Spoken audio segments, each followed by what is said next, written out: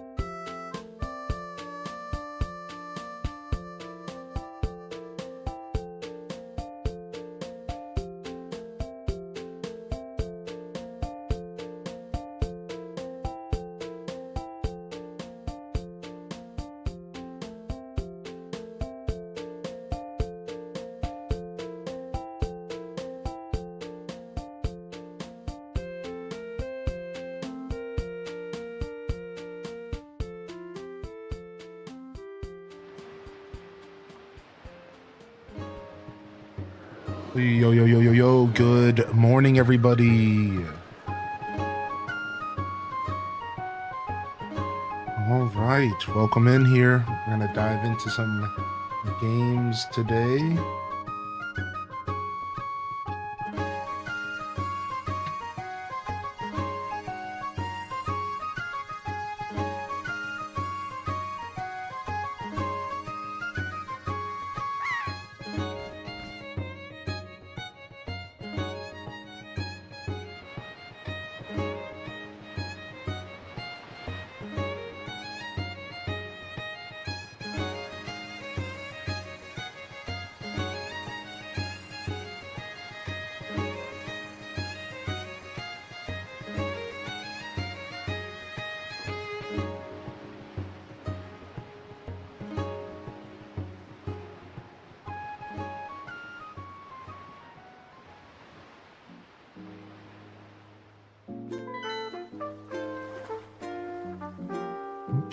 Okay. I think we're locked in here.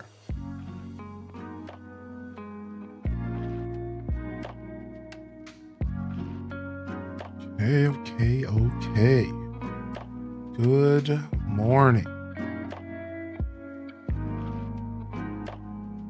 Quick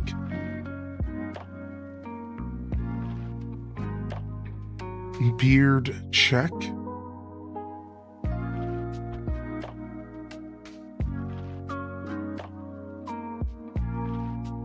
I think it's about the best we're going to get out of this thing today. Good morning. All right.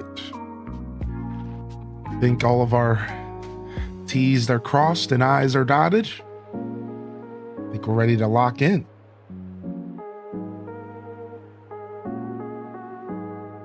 Lukewarm coffee. Not my favorite, but it'll do. It'll do here. Welcome to the show here, fam. Let me go ahead and do one more thing, and then I'm all yours.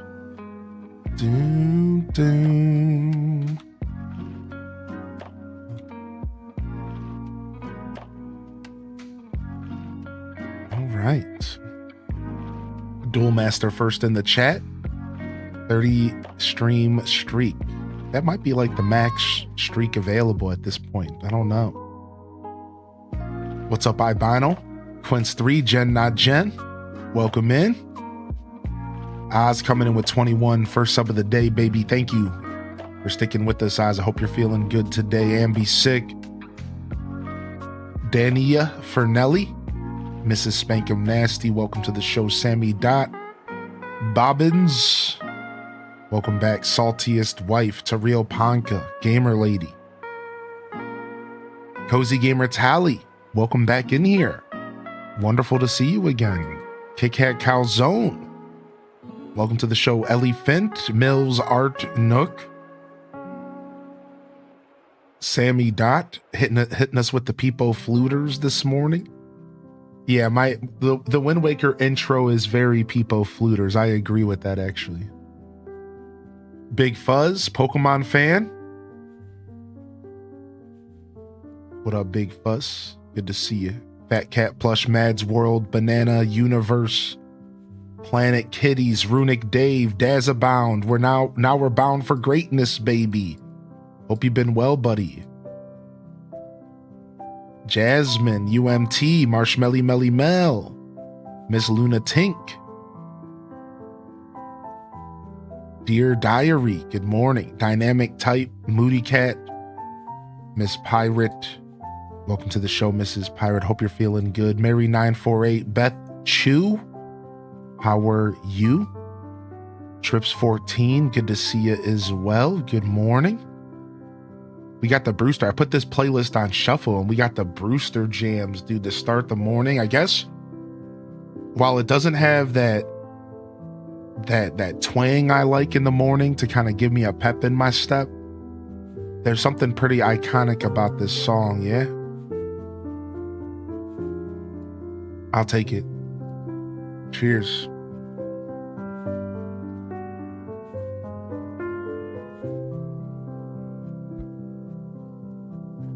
Connor and Jason are watching this morning. Oh my gosh, that's so special, dude. Well, good morning to Connor and Jason. Good morning to Minnie Mansky. Good morning, XX Crew, Yum Springer, Altanor. Zane's in the house. Trips 14, that's a double hello, I think so. Fruit for Life, Talnov, Alith, Zana. Welcome to the show. Mills Art Nook, I stumbled across your channel. I stumbled across your channel on Etsy. And let's just say, don't be surprised if you see a couple orders come in, because you got a nice looking shop over there for the streamer universe. I'm already taking stock over here. I'm about to blow you up. Yeah, I was just searching Etsy for stuff, Christmas presents and whatnot, and then all of a sudden, this super cute emote of Henry the frog holding a lily of the valley was in front of me, and I'm like, dude, this is super cute. I'm about to buy this. So I go and I put it into my favorite for later, and I'm like, I'll come back to this, because, like, you know, I don't normally do this for emotes, and, you know, I'll come back. So I came back later, and then I look at the artist and it says Mills Art Nook, and I'm like, wait a second. And I'm like, I know this person. I'm like, whoa. So now I've taken a gander at your shop, and there's a lot of goodies on that shop, man. There's a lot of goodies, dude. What up, Renegade Darling? Good to see you, Renegade. Welcome in. What up, Kapow Plays? Good to see you as well. Prof Unknown, good morning. A lot of goodies. A lot of goodies out there. Don't we have a command? We do have a command. But it goes to your Ko-Fi. Oh, I see. Wait, why did HDES Uwu not show up? Oh, did I change the Uwu command this time? I must have not did a capital U. I see, I must have messed up. I must have did a lowercase u when I added the new Uwu. Oops. Well, we'll just leave it the way it is. It's still the same emote, right? Uwu doesn't really matter, does it? I guess I just have to fix that command, huh?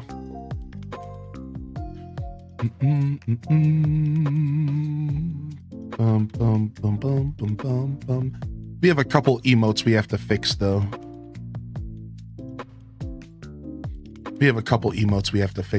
Or commands, because I keep changing emotes out and it keeps messing up our commands.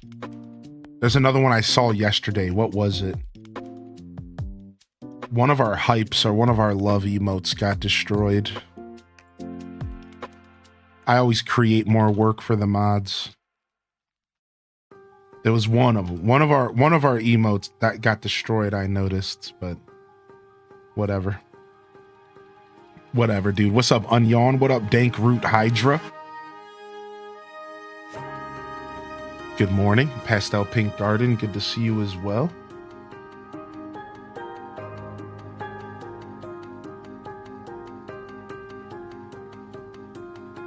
I think it was this one. Oh, you know what? The mod's probably already on it. Yeah, they probably already fixed it. Yeah. See, that's the thing. The mods they're always killing it perpetually. Perpetually killing it. Yeah, Mills, do your thing. You know, whatever. Reach out to me, whatever. We'll figure it out.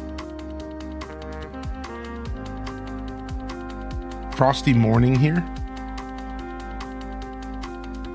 It's not too bad. I actually woke up a little warm last night for the first time since I got this new bed. Seems like the new bed is like breathable.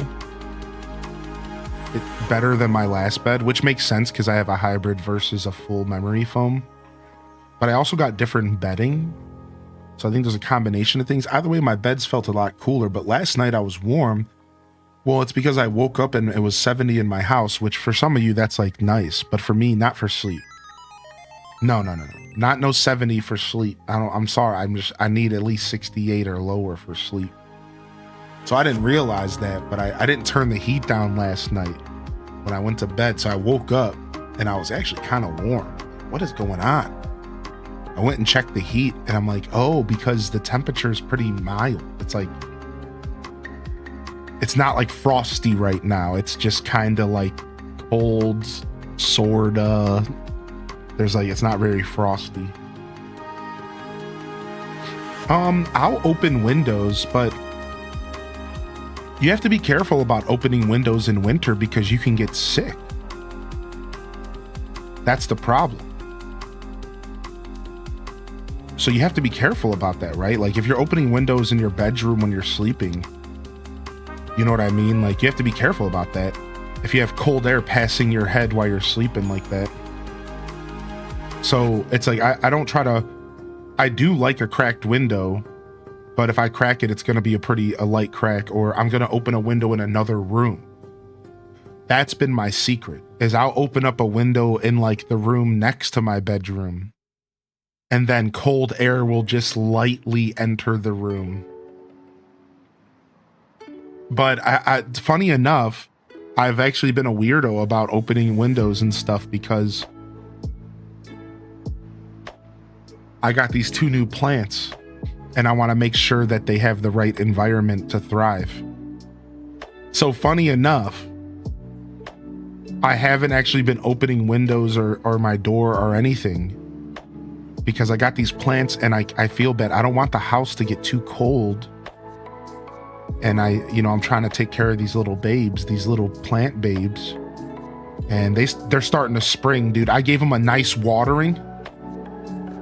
And they're starting to spring. Like the Pathos is like bouncing in the air and like being super like he's happy. The Pathos is thriving. Even his one yellow leaf that was drooping is now like, hey, I'm here, I'm awake. So that's really nice to see. So it's like, yeah, I didn't want to have like a cold house. I don't want the house to be like 50 degrees for my plants. So I was like holding off a little bit, but generally what I'll do is like, I'll open up like the door in the living room because that will bring enough cold air in the house, or I'll crack a window in another room or something. Yeah. But I still have my ACs in the windows. Do y'all keep your ACs in the windows year round? I'm actually not gonna. I think I'm gonna take them all out of the windows for the year. I have 3 of them that gotta come out of the windows. And I think I will be taking them out, but I still have them in the windows. So I'm like okay on fresh air because I can just run the AC on fan and it'll bring some fresh air. It'll rotate some fresh air around the house. So yeah, I'm not quite like closed up for the winter, if that makes sense. I do agree though. Winter's the worst for fresh air, yeah? Winter is the absolute worst for fresh air because you want to keep all your windows and stuff closed because it's cold outside. Yeah. Winter is when you have to be extra careful about your air quality in your house for sure. Yeah, I'm a filthy American with my air conditioning and my burgers. I'm a filthy American.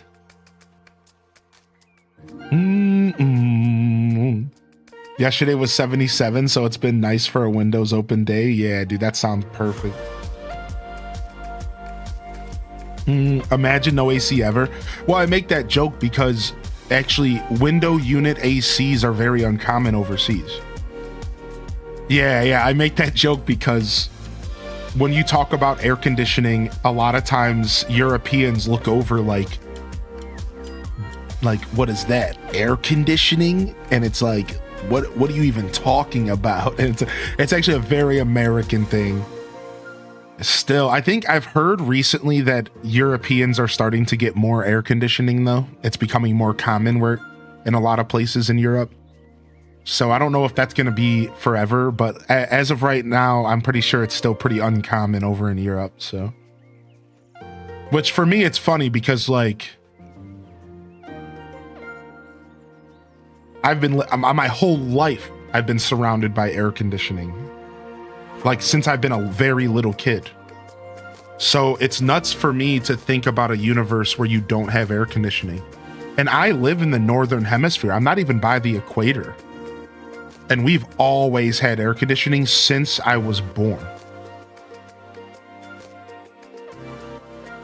Doesn't it get hot there? They just die? Yeah, they just deal with it. Yeah, isn't that crazy? It's one of those cultural things that don't get talked about a lot. But the truth is that Europeans don't really have air conditioning. And you just die. Yeah, exactly. And it's very humid in some places like the UK. So it can be really bad over in UK. That's what I've heard. I've heard like it can be real gross and muggy is the word we would use, right? Humid. Same thing with like Scotland, I'm pretty sure. Yeah.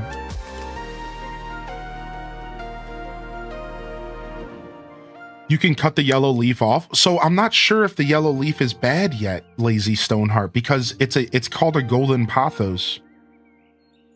So the one yellow leaf I did take off because it was 100% dead.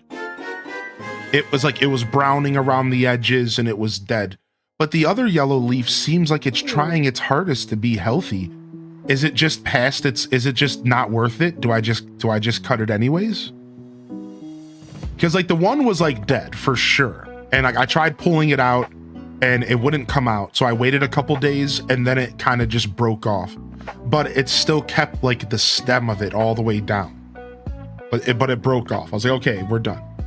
And then I have this other yellow leaf as well. But it's like half green, half yellow. And it's thriving. It just perked up the other day.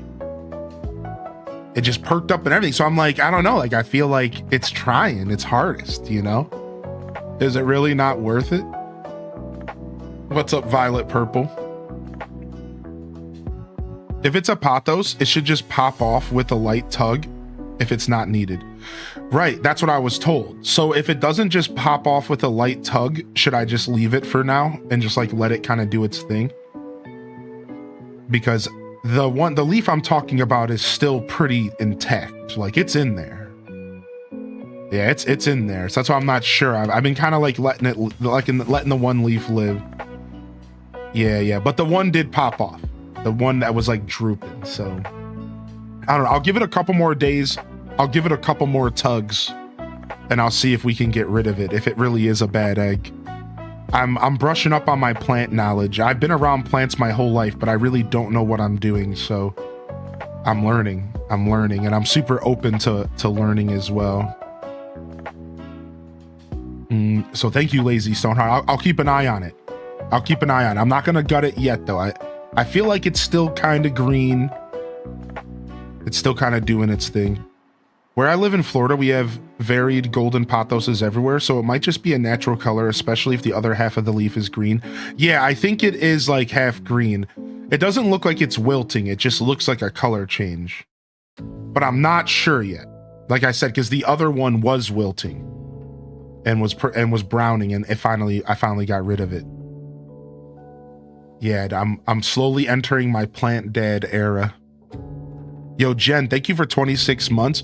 Thanks for the subscription over on YouTube, and good morning, YouTubers. I hope you enjoy the Lurker Zone today. If you don't know, I do stream simulcast on YouTube every day alongside Twitch. If you're on YouTube, you can find my Twitch link in the description, and you're always welcome to come over and get a good morning if you would like to chat with me or interact with me. You'll notice over on YouTube, we don't have chat available. It might not be that way forever. I really am thinking the future, we are going to need to open up chat over there. I think it's just the future of my content. I should be diversifying. But for right now, it's called the Lurker Zone. It's a place for you to enjoy the show without the pressures of chat. And people seem to like it. People seem to like it. So I'm going to leave it that way, but you're always welcome to jump over to Twitch and say hello. Good morning, YouTubers. And thank you for tuning into my broadcast. We're doing some Animal Crossing here for AC Mornings, and I'm your host today, Highly in Descent. We will be descending into some Kirby Air Riders later. It's a brand new release for Nintendo today. And we're going to be jumping into some content, some Kirby Air Riders. It's not a game that I'm going to be going hard on. It's just not that kind of game. It's just a new release. It's going to be pretty casual from my direction. Anybody here in the live chat this morning going to be checking out Kirby Air Riders, just kind of putting some feelers out there? I'm just going to be checking it out casually. I'm not even going to be playing it a ton. I'm just going to be checking it out. Like I honestly almost regretted buying it because I kind of said I would as a streamer, but like as a gamer, I'm not 100% interested. So I kind of felt like I just threw $60 in the garbage, but I'm hoping that maybe once I start playing it, I don't feel that way and I want to play more of it. I'm going to be real. Like I kind of like, as I'm buying the game last night, I'm like, what am I doing? Do I really need to be buying this game right now? Like, what am I doing? Like, am I even going to play it? Like, I'm not even sure, but I think we're going to get our money's worth over time because it could be a good game for us to play for community game night. It could be a good game for us to play as a community, up to 16 players for the city trials stuff. I think up to 4 to 8 racers. So I think it could be fun. And as a streamer, I can usually justify purchasing a game just playing it a couple times on the channel. And I'm kind of just justifying it that way. But yeah, I wasn't sure. I bought it last night. I'm like, whatever, we're just going to go for it. So we're just hanging out. We're just going to check it out for a couple hours. I'm not really going to go hard. But like I said, over the weekend and over the next couple weeks, we'll probably go ahead and check out more Kirby Air Riders outside of just today. So, what do you mean, Leia? So, you're saying that the person can just ignore the chat if they don't want it. You know, that's true. Just like on Twitch, you can just ignore the chat if you don't want it. I forgot that is an option. You literally can just click a button and say, I don't want to see the chat. I guess I didn't really think about that. You're right. I guess we really have been kind of overthinking the Lurker Zone stuff, huh? I guess if people want to keep that vibe, they can totally just not have the chat up. I don't think it would really take away from their Lurker Zone vibes at all. I didn't, for some reason, I didn't really think about that. That's kind of funny. That's kind of silly on my part, yeah? So I don't know, and I think we will. I think the future is we need to have the chat over there. You know, I didn't plan on talking about it, so I won't talk about it for too long, but the truth is, Leia and whoever else cares, I just need to further diversify my content. The truth is that I'm realizing over this year that the healthiest thing I can do as a creator is to build an audience on another platform. Twitch is my main home, and all my eggs are kind of in the Twitch basket. And I'm not gonna lie, it's a scary basket for all my eggs to be in. And we don't have to go into details, but it's just like, it's something that I've been thinking a lot about this year. And I'm just like, I really should be putting effort in building on another platform. So if there ever is a scenario in which the basket I've chosen comes unweaved, that I have a place for us to be that's already established and like, you know, locked in, you know what I mean? Like, I'm realizing like I really should be putting effort and at least having something built somewhere else, at least something. And YouTube's the place. We have 3,000 subscribers as of this past week. Shout outs in the chat to that one. You know, and we're building there. And I think that's the place, just in case. We need our backup plan, right? We need our backup plan. We really do. I really do think that as a creator, I need to be thinking about the future, you know? But as far as just to be clear, if Twitch exists, this is where I'm going to be. I don't want anybody who's just tuning in to mishear what I'm saying. For the record, Twitch is our home. We're not going anywhere. We're just talking about very future kind of conversation. But we'll talk more about that in the, you know, like I said, I didn't want to stay too far on it anyways. What's up, Ponka? How you doing today, man? Welcome to the show. Yo, Lizard Queen, thank you for 29. Welcome to the show as well. H to Scat Jam. Actually, something I'm working on right now, which I'm actually willing to talk about this because it's not my idea, so it doesn't really matter if I talk about it.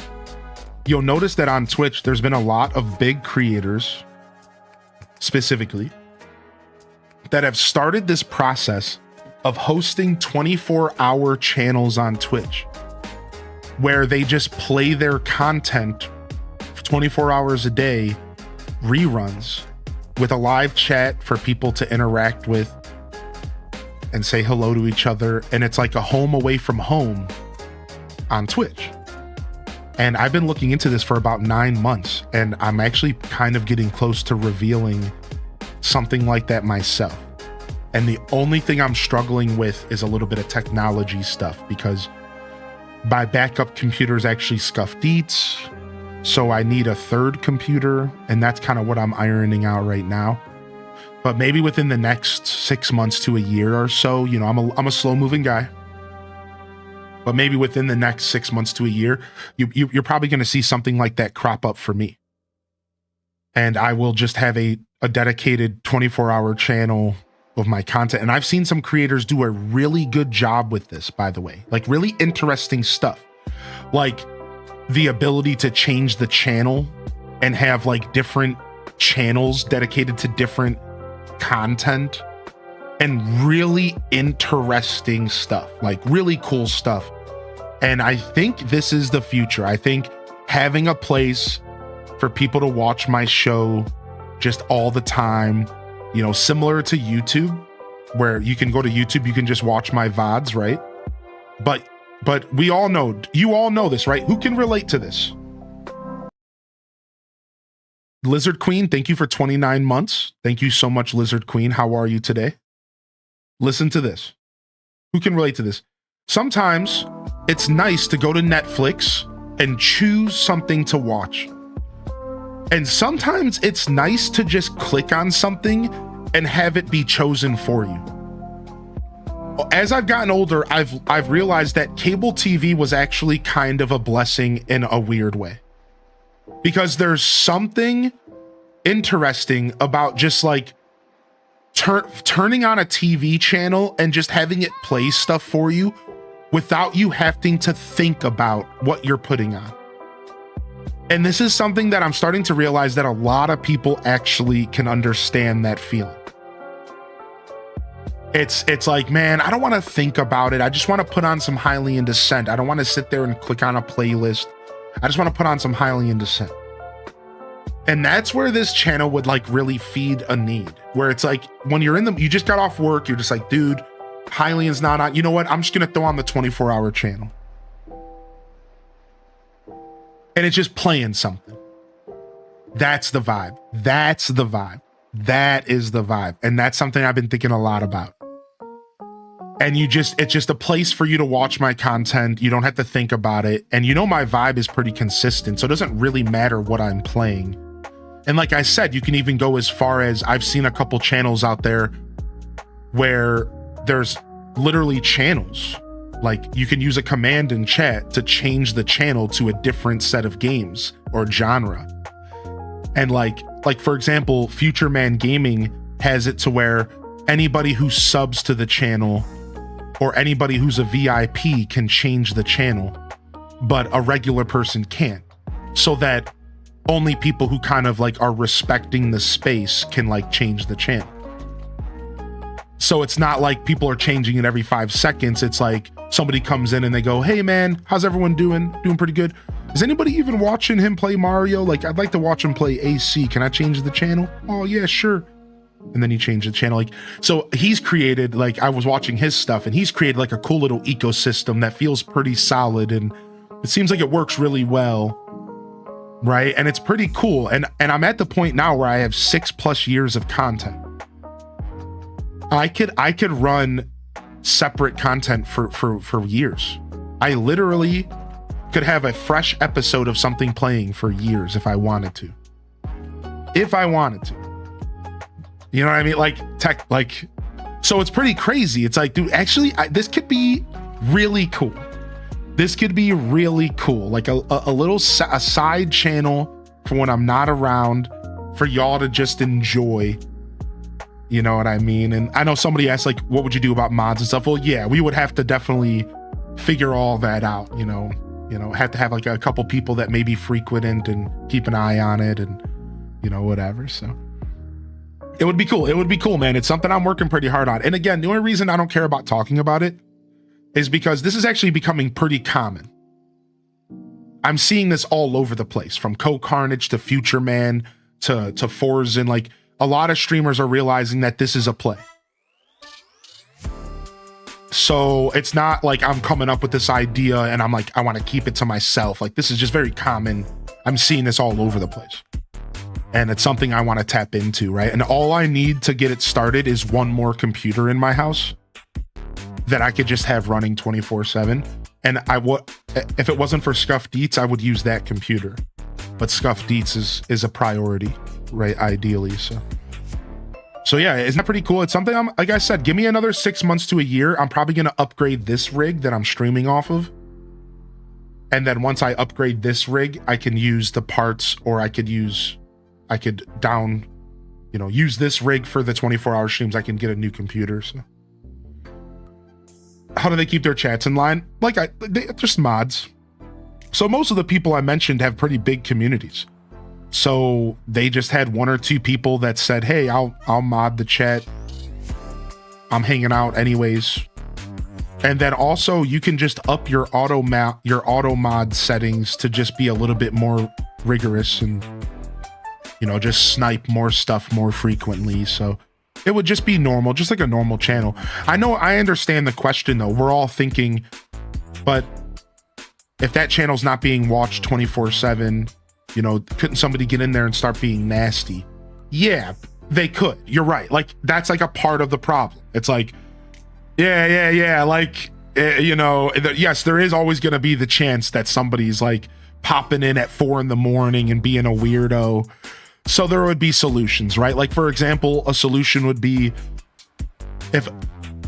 using sub-only chat or using emote-only chat and just straight up like locking the chat down when there isn't a mod available,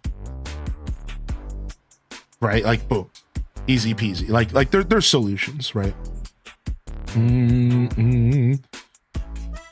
You could look into running a virtual machine for this. Yeah, I've actually considered virtual machines. I'd rather have a separate computer to do it though. But yeah, I've considered virtual machines. It's definitely a good take. I don't really know my way around virtual machines, so it's not something that I can really talk about. But I do know that my computer that I'm currently on, I'm not looking to do anything to impede my Twitch show. And it's not like I'm on some super powerful computer. You know, I don't have like a 2 PC setup. Like right now, just streaming to you casually, streaming off of my Switch, I'm using 30% of my CPU and 50% of my GPU and 35% of my RAM. That's enough for me, because you have to realize that you need a bunch of overhead while you're streaming because spikes happen, right? Certain things and events can occur, and you have to have a lot of overhead to make sure that you have room for when those events occur. When something gets super heavy for the encoder because I'm playing Mario Kart or... So in all reality, I don't think I'm going to be doing any kind of virtual machining on the rig that I'm streaming off of, because you want to keep as much overhead as possible so that you have a smooth experience for everybody, because encoding is very fragile. So while thank you very much for a great idea, I don't think that's something I can do until I get an upgrade for a computer anyways. I'm not streaming off of like really good technology. Like my computer was purchased in 2022, I believe. I only have a 3060 in it. Yeah, so like that's just not an option, right? Now, if any oil printers want to drop a couple thou, we can get some upgrades, you know? Thank you, Anonymous, for the gifted over to GG Claire. And thank you, Lizard Queen, again for 29. I appreciate you, dude. Yeah. No, but I really didn't consider virtual machines too much because I don't know a lot about it. So thanks for bringing that up. Maybe that's how these streamers are doing it on multiple channels and stuff and doing crazy stuff. Yeah, virtual machines are really powerful. And I don't know much about them, but I understand the concept is you're essentially running multiple versions of Windows, but virtually. And every instance of Windows is a separate computer. It's really interesting technology that will allow you to do a lot with your computer. And I don't know enough about it to really talk about, so it was a great suggestion. And it's something that I'm gonna have to come back to and think about, because I don't really know enough about them, Altanor. You might have to give me a little school session or something if you wanna, let me pay for 30 minutes of your time or something. And you might have to school me, man. I would love to get schooled because I really don't know a lot about it. Obviously, I could always just Google it, I know Google Foo pretty well. Yo, good morning, Laura Lee. Good to see you here. Let me catch up on chat, man. Good morning, Laura Lee. Good morning, GG Claire, by the way. I saw you pop in here. Thank you for the work lurk, Keisha. I appreciate you, Keisha. Thank you so much. Yeah, man, it's something I've thought about a lot. And I'm glad to hear such a positive reception to the idea, because I think I have a big enough audience that now I should be considering like my diversification, which is where this conversation started, right? YouTube, other channels, whatever. Yo, what up, Just Jackie? DJ Weed Pizza, good morning. Alto Girl, good morning. Zoe67, good morning. I borrowed the Switch 2 from my library today. Wait, you're borrowing a Switch 2 from your library? Dude, unfortunately, my library doesn't offer any games. I checked the other day. I was pretty sad.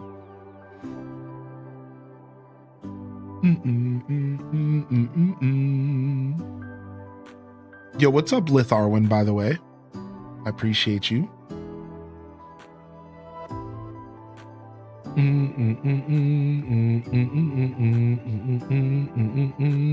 Decision paralysis. Yeah, decision paralysis is a real thing, man.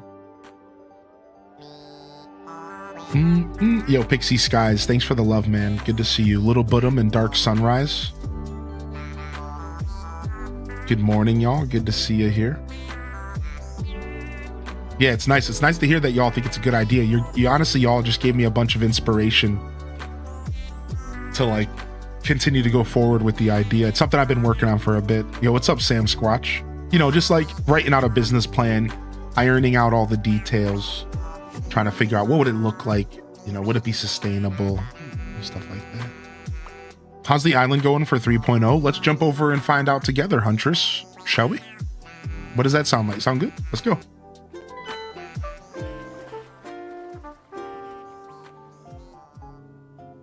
All right.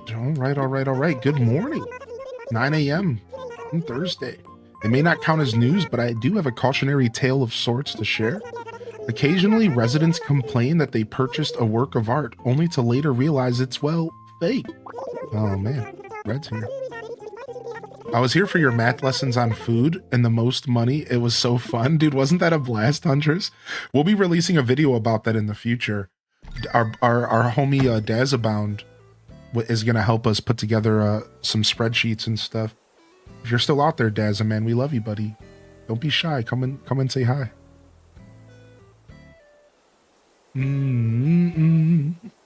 Gotta love my library. Yeah, me too. I was sad not to see any games, but I did run into a media room at my library that was massive, like DVDs and stuff. Dude, I can't wait to take my lady friend. My lady friend's a pretty big movie fan, and she's never been to my library. And I walked into it the other day for the first time in a while. Well, like, I went recently to go take care of some taxes and stuff, and I went back. And within these 2 visits, I've realized, like, man, the library's really cool by my house, man. It's like really nice, and I can't wait to check it out alongside them. I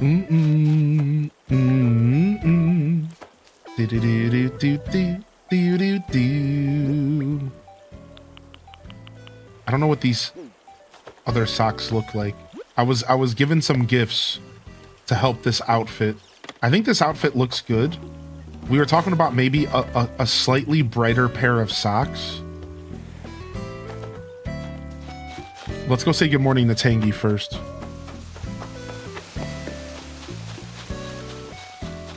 Okay, she's not home. All right, now I don't feel bad. I just always have to check and see if she's home before I go down the mountain. Let's head over to the only place on my island you can change your clothes.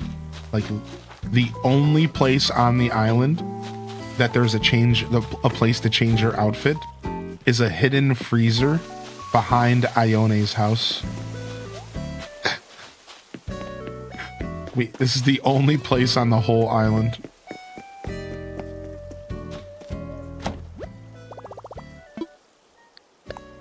All right, let's go quickly see what we can do about these socks in this outfit real quick.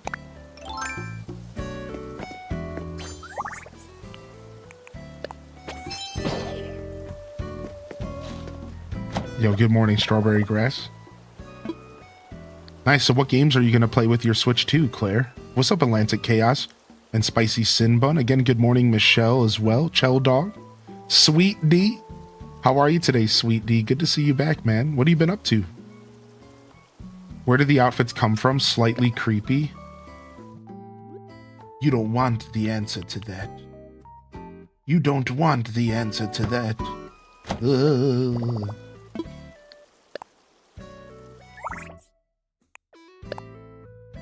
All right, swap clothes. Let's see. Can we get a better pair of socks? They're a little too tall, though. Dang, they're not going to do it. They're a little too tall.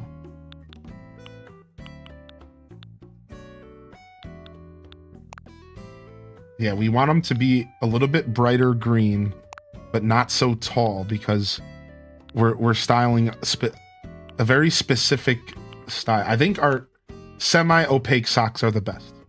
They're the perfect height, and they're just a little darker green than what we want. Man, I used to have some like tweed style socks for winter, and I don't anymore, and I'm sad about it. Yeah, we're good. We're good with the semi-opaque. Okay, I just had to check.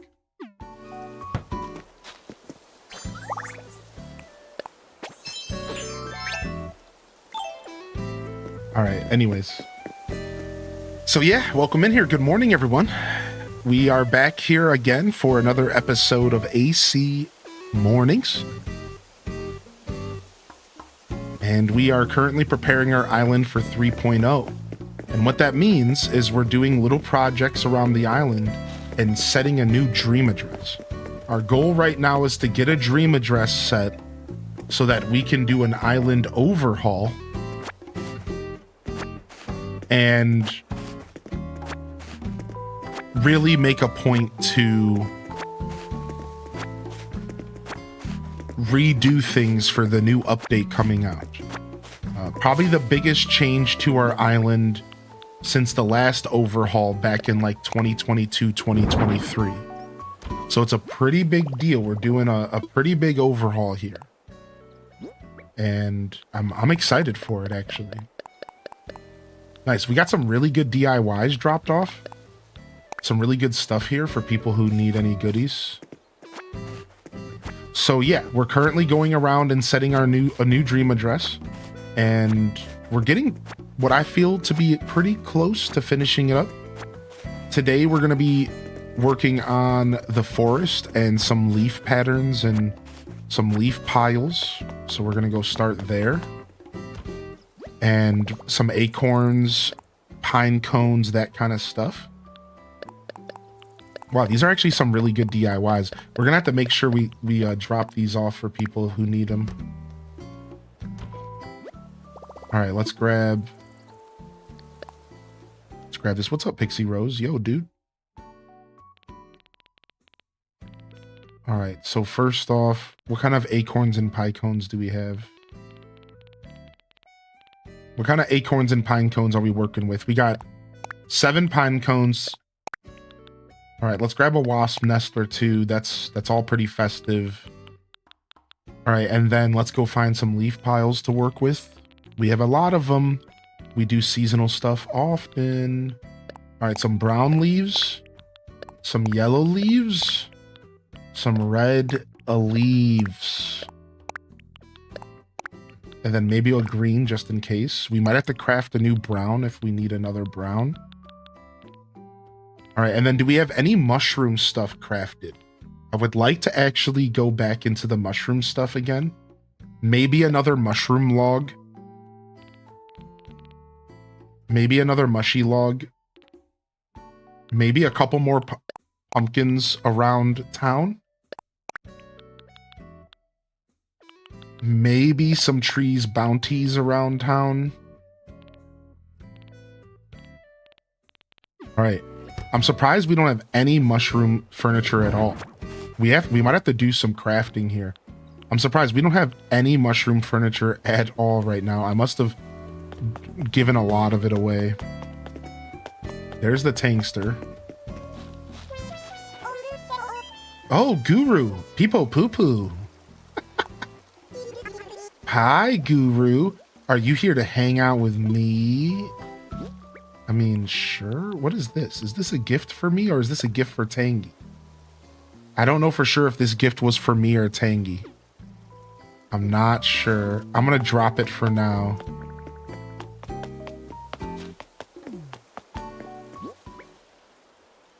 Do do do do. Do do do do. All right. Let's go ahead and just plop some stuff down here for now. Actually, let's start off by going around and putting some pumpkins around town for this season. That's honestly a good way to start. Trying to think where I want to maybe celebrate a little bit of fall with a couple stacks of pumpkins. Honestly, even like right here could be cute.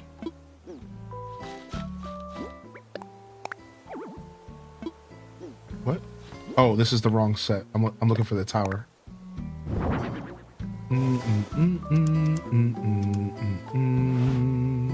Bum bum bum bum. Bum bum bum bum.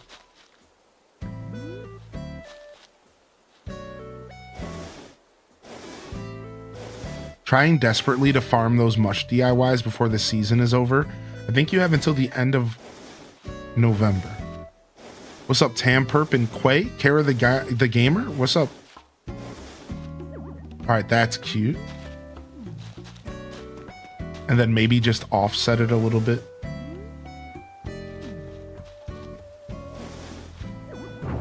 I don't know if I like it. We'll come back to this. We'll come back to this. Let's go take care of a couple yards first.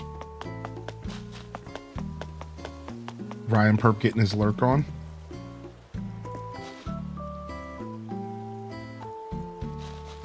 Bum, bum, bum, bum.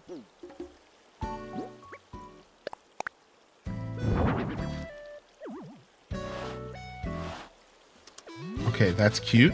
I like that. I just put this bush here the other day, thinking it might add to the area. What do y'all think? And then I could even put one on the other side. Do we think that maybe the bushes at the tips of the bridge is a good play? I feel like it might be. I actually think this kind of works.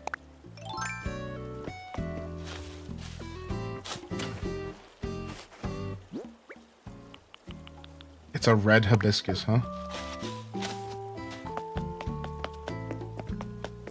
Morning. What's up, Loot Fame? When will Kirby Air Ride be? In a little bit. We're not going to be waiting too long, I don't think.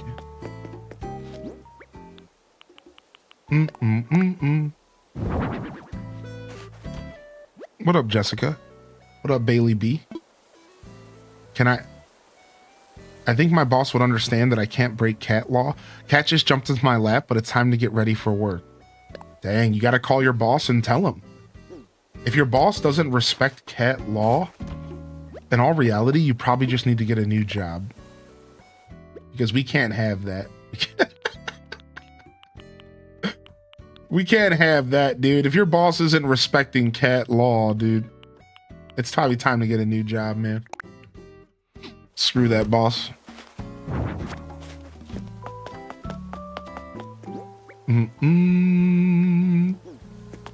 Yo, what's up, Major Beef? Does Hylian have any pets? No, but we're currently talking about getting a cat. Bum, bum, bum, bum. By we, I mean chat and I. I live alone. But all my decisions are ran by chat first. So...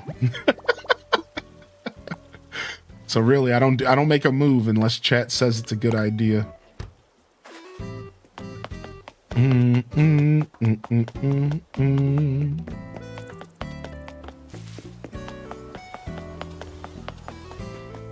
All right, maybe some pumpkins up here in the country would be good. We're not going to leave. The lawnmower is still pretty valid in fall.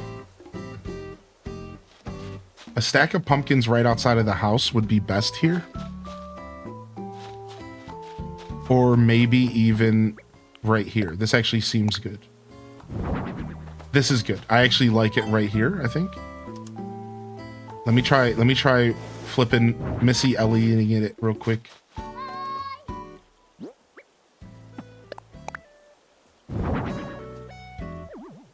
Oh, I have to walk around.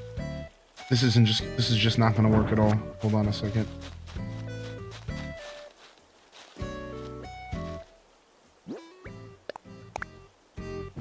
Got it. Kind of feels like smothered here though. Like there's a little bit too much going on, but it's kind of cute. I just think we need more. We can't just have that one design. It looks stupid by itself.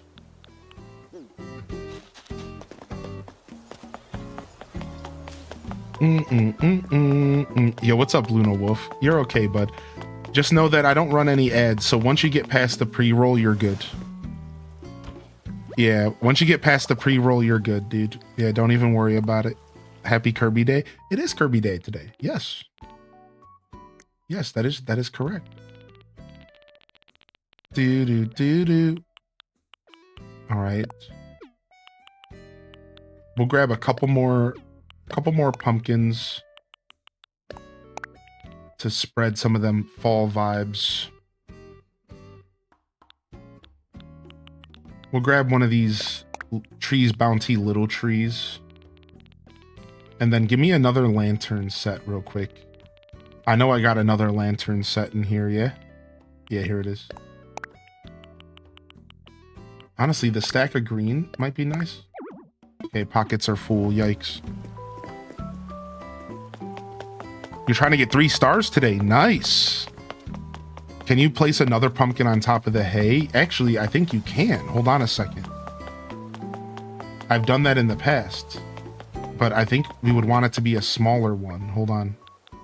All right, let me put the pan flute and the weight away today. We're busy. We don't need these toys. These away for a second. Because what I can do here, and this is fun actually, so I'm really glad you mentioned it, is I can actually put a pumpkin that I grew.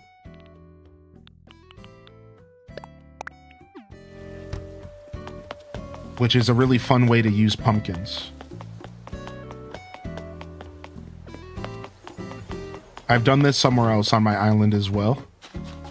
It's a super fun way to use pumpkins here. So you take one of these, grab one. This should work, I believe.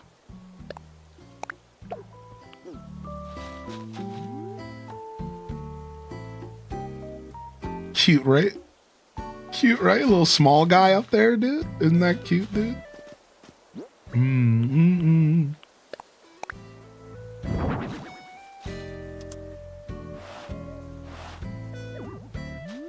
Nice. Just a little bit of fall vibes. You know, you don't have to go crazy with the fall vibes. Just a little bit of fall vibes.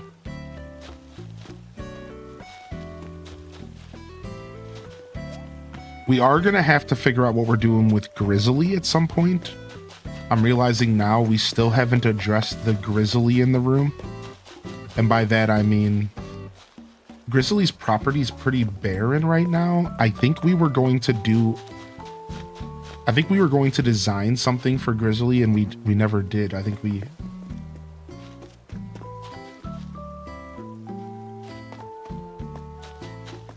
ended up not designing something for him.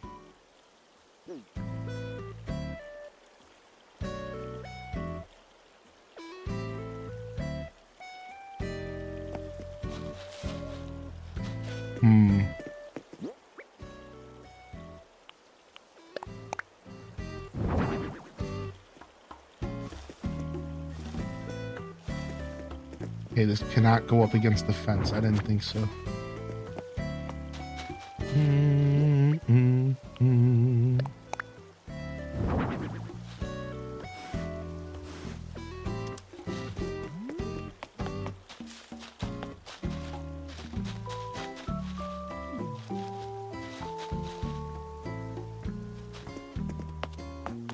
Who will you move out of your island for the Zelda villagers? Probably Petri and Frida. But I would be okay if Frobert asked to leave. But I don't feel right kicking Frobert out. So if Frobert were to ask for leave, I would actually want to get rid of him. Because Frobert's just been with me for so long that he would logically be the one to like freshen up the island, because he's just been with us for so long. And we've already gotten his photo. Right? And that's the key. So I have a couple options actually. But probably Frida and Petri, but maybe not. We'll see. I don't know if we ever got Petri's photo yet. We might have. Oh, speaking of Frobert, look at him down here. He's being a little explorer this morning. Look at him down there, dude. Hope you're enjoying, buddy. Being a little explorer. Do do do do do do do do. I actually want to do a green pumpkin here, not an orange. I think.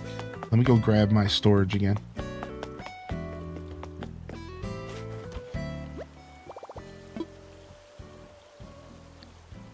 Get something out.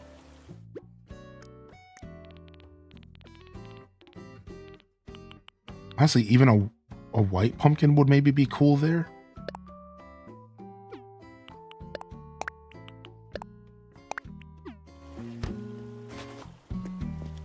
Get rid of Frida's glizzy butt. I said it. The glizzer. Frida the glizzer. I think green. I think green's what I want here. All right, we'll have a little green pumpkin kind of grow there. And then maybe a little orange one to grow right here. Tucked behind this tree. How are you, by the way, Tara? It's good to see you.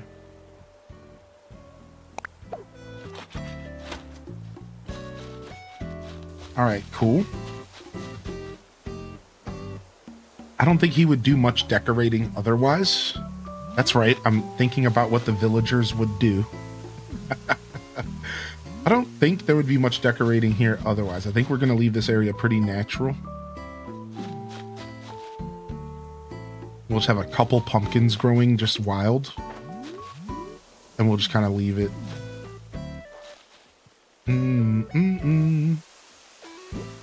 I wouldn't mind a little pine cone here.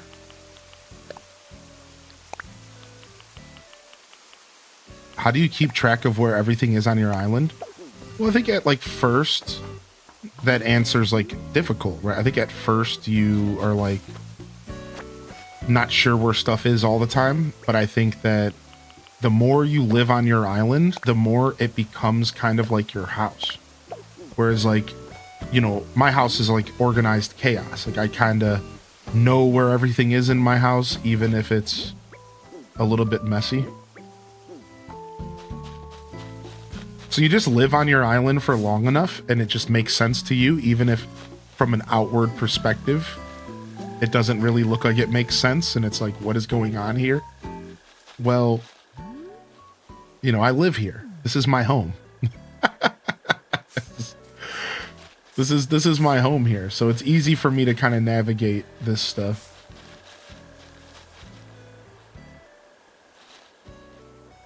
Dang, I really want to get back here, but I don't think I can without picking up this tree. Let's go ahead and give it a try.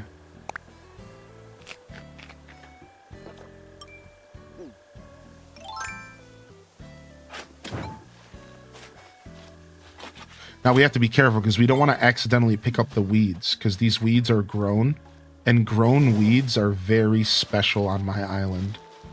If you don't understand why, that's okay. Just know that like grown weeds are like not easy to come by. And we're going to be gutting them for the rehaul. That's how big of a rehaul we're going to be doing for 3.0. Is we're actually going to be picking up every single weed on my island and replanting the weeds so that we can get fresh weeds. Because like, so to explain for those that don't live in this universe, that's okay, by the way. You can only have so many fully grown weeds on your island. I don't remember what the number is, but let's just say, for example, the number is like 200. After you have 200 weeds on your island, all of your weeds stop growing simultaneously. So there is a threshold. And once you hit that threshold, all weeds stop growing and they just are stuck in permanent stasis.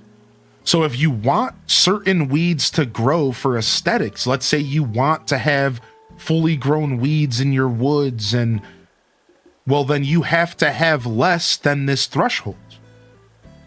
So like, for example, I think the threshold's like 250. So I have to go around and I have to pick up every weed to bring it under 250. Then I can grow weeds again to get really nice aesthetic pictures and stuff in my woods and around my island. Now, the glow weeds do not work this way. The glow weeds are a safe haven from this stress, and you can just plant these and they just change shape. But regular weeds have to be manipulated this way. So if I wanted to have these beautiful, fully grown fall weeds in my forest, I would have to pick up all of my weeds again. And to give you guys a perspective, I'm like double the threshold. So if the threshold's like 250, I probably have like 500 weeds on my island. I'm like double it. So I can't, like, it's not easy for me to grow weeds. If I want to take on the journey of growing some weeds in certain areas for really aesthetic value, I have to gut like a lot of hard work. Well, I'm taking this opportunity with 3.0 to go around my island, and I'm going to pick every single weed up. And then we're going to replant, and we're going to try to make specific ones fully grown again like we did in the past. It's going to be a lot of hard work, but it's going to be worth it because there's a couple areas that they've been accidentally picked up and stuff. Like over the years, like stuff happens and I don't want to reset everything, right? So like, let me give you an example. I accidentally picked up 2 fully grown weeds from this area right here. And I cannot get them back. I accidentally picked them up and they're gone. So now, if I want to fully grow these weeds again, I have to go and do everything I just said. Get under the weed cap. So accidents happen. And this is an opportunity for me to reset any little accidents that have happened. And the thing is like also players who have visited my island. Right? Like players visit my island, they accidentally go to pick up a piece of fruit, they pick up a weed, they don't tell me. They just put back a regular one, they run away. So over time, my designs get slowly kind of destroyed from just natural gameplay, either myself or, you know, the potentially hundreds of people I have come visit me throughout the years. And a little reset's going to be super nice to kind of get all of my stuff back the way that it is. It should be pretty cool. So what would happen if you just put weeds down there? They would never grow because of the weed cap. You get what I'm saying? So if you're under the weed cap and you plant a weed, it can grow. But once you're above the weed cap, they just sit there. It will never grow. It'll just sit as these little bottoms. Now, this is a good thing. It gives you control. It allows you to have little bottoms where you want little bottoms, but then allows you to have medium bottoms where you want medium bottoms and large bottoms when you want large bottoms. So this gives you control over your weeds and over your designs. So the weed cap is actually a very useful tool to understand if you're like me and you do a lot of heavy designing for nature, like very nature heavy builds and stuff like that. So it's pretty interesting stuff. What's up, Allie Candy? Thank you for the kind words. Good to see you. I kind of want to just put another dirt patch here. And I want to put like a pattern on it. I felt like this area was just a little too naked. So we're just going to like put just like some pine cones here.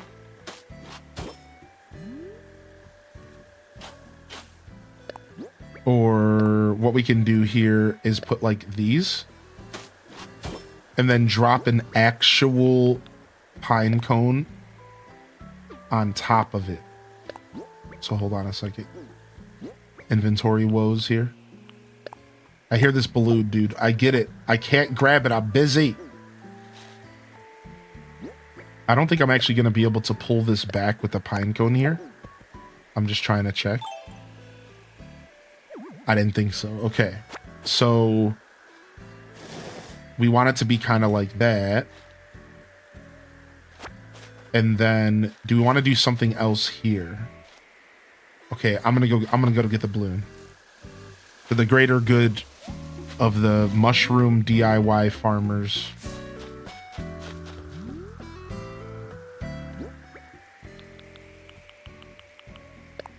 Do. Yeah, Leaf can help us out with this. Yeah, we'll probably have Leaf help us. All right, do we think this is good? Got it. Nice. That was very close. Also, Soul Spire, I'm glad the community was able to help you out, bud. Do you have a secret strat for cooking meatballs? No. My biggest advice for meatballs would be, first off, the secret strat is using 2 different kinds of meat. The secret strat to meatballs is half pork, half ground beef. Or half ground turkey, half ground pork. Something like that. That's actually the secret strat is 2 different types of meat. And then you mix them together really well. That's actually the real secret strat to meatballs. 2 different kinds of meat. Then you'll really blow people's minds because they don't know what they're eating. And it's really good. But outside of something like that, if you're not into doing that, that's fine. You don't have to do that. Then the only other strat I would have for you is just how you cook them, you know? Like, I use breadcrumbs. Some people use saltines. That's a trade secret. Saltines crumbled up as breadcrumbs bring a different flavor. And then you have your egg, right? Like, honestly, meatballs are pretty straightforward. My advice would be to bake meatballs, but pan sear them for color. So put your meatballs in the pan and sear them for color first. Then take them out of the pan and bake them the rest of the way so that you can get a little bit of a nice brown on some of the sides of the meatball. And then when you bake them to fully cook them, and they'll always have that nice like color, that nice caramel kind of seared color. That's really how I handle meatballs. Hopefully that helps. I love me some balls of meat. How you doing today, Elliot? I saw you sneak in here with your streak. Welcome to the show. Yeah, so you have a couple options is what I'm trying to say. You have a couple options.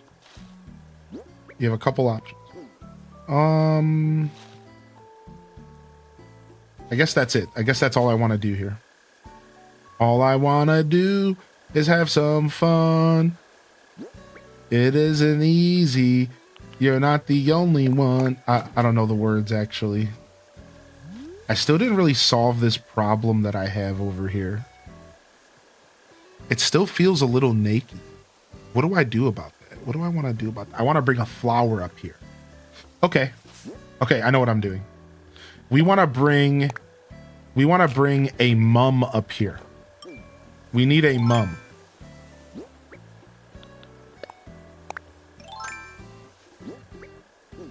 We need a mum. I'll be right back. Are you my mummy?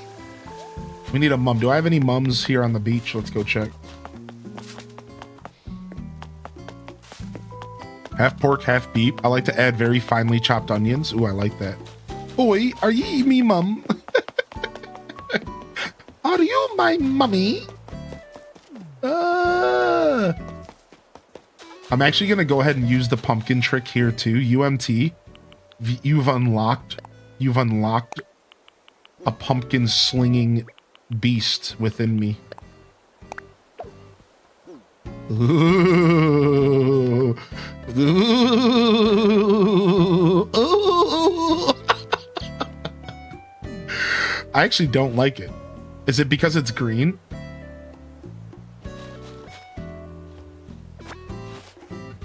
Let me try it. Let me try an orange one. I already have an orange one right here. Maybe this one needs to not be orange, but this one needs to be green, maybe.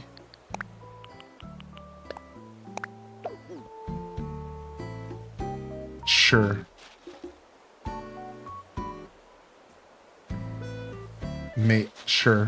Sure, whatever.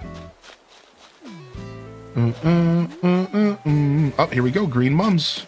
Perfect. Now, maybe I don't want a green mum because of the way I'm doing my forest. Maybe a single green mum actually wouldn't be bad. Here, let me explain to you all. Let me explain. What's up, Diana? Hey, I was just chatting about you the other day. So, I have a philosophy for my island, and I don't have green mums anywhere but in the heart of my forest. So you don't see green mums anywhere until you get into the mountains and the heart of my forest.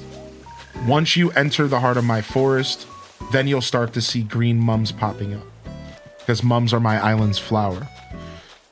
So I like this theme. I like this idea that, you know, so the green mums only appear in the back half of the forest. You'll notice that I do this a lot with my designs because I like things to feel exclusive.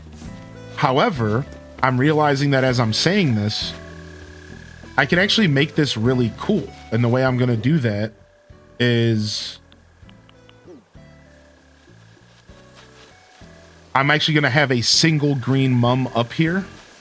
And because it's somewhat close to the forest, what it'll be what I call a transitional design, which means sometimes I'll design something to make it fit a like transitional vibe, as in like as you're walking up to the mountain, I want you to slowly see the transition into the mums. So like down here on step 1, no mums. Step 2, few mums. Step 3, all the mums. I like to do this like kind of like building, like it's building up to some sort of climax. And in this case, it would be my forest itself, right? So I want to kind of have like a build up. So I'm realizing that as I'm talking that I could actually throw a green mum up here as like a transitional design to kind of show and like to showcase like, wow, you'll naturally see the green mums start to appear as you go to the north of my village. And I think that's actually a pretty good vibe because I didn't actually do that with the mums. Unfortunately, I'm realizing now that I actually didn't do that with the green mums at all. But does that make sense? I hope that I explained that well. It's something that I really have a lot of fun doing with my island. You'll see the transitional vibes very often. That is perfect. That is chef's kiss. That is perfect. That just instantly lit up that cliff. All it took was a single mum. We put the weed in front of the mum so you have some depth. That's exactly what I was trying to accomplish. Just a little bit of extra layers up there. Just a little bit of extra vibes up there. Cool. All right, let's go take a stop over at Grizzly's. I'm a little scatterbrained today with my designing, but sometimes that's kind of a vibe. Just like, kind of just doing whatever, like very ADHD kind of energy in that sense. If jumping from task to task is what I'm trying to express. Excuse me. So I kind of want to break up these white mums that are spilling from the white mum grove.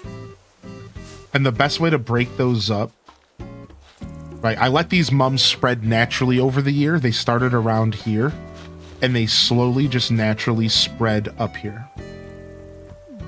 So I love this. And I kind of want to break them off a little bit earlier. So even though like this is really a vibe, I'm wondering if maybe I don't touch it, because this is kind of a vibe. I think it's spilling perfectly into this property. Yeah, part of me actually doesn't want to touch it. But I would like to get a leaf pile down here if I can. Can I fit a leaf pile here? I can. Yes. Perfect. Yes. Oh, that's beautiful. The leaf pile that you're just walking through. Just adding a little bit of crunch. Listen to the crunch as you walk through the forest. Yeah, just that little bit of crunch. That little bit of leaf crunch, dude. Yeah. We love a little bit of leaf crunch, man. All right, right here, I wouldn't mind having a pine cone. For some reason, I just have no pine cones around my island. Actually, there is one right above this. So instead, would this look...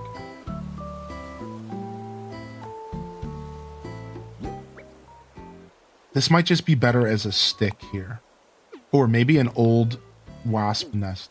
An old wasp nest directly behind the tree so you can barely see it.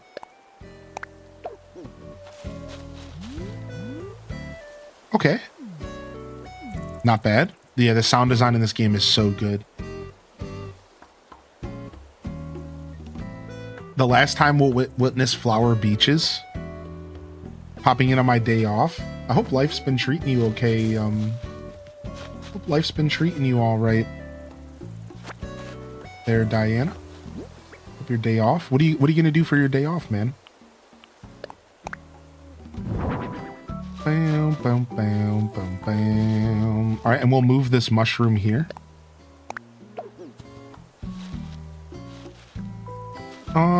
I don't like the mushroom there. It's because of the rock. Dang, I really did like that mushroom closer to the tree, but the rock is causing me problems here. What I really love putting leaf piles over patterns, so it's kind of covering up part of the pattern. You see that? I really enjoy using leaf patterns this way, where you put a leaf pile over a pattern of maybe leaves or other. Right? And it's super, super nice. I really enjoy that. So I don't want to move the leaf pile, but unfortunately, I also don't want to move the rock because the rock is offset and I really like it. So it's just messing with the placement of this mushroom. And I really like the mushroom here. Maybe we just put the mushroom here. Okay, I'll accept that. I'll accept that mushroom. Worst balloon ever. There is no shot that I'm getting this until we get all the way down here. Doon doon doon doon doo doo doo doo. Right here. This is our money shot. Let's see. Such a forest. Thank you.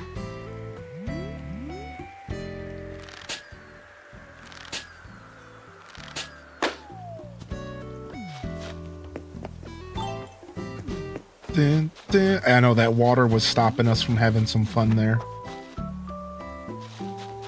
All right, and then right here, same here. We're gonna put a leaf pile over this right here potentially, and it could cause for a really good vibe here. I actually think a brown leaf pile might be nice here. Yeah, I didn't think there was any room. I didn't think this was gonna fit. It's because of the apple. I think we will pick up the apple for this, so we can see what this looks like. Wow. It literally doesn't get much perfect. It's perfectly rounded around the leaves. Look at that. Look at that, dude. Tag, son. It doesn't get much better than that. All right, then we're going to drop this apple right here.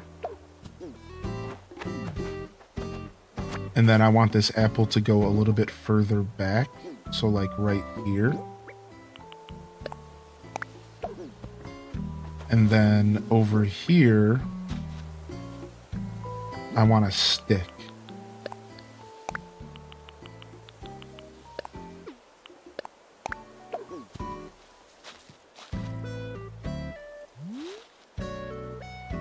Okay, not bad. Boom, boom, boom, boom. Doo doo doo doo. Doo doo doo doo. I kind of like this open space here. I think it's important to have some like clearings where you can just see the grass. You've heard me talk about that before, probably. Where you can just kind of see the grass, right? You want to have some sort of clearings. And then we could put a couple pebbles down here.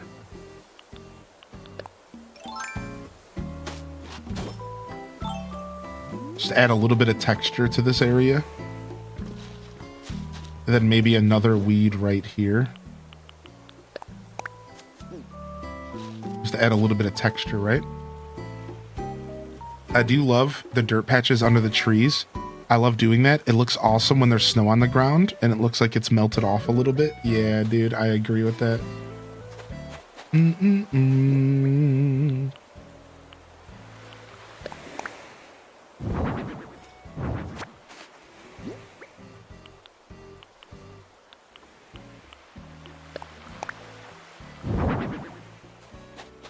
Which season of leaves is your favorite? Weeds? I don't know. I'm not sure actually. I'd have to see them all again to like truly remember what they all look like. That's the problem. I don't remember what they all look like.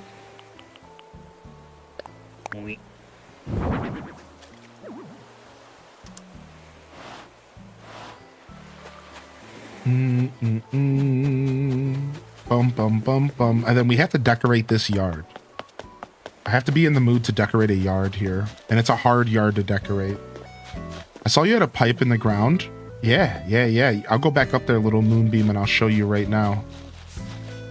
It's actually one of my favorite things on my island. So what you can do is you dig a line straight back. All right. So you would dig a line straight back from this pipe all the way to the cliff end. And then you would walk all the way in there and put the pipe and then close the cliff up. And then once you have this set up, you can straight up use it. Secret pipe.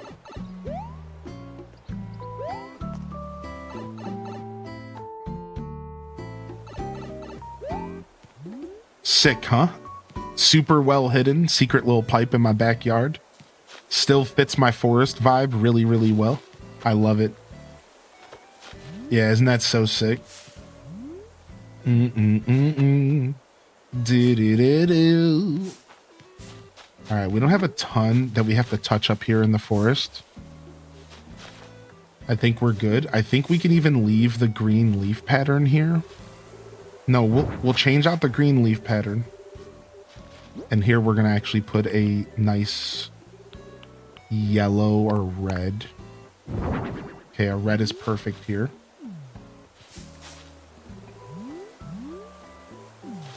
But we can keep some green ones. Not all the leaves are going to change from green like right away. So we can keep some green ones.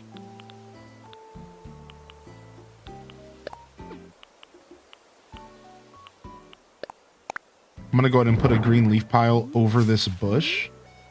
Nah, I've tried doing that in the past and I hate it. I think this bush just needs to pretend that it's its own thing, and that's why I put a clearing around it. I put the trees around it to kind of create like a forest clearing vibe. I like this little area, so I won't put a leaf pile there. All right, we have one there. I don't think we have room for another leaf pile here in the forest. We could maybe make one work though, like right here. We'd have to pick up something though. Yeah. Nintendo, bring back the bushy leaves. I know, dude. I did a little archaeological dig site next to the museum. Dude, that sounds so good. I love a little dig site vibes. That's sick.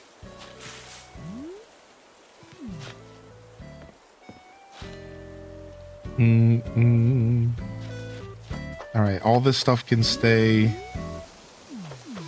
All this stuff is looking good. I think the forest is where I want it for the dream address. See if I find any other locations for leaf piles that I would like to disperse here. So I know where most of the leaf piles are going, and it's over here.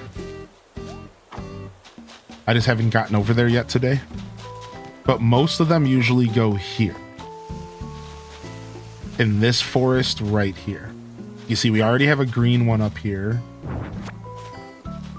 Bum bum bum bum bum bum bum bum. So we usually do a couple in the woods here. Especially for fall.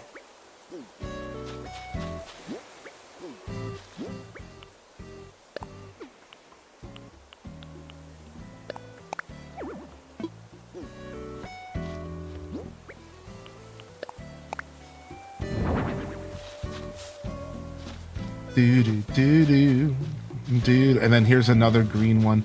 And I might leave the green. I said having a green one here and there doesn't hurt. So I might actually put a couple of them back. I'm going to go ahead and go with a yellow here again for just a specific reason, but I still do want to have another green one around. And again, I like to leave some of the actual grass. I think it's important to have some actual Animal Crossing grass, because then if you put a pattern and a piece of weed down on every single square, then it takes away, I think, the power of said weeds and patterns. So you do want to have some space. You want to have some space for your designs and stuff to breathe. I think if you overly decorate, now there is of course like Buttercore where you kind of lean into the over decorate vibes, and I do think that there's some value there. So it really just depends on your goal and what you're trying to accomplish. But I think when it comes to a nature build, you should lean into Animal Crossing's natural nature a little bit. And don't try to overly control like everything. Like leaning into some of the natural nature that AC provides, I think, can really make a build stand out and feel special. And then when you do use patterns and when you do use designs, they're gonna feel more powerful. When you do end up using designs and patterns, they're gonna feel really good. What's up, Nick82? Yo, thank you for the work lurk, Sith Angel.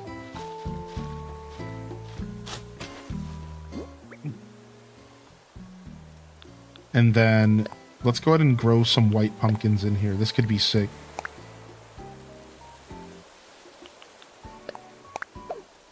Just right in the middle of the woods. Just some wild pumpkins to go with the fall vibe. Right? Isn't that like such a vibe? And then we'll do the same thing over here. Let's throw some wild pumpkins like right here. Bum bum bum. Doo doo doo doo. Doo doo doo doo. I kind of want to do the green ones because the orange is too obvious. Boom, boom, boom, boom. And let's pick up this yellow here. And then let's put a white here just to kind of mix it up. So here's the thing. Here's the beauty of my island. All of this was natural. I planted a handful of flowers and I let it all spread naturally through gameplay. And I think this is super important to call out because I like people to know that a lot of what I built here was just completely natural. And that's why my forest feels so foresty. Because I just kind of let this happen. So you see a couple reds and a couple orange that happened like via hybriding and stuff, and like that's it. And you get this really natural flavor and flow to things. Because it's all just there. It just all kind of happened on its own. And then I go around and I cherry pick a little bit here and there. So once it's all naturally spread, then I go in and I go, okay, what can I do to kind of like clean it up a little bit? Maybe make it look even more natural with a couple precise, you know, droppings and like adjustments.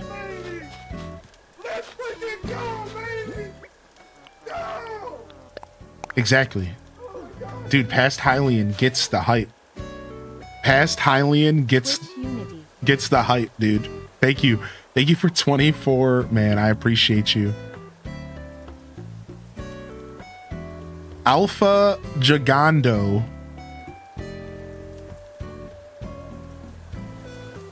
An Italian singer? Is that what you just said to me? Are you saying that I look like an Italian singer? Is that what you're saying to me? What's up, Cerulio? You saying I look like an Italian singer? Oh, I kind of do, I think. Hold on a second.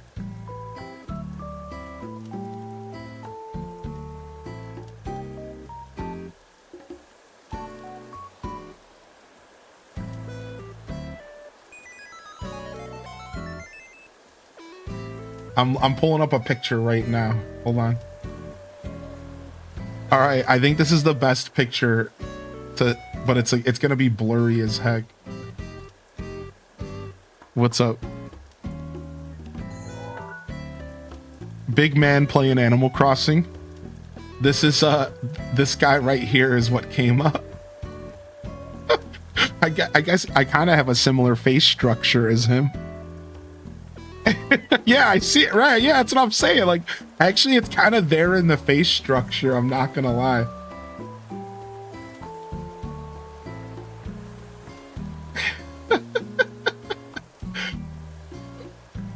But yeah, maybe they were just saying big man playing AC. Yeah, maybe that's what they were saying. I don't know. Mamma mia. How you doing, creepy Scottish girl? I like your tag, dude. Have you come to creep on us today? That's okay. A little bit of creeping is welcome. Just a little, though. Don't overdo it. Or else. All right, speaking of patterns, let's go ahead and put a pattern down right here. Let's go with this one. Just to kind of fill up this space a little bit. See, just like one little pattern to kind of fill the space up a little bit. And then what I love to do is put a pattern by a tree and then drop an item on it. This is one of my favorite things to do. So like, watch. You put a pattern down, then you like put an item on top of it, the pattern, so that it looks even more realistic. So you like drop a stick on top of this, and now you have a pattern that has depth. It's one of my favorite things to do. And the best way to do it with something like mushrooms is to put a mushroom on top, right? So let's go find a wild mushroom to put on top of here. And actually, we should grab a couple wild mushrooms here.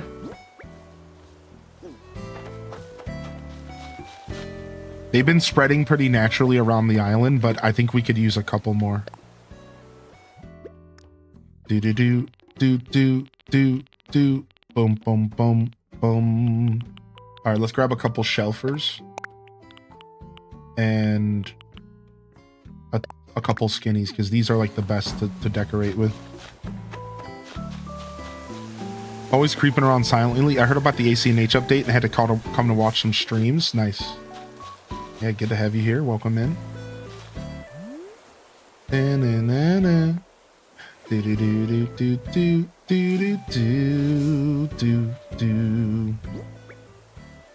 All right. Let's grab another pine cone and drop it right here. And then over here, we're going to have a mushroom growing out of this.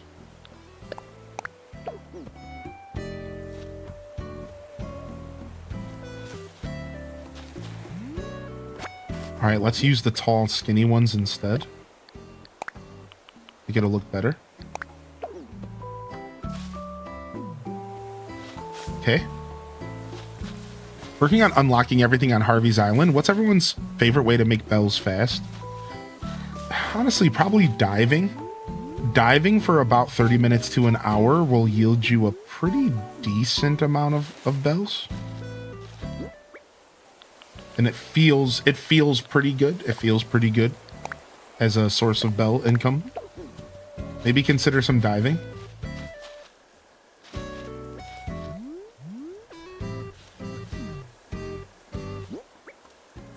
I like that I can break stereotypes down just by existing, chat. I find that those types of interactions super silly. When somebody's like, oh, look at this big dude playing AC. I love that kind of stuff. I think that stuff's so hilarious. I've always been kind of a like ruffling feathers in that sense. Like Like I was always like wearing, like as a kid growing up, my mom would shop for us like out of the East Bay magazine. So like you would see me on the street in high school and I'm wearing like Timberlands and a big Carhartt jacket. And I look like, and I probably have like resting asshole face on. And I look just like a mean dude. And then you come up and talk to me and I'm like, hello, how are you today?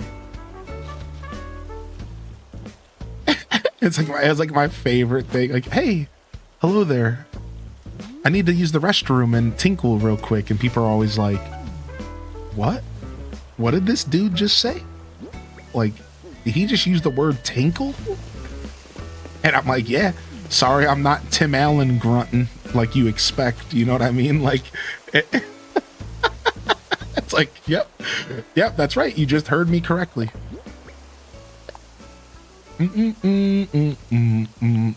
Like, I really enjoy those. I've always enjoyed those interactions growing up, throwing people for a curveball here and there. People don't know what to expect. Like, what's this guy? What's this guy, man? Who is this dude?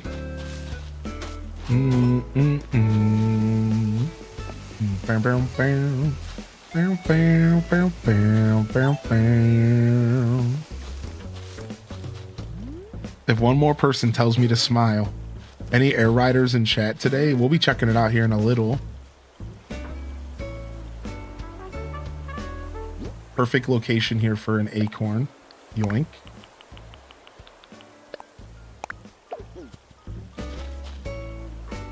All right. Do do do do do.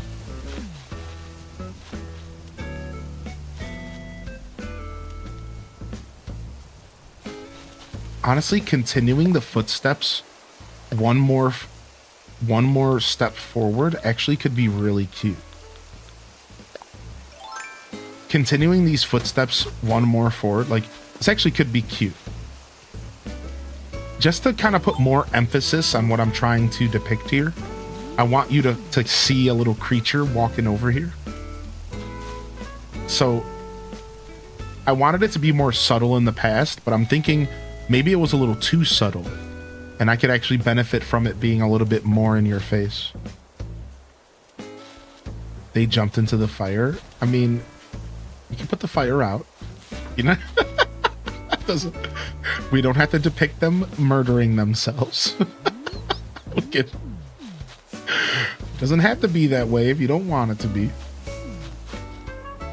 Boom, boom, boom. Planet Kitties, that's funny. Look like you're ready to kick someone's butt. Bam, bam, bam. Another leaf pile like right here actually would be fire, but I can't fit it. And I'm not going to pick up these weeds because they're actually grown.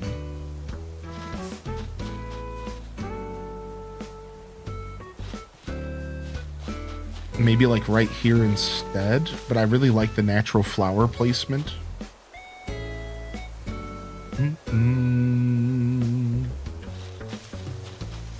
I also think a little bit of texture under this sign could be really nice. And I think in the form of some sort of gravel or weeds could be really cool. So like, let's put these two flower patterns underneath. And I think that might make a massive difference.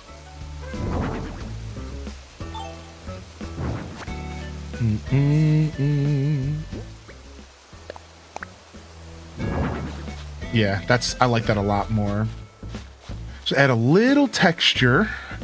We like texture. Bon Bon just gave me the hot dog costume. Hot dog, hot diggity dog.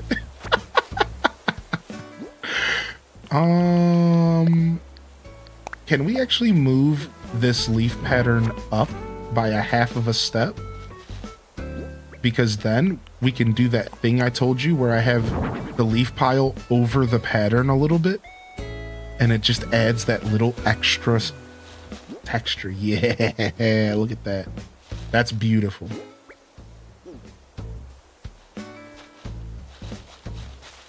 That's a little better.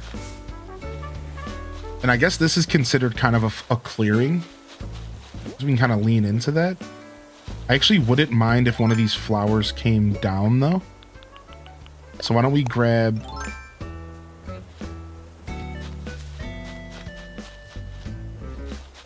Why don't we grab this one right here and just pull it down a notch? My son heard you and said Mickey. Yeah, pull this down a notch right here, right? Boom. And then in between here, we can just do a weed. It's fine.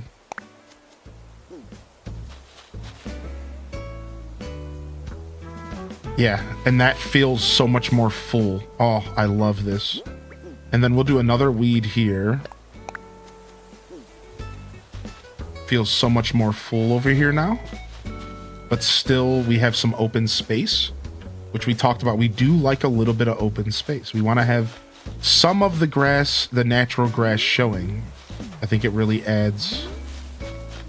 All right, I'm feeling pretty good about this forest now. We got a couple leaf piles. Let's take a walk through so we can see if we're still enjoying it. I wanted to drop an orange here just to kind of have an orange on the ground next to the orange tree. I think it'd be cool, and then this will regrow oranges. All right, let's go this way. Any other leaf piles? Maybe one right behind here to kind of emulate that they swept up a bunch of leaves to go camping, because, you know, sometimes you want to clean your campsite up a little bit. I just don't know if it's too green, right? Like, I think we need yellow or red here, right? Let me go grab some yellow or red. What are your thoughts on them just slyly adding bulk crafting in the update preview? I think Nintendo, they think they're slick, but we all know they're not slick. They think they're slick, but they ain't slick. They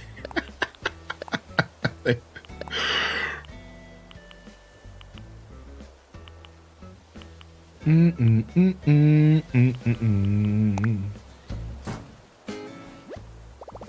hiking trail and have an area super packed with trees and nature with a little path. I think a hiking trail is beautiful. That's kind of the energy of my island, if you haven't noticed, and I think that's a great thing to pursue. Something like that could be really nice, even if it's just one little area, a little hiking trail, dude. Oh, I don't know if it should be red or yellow. Green just feels so out of place. Maybe it should be brown, but I don't have any more brown right now.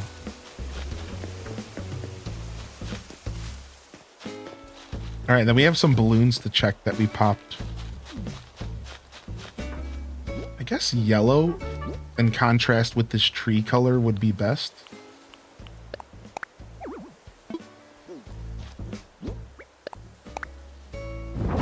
Yeah, that looks good. That looks good. Looking so good. All right, let's go back to jams for a little bit.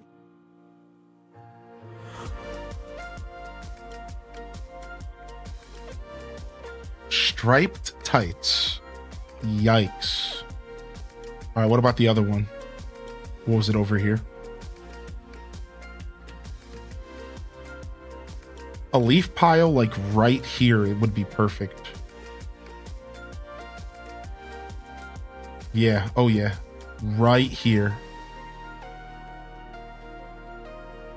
Just a little something as you're walking through here. Chef's kiss. I like that. I'm gonna leave it there for now. See if I like it when I came back. Trying to create an astrology area. Any tips? Well, definitely taking advantage of the star pieces themselves and just dropping them on the ground could be an effect to pursue. Hi, Tangy. So that would be like maybe something to consider. Maybe consider that vibe, the dropping the star pieces themselves on top of items and on the ground. You could really control, so you don't have to just use the furniture is what I'm saying. Something to consider for sure.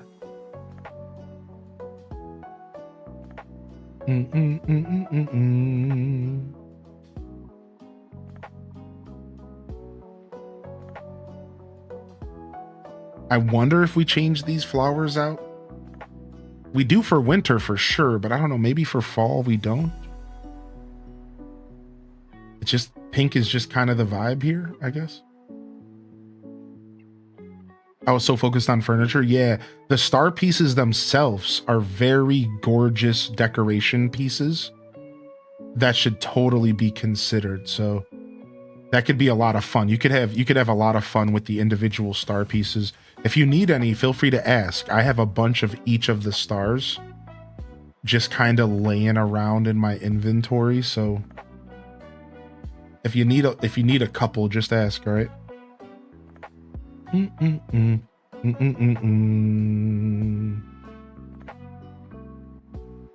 boom, boom, boom, boom, boom, boom. Boo, boo, boo, boo, boo, boo, boo. Let's put one of these designs right here. All right, sick. Just getting a couple more mushies around here.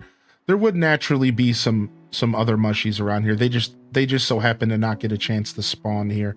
And I think there is a cap on how many mushrooms can spawn around your island before they stop spawning for the season. I think there is a cap. So if you drop mushrooms to decorate for fall, you're actually limiting how many mushrooms will spawn overall. So you have to be careful about that, because if you're trying to farm mushrooms, well, then you might be kind of messing yourself up if you don't realize that. So keep that in mind. Be careful about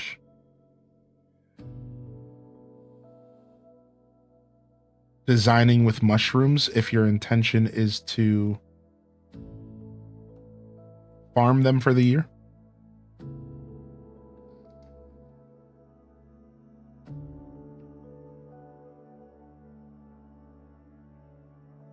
I left my Switch upstairs. Ugh. Oh no, that sucks. Sorry to hear it, man. A little mushy right here could be perfect.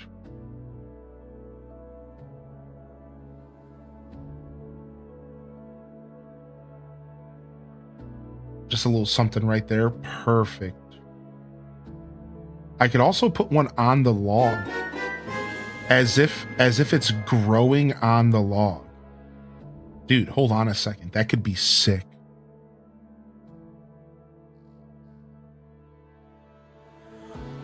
Yo, thank you, Legless. Dude, how you been?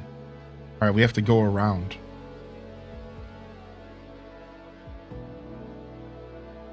What's up, Legless? Dude, good to see you, bud. Thank you, man. Thank you again, Konhimi, as well.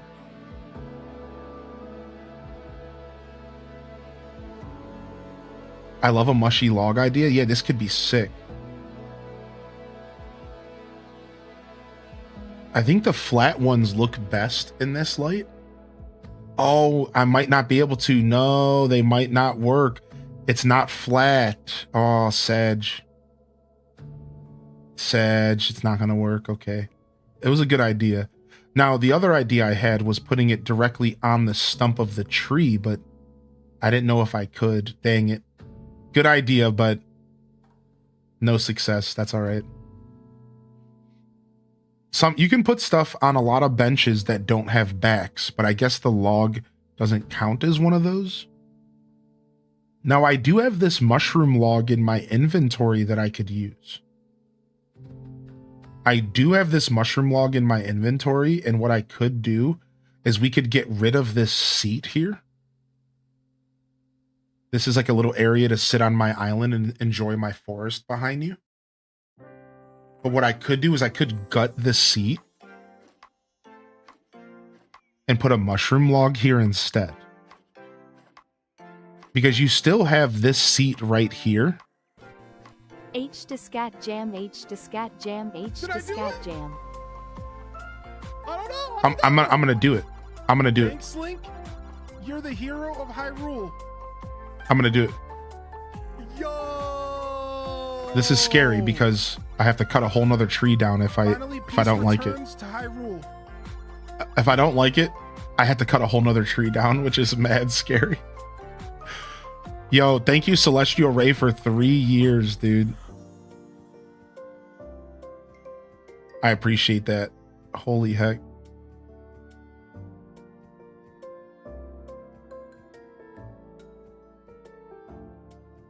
Look at that. Now there's different types of mush logs. Let's go quickly see what other colors are available.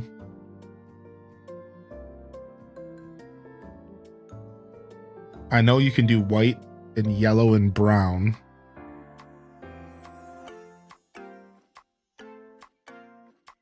I think I like the brown here.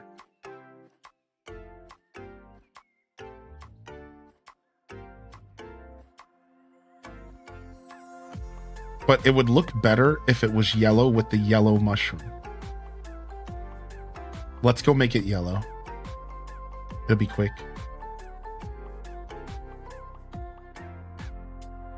Bum bum bum bum bum bum bum bum bum. What? In the middle of the road, Genji? In the middle of the road, buddy? That's where we're hanging out today? All right, man. This is your island. It's not mine. Your island, buddy.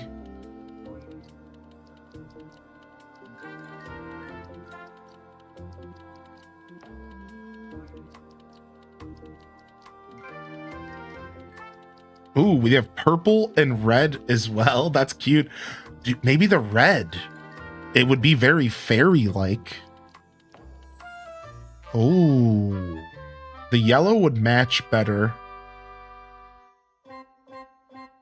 The red is like deep and interesting. The wood actually changes with the red. We don't have a mushroom to put on top that matches the red though. Let's go back to our original idea.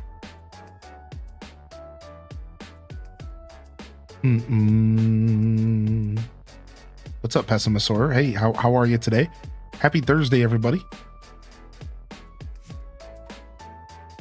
Boom, boom, boom, boom, boom, boom, boom, boom. All right.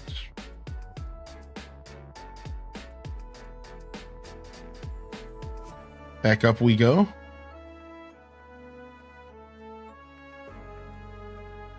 Okay, survey says...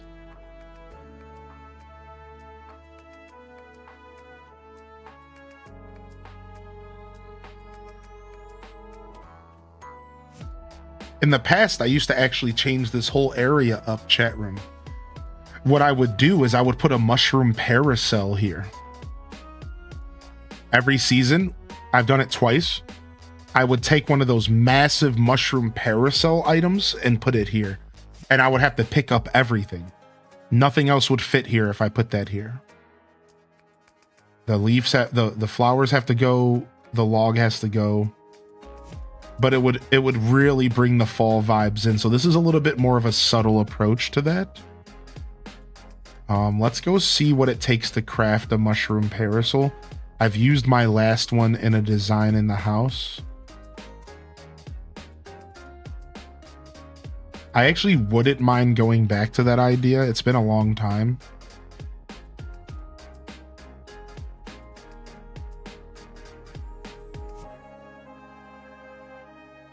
Let's see here. Oh, I can turn up the jam. Sorry about that. I didn't realize they were so quiet. I was just chilling.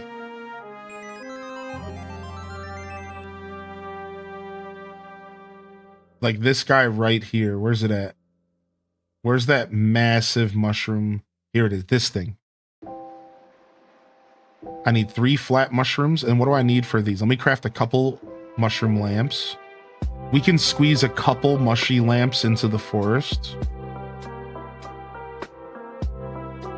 for some juicy fall vibes. Yo, what up, Tater Tot? There's some juicy fall vibes here. There's that mush partition. There it is, Cozy. There's your mush partition. All right, I need some skinny shrooms.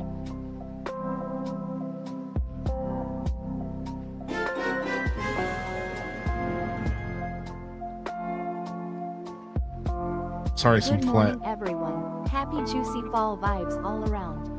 Happy juicy fall vibes. That's right. Now you're speaking my language, dude. We're juicing out here.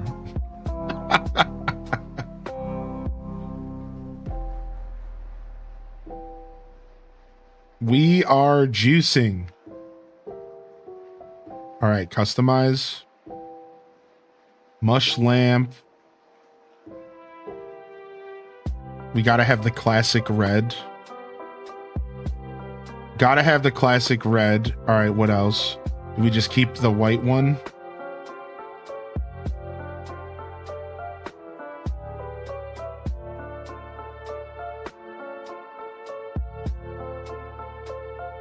I kind of just like the white mushroom.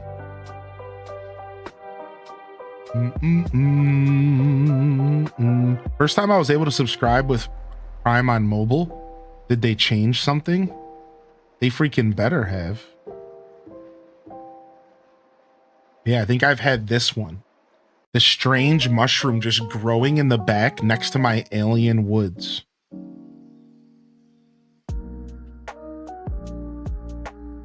Let's go see what it looks like. Maybe strange isn't the play, but let's go see what it looks like. So we're cruising today. Is anybody still playing DDV after yesterday, dude? Where the DDVers at? Y'all having a good time? With the update, with the DLC, that's a lot of content for them to drop in one sitting. Some people are going to be losing their lives to that. Some people are going to be losing their lives to that one, dude. That's a lot of content for them to release just like that. Just boop. Bomb drop.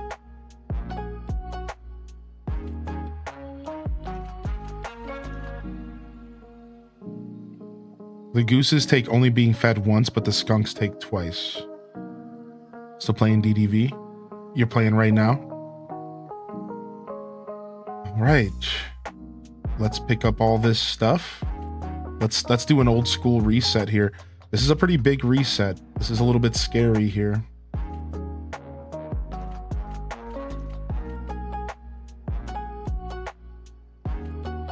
All right, let's see what it looks like just plopped down. See, I can't walk past it right now. I have to pick up the TikToker back in the back there. And then we have to push it up once. Boom. So I did this for fall one year. And it takes everything up. That's the problem, is that it takes up everything here. Like, you can barely walk through here because of just how much space it takes up. Now I could push it up against the corner a little bit better, and that's cleaner. And then we could maybe even put a mush lamp right next to it. Would that be too much? This actually could look really good. Dude, this actually could look really good. And then just like grab one of these and plop it right on the ground. Look at this. Now I think we want to change the pattern that's under it. So but this is actually kind of chill. This is actually kind of sick. I actually kind of like this for fall vibes. And, you know, even though we took away our little seating scene here, I think this is actually pretty good. And then we have a couple other better, just like little mushroomy designs we can kind of plop here. To kind of a little bit better express the fall energy. I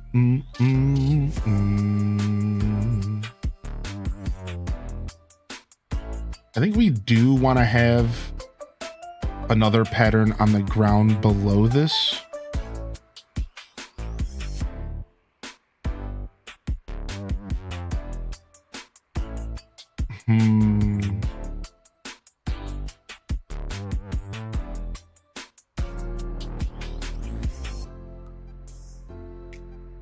Man, I was just about to grab a fairy circle of mushrooms, and I think I would really like having like a fairy circle of mushrooms under this, but I didn't end up grabbing the design. So I think we need a lot of texture under this because it's kind of see-through. See what I mean? It's kind of a see-through pattern, like the leaves. So having like some texture under it and some patterns feels really good here.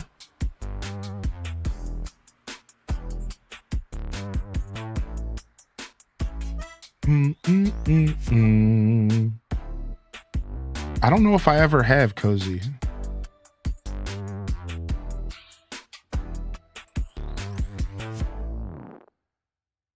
I wouldn't mind having something that maybe this mushroom is growing out of.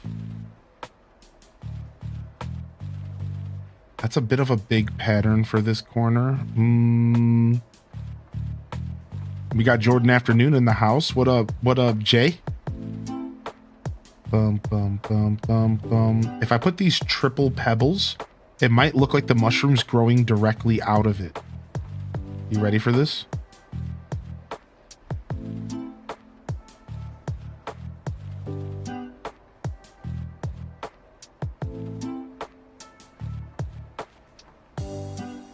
Look at that. It looks like the mushroom's growing directly out of the center of the stones. That's kind of sick, right? Like, that's actually kind of dope, right? All right, let's put this down.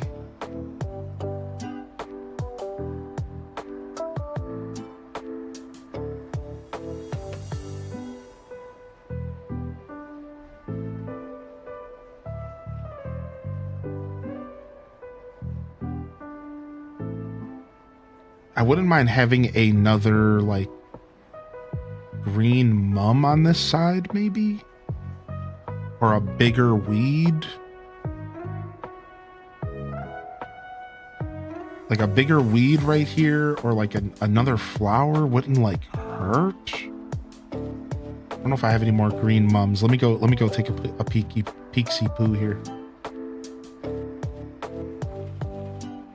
To Flower Beach.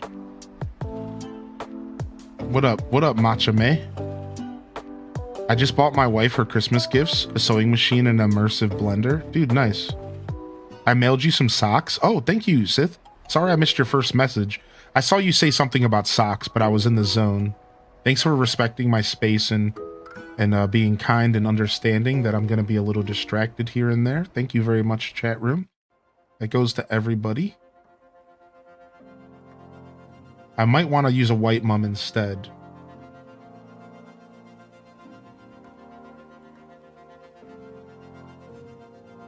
So I'm going to keep a white mum on me and see if that maybe is better.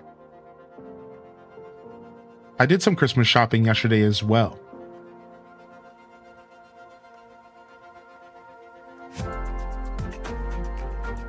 And then I found myself a new hat because we just talked about that meme yesterday. We just talked about that meme of you go shopping for someone else and you get something for you. Oh yeah, what did you get me? we just talked about that meme, and I got myself a new hat. I couldn't resist this hat, dude. I actually want another pile of leaves right here. Can we have another pile of leaves right here? I need to craft it though. I wonder if it should be brown. Brown or red? I'm not sure. I think that's what I want. Let me check. Let me check what I need here. What's up, Tofu? Bam, bam, bam, bam, bam, bam, bam, bam, bam, bam. I guess brown makes sense.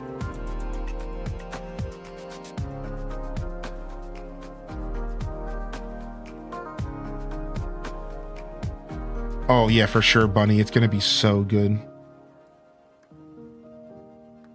And again, what I'm really thinking about is how often I use brown leaves in my forest and how I don't want to take away from the item in other places that I'm using it.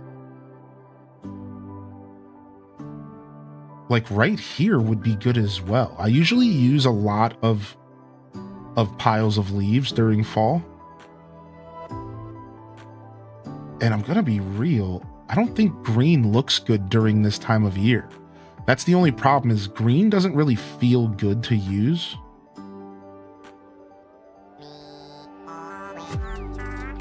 Because green's like a little too bright. It's a little too summery, a little too fall-ish.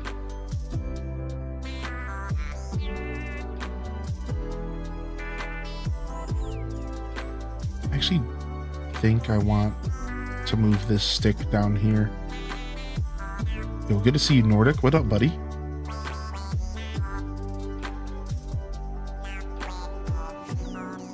When did I get a gyroid in my inventory? Okay, I remember. I don't like the stick here either. Maybe just a different weed. Yeah. We'll go with this one.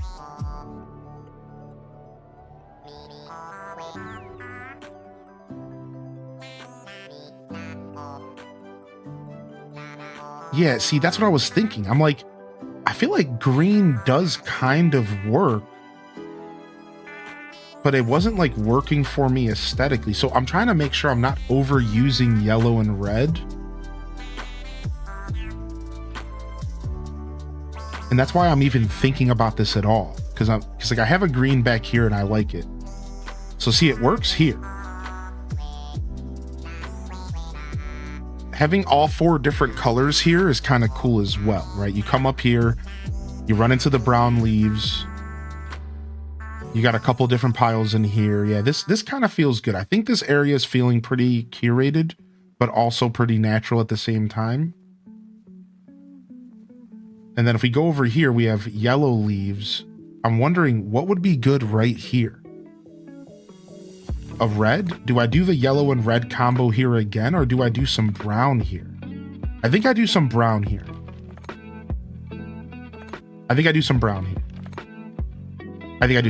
And then, does this stay brown? Or maybe should this be red as a way to introduce you to the colorful forest? What should this introduction leaf pile be? What screams autumn when you're entering the woods? So this isn't like the deep forest. This is just like the woods, like a trail. I think red is what I want as the entrance.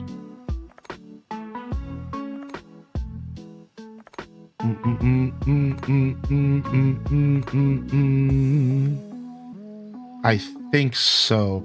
Because I'm really trying to push the impression of the forest beginning.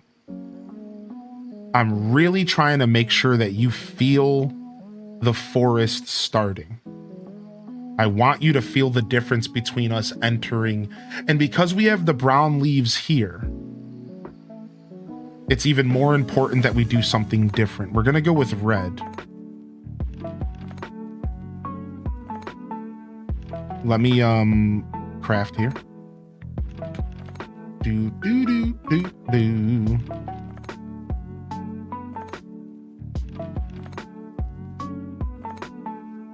Okay, cool.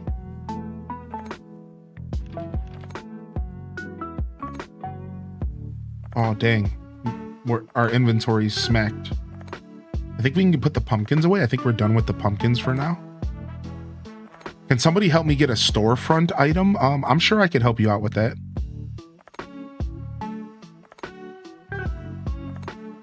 Let's get these pumpkins put away. I'm sure I could help you with a storefront item if you need, dude. I think we're done with the tacoid in that area. Sorry, I really love gyroids in my forest, but let's hold on to it. Maybe we could fit it somewhere else.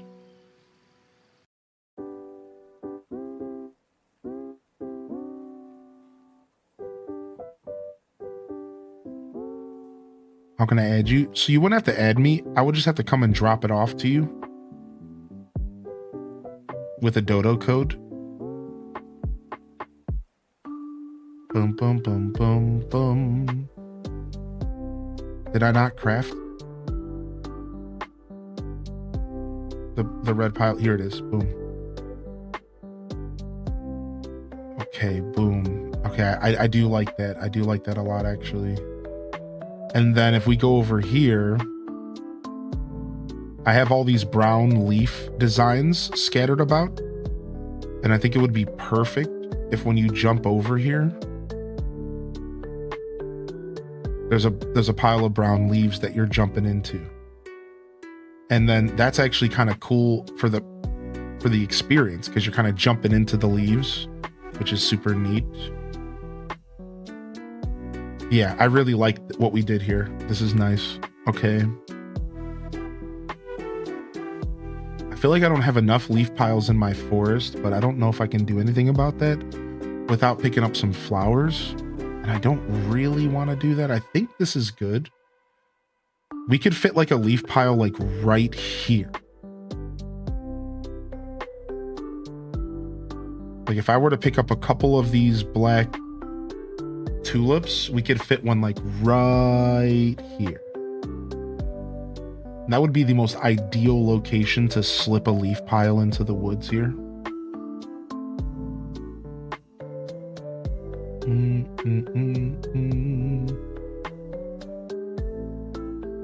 I don't know if I want to force it though. I think I'm kind of content with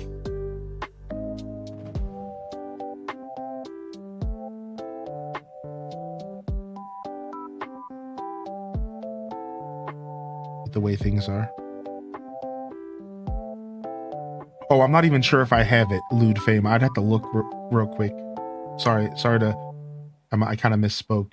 I'm not even sure I have it. I had to look for you first, bud.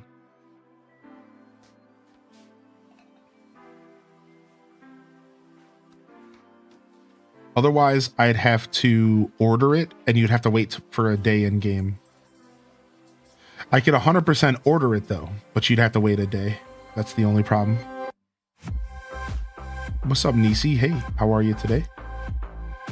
Nisi Star in the building. Boom, boom, boom. But sometimes we're lucky and I have it laying around. Sometimes it's just kind of lounging around.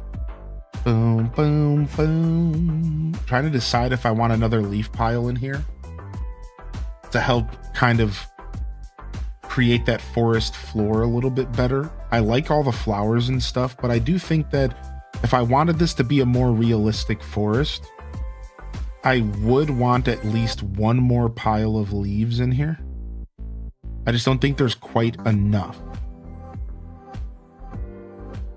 Just one more pile of leaves, and I think a green pile would actually be perfect. I have 4 spaces of inventory. I'm gonna do it. I'm gonna go for it. I'm gonna go for it. How are you today, Lizzie J? I did see you pop into the chat. Is everything going well for you? Let me grab these. Finally getting some rain over there. Strawberry grass, good to see you. Have you had a lack of rain recently? Is that something y'all been dealing with where you're from? I think a green. I think instead of a yellow, I think we do a green here, because I think that deep in the woods, you would definitely still see some green leaves, even well into fall. They're not all gonna start browning right away, especially deep in the woods.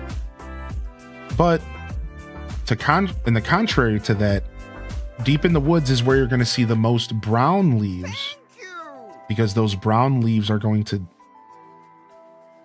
all those leaves that are dropping all year round are going to get dirty and start to die like all year round. So while you're going to have more dead leaves in the heart of the woods than anywhere else, I think you also are still going to have a lot of lively leaves.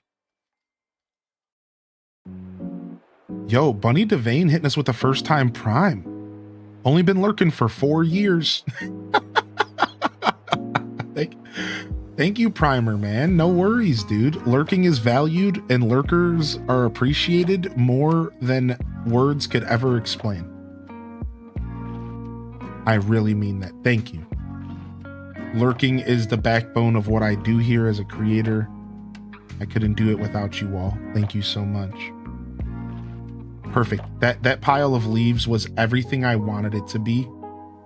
And then I'm going to pick up this and I'm going to plant one of my black tulips right here. Boom. Just to kind of bring some of those black tulips back from that area.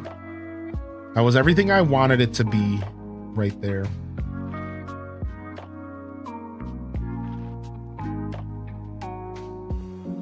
Because I did like having this little area of nothing but black tulips. They are my favorite in the game. Some of my favorites in the game. We'll plant one more right here. Boom. Cute little area of just black tulips is super nice. I like that a lot. And then we don't have enough acorns and pine cones in this forest. So let's grab one of those real quick. Drop it off. Boom. Perfect thing to put on top of a pattern is like a stick or an acorn or a pine cone. Because you can't put acorns and pine cones and stuff on top of weeds. So I find that one of the best items to put down on top of a pattern is a stick, an acorn, or a pine cone. Stuff like that, mushrooms, because you can't put anything on top of weeds, you can't put anything on top of flowers. So taking advantage of your pattern spaces feels really good.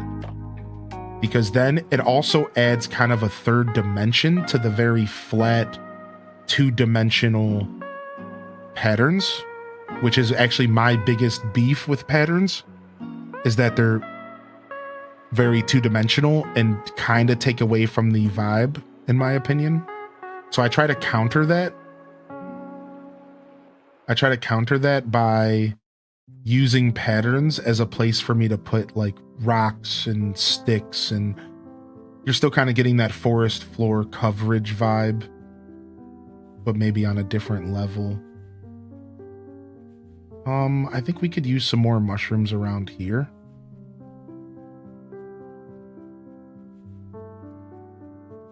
I'm thinking maybe out of the sticks and seeds here, we could use just like a single mushy, like, oop, just right there. Add a little bit of texture, you know? Very nice, very nice. And then maybe one more mushroom somewhere around here. Maybe literally just like right on top of these footsteps. But we'll do a tall, skinny one, so it's kind of like popping out. And I know in the past, I made a point to only put crops here that made sense for fall. For winter, I took all the crops away. I don't know if I like that mushroom coming out of the footsteps, I'm not gonna lie. I kind of don't like that one. Boom, boom, stick behind this tree. Random wasp nest just adds that forest vibe. This rabbit I'll change out sometimes for different colors for different seasons. I kind of like this little rabbit statue. I think it kind of adds a little bit of extra flavor to what's going on over there. Makes it feel more natural. I'm working on a Mario area. I got patterns for blocks in the sky with clouds. I created a little path that looks like a Mario level with power-ups along the way. Nice, dude. That's fun. All right, nice. Things are feeling pretty good here in the heart of the forest. That little extra leaf pattern meant way more than I think I could articulate with words. I really feel that way. I know that's so silly, but I swear that little, that one little change up, I think mattered a lot. I do want to put a mushroom here. And then we'll put this weed back here.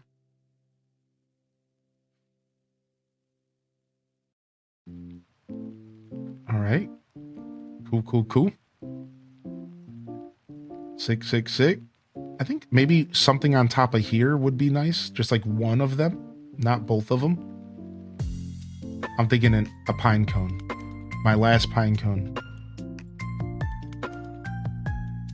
Yeah, just a little something. All right, perfect. We go over here. Do we like this area? Do we think that this area ended up turning out okay? It almost feels like there's too much noise under the pattern. So how do we deal with all that noise? I think we go ahead and pick this up.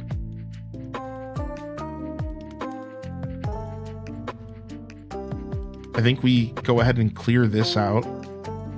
Okay, I have an idea. How's your map looking? I can show you in just a second. All right, I'm gonna clear this.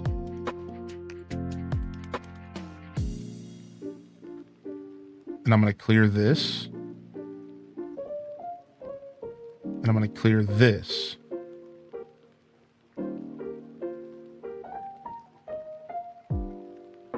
Kind of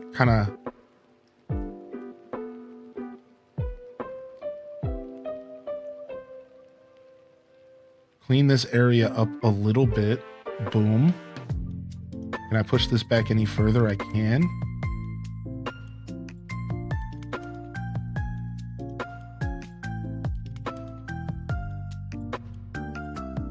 See, I already like it a lot more.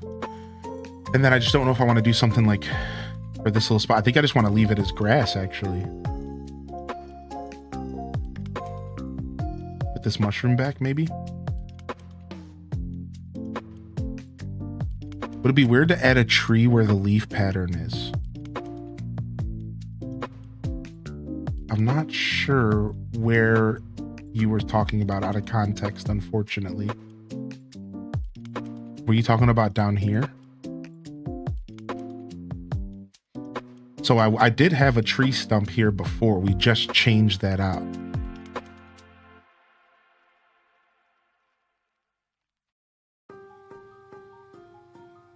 Where you were just standing? Yeah, we had a tree here and a tree stump, but we just changed it out for some fall vibes.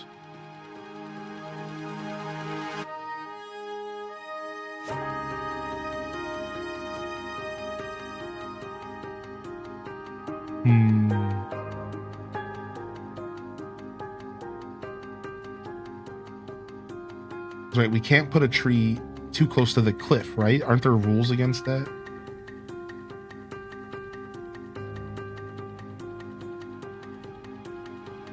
So you couldn't put a tree where the mushroom lamp is at.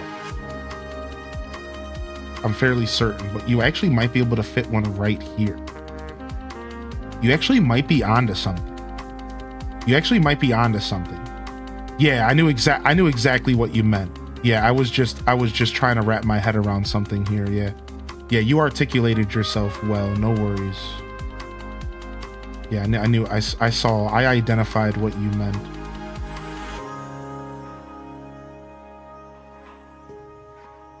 All right. Let's go in here and see if we have some saplings.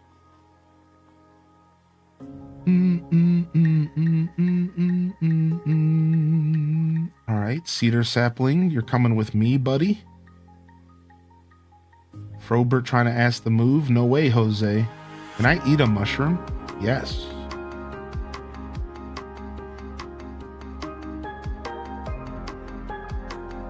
$5,000 bells. All right, let's go steal a cedar tree from the woods. Let's go steal a cedar tree from the woods so we can practice this. We can see what's going on here. Yo, what up, Didius? I slept through my alarm and just got up, lying to coworkers now.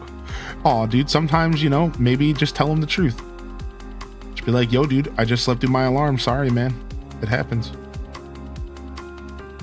But maybe it's worth it. Maybe they don't get it. Office politics are super goofy, man. Yeah, so let me explain, Diana. So when you mentioned putting a tree here, my first thought was, ooh, a tree could look good here. But then unfortunately, I instantly realized that you can't put a tree here. Yeah, you can't. Like, that's not going to work because it's too close to the cliff. So yeah, that's what I was talking about originally, is I was piggybacking off of what you said, because it made me realize, like, actually, there could be room for a tree over here. This is actually a very, very fun idea. But unfortunately, you can't put one back here, which I don't even think you could put one right here. Watch, I don't think so. And we couldn't walk through anyways if we did. Yeah, we couldn't walk through here anyways, because we need to be able to walk through here. We do have to keep some practicality of our island. So yeah, you inspired me to take a look at this area and see if there was something here. There is unfortunately not. I wouldn't mind having a tree right here, though. I think I would prefer it here, if at all possible. But it's not possible. I would have to be away from the cliff. So what we could do here instead... Now, I actually might extend the dirt here. I think it's going to work here. This actually could be fun.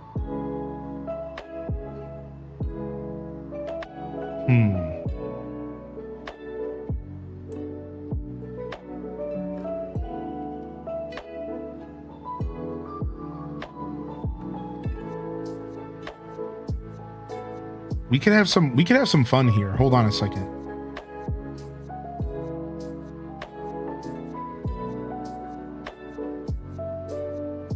So I'm actually going to go ahead and create a really funky dirt pattern while we're at it. I think we can actually go ahead and create like a super funky dirt pattern and have some fun here.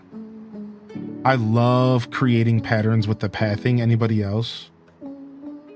Might be able to have some fun here with a little bit of a funky dirt pattern.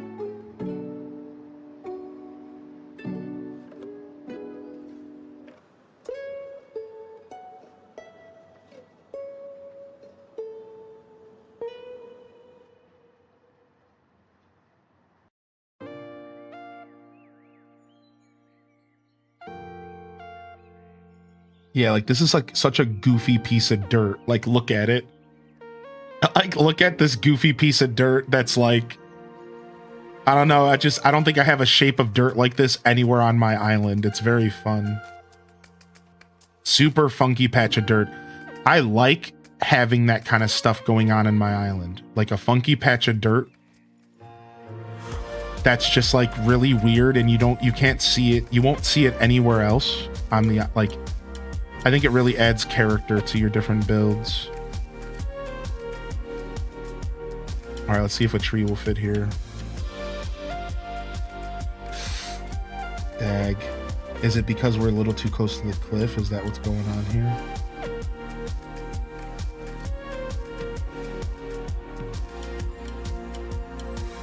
I wonder what's stopping it from growing here. We just might be slightly too close to the bridge. Dang, dude. I think we're too close to the bridge.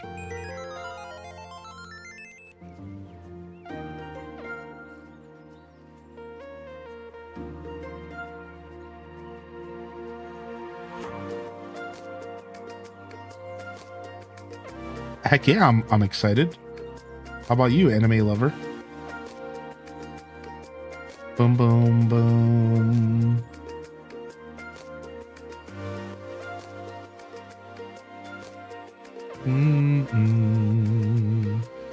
Can you plant a smaller tree there, maybe? I don't think that's how stunted trees work, unfortunately.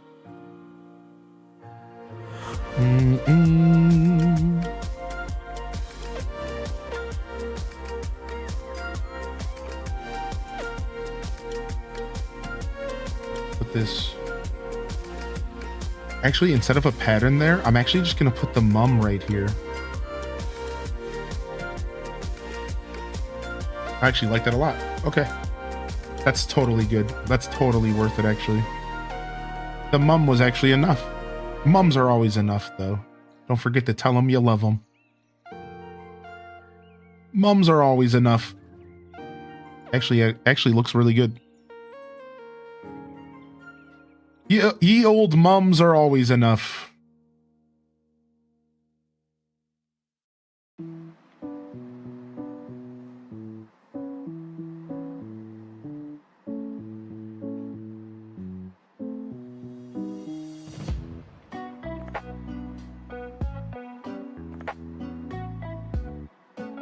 Yeah, I think the mums actually did it.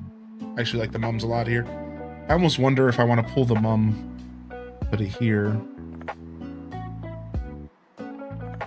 Create a little bit of dissonance here. Let me see how this looks actually. Nice, good suggestion, man. That was fun. Getting a tree there would have been choice for sure. And we could use like a potted plant or something. Whoa! But I'm okay. I'm okay with keeping things natural back here. Potted plants and stuff are cool, but they're not quite what I'm looking for here in the forest area. Yeah, I think this is going to be even better. So the reason I feel that way is not only do we get actually to put this pattern back, which I did like this pattern here if I have to choose, because it's very muted on the dirt. But then we scoot the mum over, and I think it actually pulls the whole scene together and it makes it feel more natural. And remember, that is my goal with this area specifically, is for it to feel like it's natural. Like this was not done by a human. This was not curated by a person. That's like the vibe I'm going for here. I want this to feel like this is just happening naturally. I think these rocks underneath have to go. I think we're actually better off getting rid of this as well and putting dirt back here. I love that freaking stone pattern so much. But I think this is going to be better because, again, there was a little bit too much noise under the mush parasol. And it was starting to not really feel realistic anymore. Whereas I think if we clear some of that noise up, and we left a little bit of it, I'm not even feeling the noise back there either. I'm not feeling any of these patterns under this. I think this thing is good enough by itself. And it's because of the way that there's scattered leaves under it. Oh, wrong item. I actually think this thing is enough by itself because it already brings enough to the table. Like, look at that. That looks way better. It looks way more natural. It looks way cleaner. I just think that looks way better. I think we didn't need all the extra noise. This thing was good by itself. Sometimes it's important to identify that when you're designing in this game. Would it be better if you backed off of the patterns and just put the item down by itself, natural? All that noise under it, at first I thought it was good. At first I thought it was making it feel realistic. But I think it actually was taking away from the design more than it was adding. And now this feels nice. This feels right where it should be. It's simple enough. It's not overly done. It's not underly done. There's just enough here. Now, some of you might be looking at this spot right here, right? Any of you staring at this naked spot and you're saying to yourself, oh, it doesn't look right. Why does it look empty there? Well, the truth is that sometimes a little bit of emptiness goes a really long way for a design.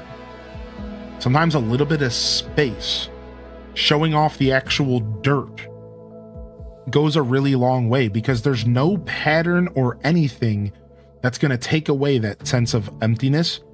And I think that more people, if you're staring at this space and you're saying that doesn't look good, you aren't comfortable with the nature of this game.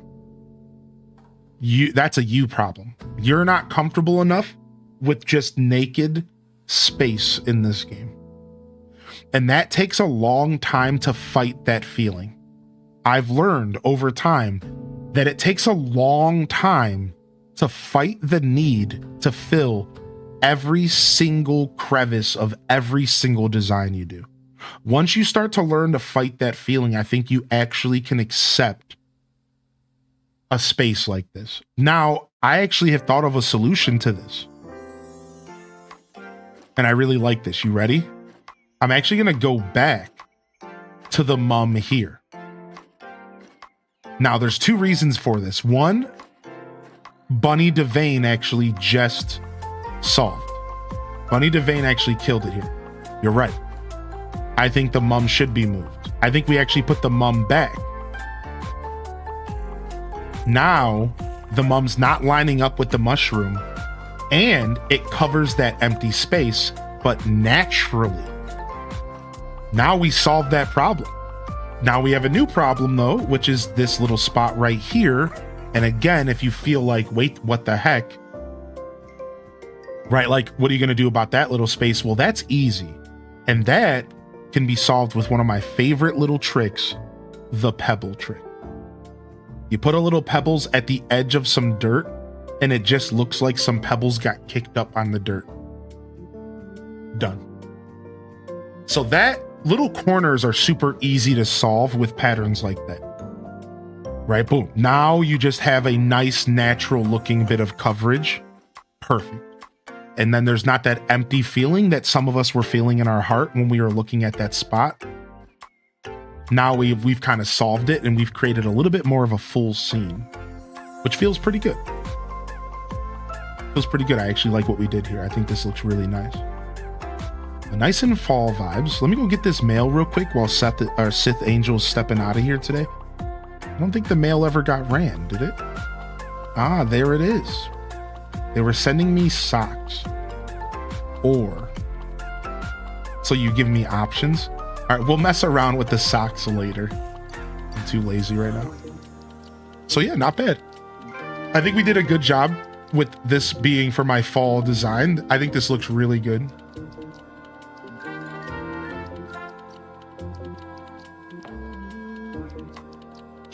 Can you sit on this? You can. Morning. H-Day Wiggle, H-Day Wiggle.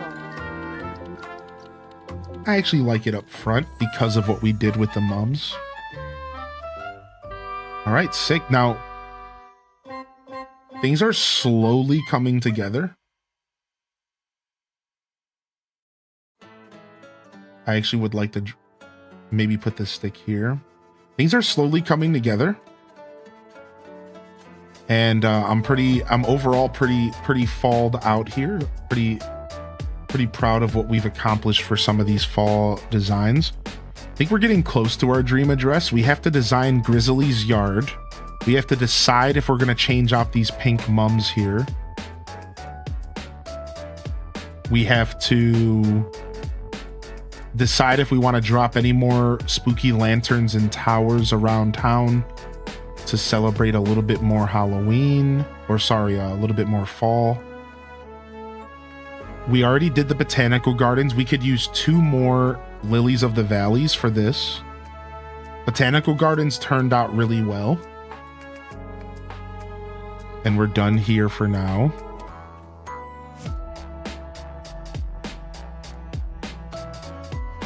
Tangy chose quite a spot to sit. She's cute, man. Tangy knows how to chill. So yeah, things are coming together. Maybe like a single little weed here, just because naturally weeds are gonna just sprout up a little bit here and there, like just like that. Just something to add a little bit of texture here. Nothing crazy.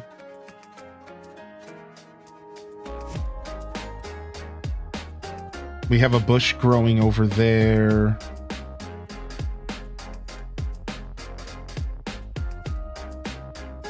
Yeah, things are looking good. I think we're pretty close. I told y'all on the last episode we were only 1 or 2 episodes away from finishing our dream address, and we're right on cue. I think I got 1 or 2 more in me to like really sit down and figure out what we're doing on this island. And then from there, we can finally lock into our overhaul. And again, the overhaul is going to be a pretty big deal because we're gutting a lot of the island. The overhaul is going to be a lot, man, but it's going to be the perfect amount of stuff for us to do while we're waiting for 3.0 to come out. Does playing on Switch 2 have the issue with frame rate dropping in busy towns? Yes, it still has the issue, but with the Switch 2 version coming out, it'll solve the issue.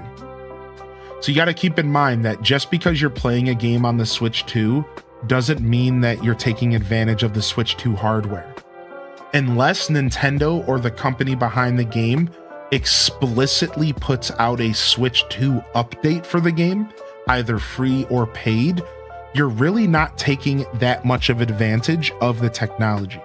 So to answer your question, sure, playing on the Switch 2 does make the game have a little bit better loading screens, and it does make the game have a little bit better frame rate consistency, but not as much as you would hope. So that being said, what's going to really make the difference is going to be the Switch 2 edition coming out here in January. Once we get the Switch 2 edition, then I think we're going to be a little bit better off in that department.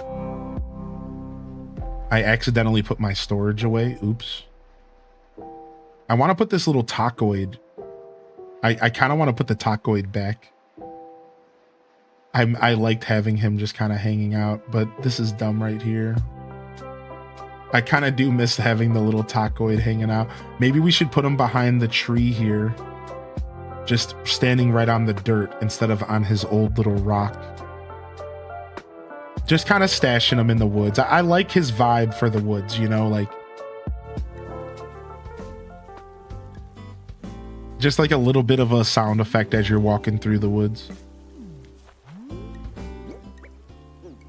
Yeah, I like him. I like him. He's gonna do his thing. He's gonna stay there. Now, I put this mantis model in here because it's all white flowers, but I honestly think I'm gonna change out the mantis model for a gyro because I want to hide a couple more gyroids around my island. I've only done maybe 3 or 4 of them. I think another one would be nice. But I do like the mantis here because of all the white flowers. Like, it does make sense. Also, you can't tell me that this isn't the most aesthetically pleasing thing ever. The mini waterfall next to the big waterfall with the bush on top. You have to admit to me that this is pretty kind on the eyes.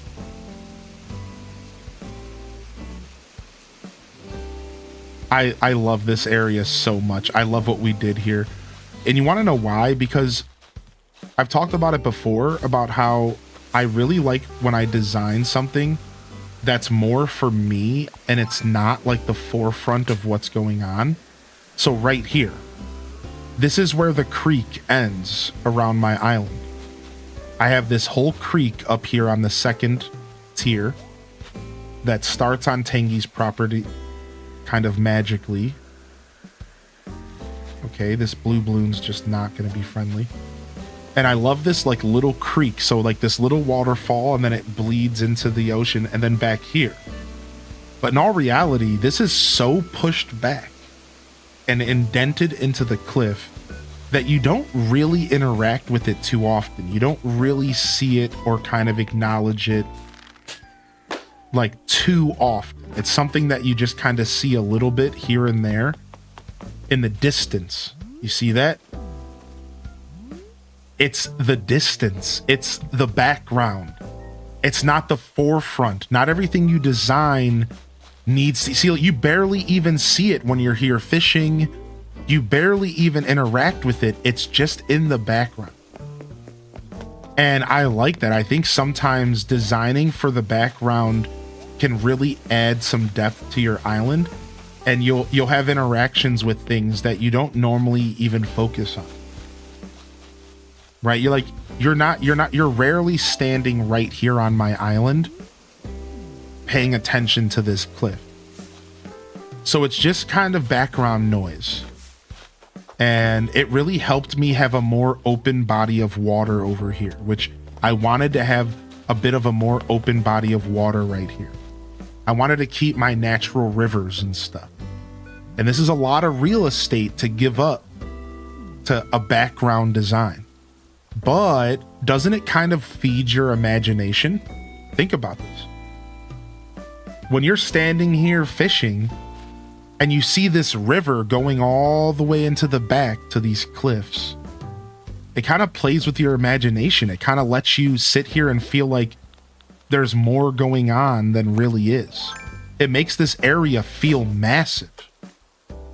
Right? Look at the depth here. It makes this area feel massive. But in all reality, dude, this area is not that big. There's really not like, but it makes this area feel so big and open. But it's not really like that. And that's the fun part of adding depth to your island. So I really enjoy that. Now Tangy's sitting right here. What a dork, man. Tangy's such a dork, dude. Kind of did something similar, but the reverse at the same time. All right, I'll be right back. I'm gonna stand up and get myself a little bit of water and more coffee if it's available, and I'll be right back. Give me just a moment here.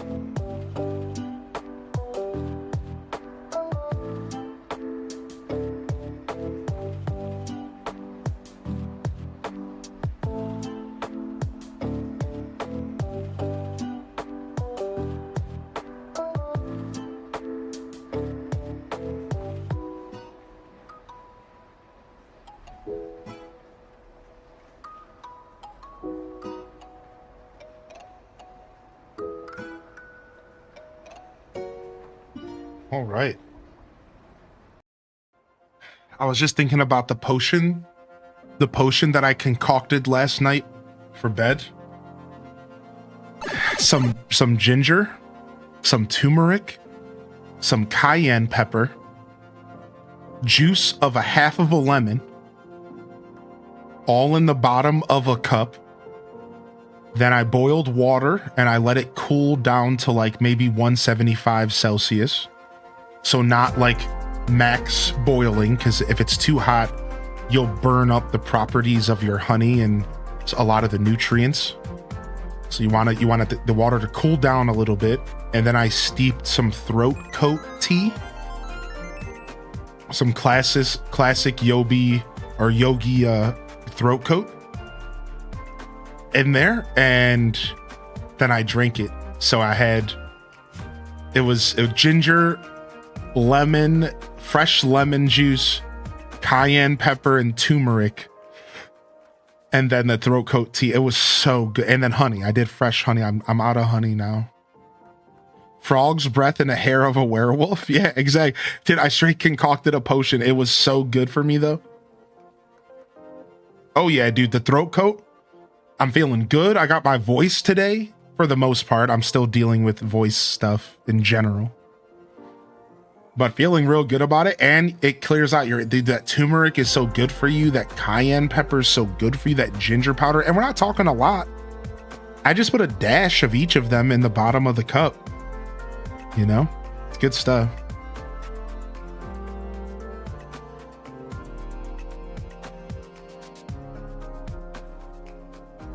Oh, nice, dude. Columbina. It sounds great. Sounds great. Nice. Very, very nice. Some good designing today. Let's check our board. It wasn't fresh. I did use ground ginger. If I had fresh though, I would have used it.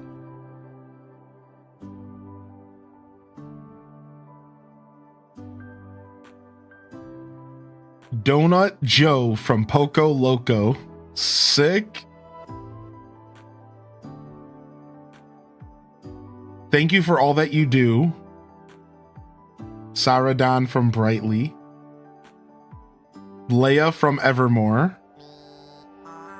Hylian, I'm a YouTube lurker. Thanks for making a space for me in this amazing community. YouTube lurkers coming in. How do you grind the fresh ginger? I actually don't know how to. I've never used fresh ginger before. I'm right there with you. I think, Wavy, you would actually use a cheese grater. I think you would straight up just use a cheese grater and use one of the sides of a cheese grater. I'm pretty sure. I think you peel it though. I think you cut off the peel. So you want the rind, right? So you do peel it. I think you do take the rind off of it. And then once you expose the actual root, I think you just use like a zester or a cheese grater. I've actually never worked with fresh ginger. I actually don't know. I want to so bad, but I've always been afraid to buy it because I don't know how to work with it. Ground ginger it is. I zest it, but cheese grater works. Yeah, I don't know if I have a zester anymore. I might have to go buy a zester. Thanks for a good time, Runic Dave. DD from Hyrule. Sick, dude. Thanks for all the art, chat.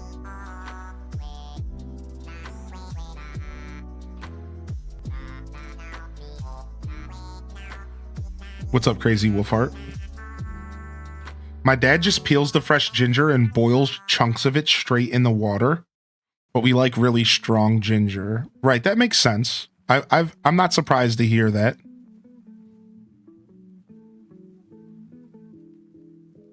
What's a popular food you don't like? I like a lot of food. That's quite the question. I like a lot of food.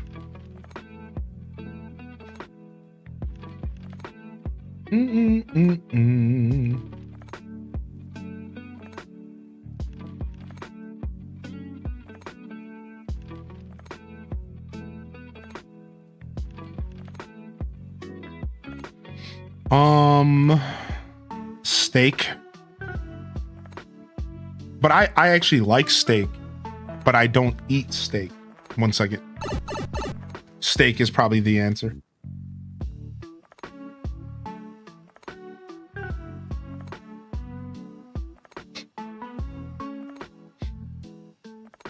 Like I'll eat steak. I have no problem with it, especially like high-end stuff, of course, but I don't like, I couldn't tell you the last time I ate steak at all, that outside of like maybe a can of soup or something. Yeah, that's a very popular food that I never, ever eat. Ranch is a good one. I wasn't thinking of condiments and stuff, but yeah, I don't eat ranch at all. I couldn't remember the last. I couldn't tell you the last time that I couldn't tell you the last time that I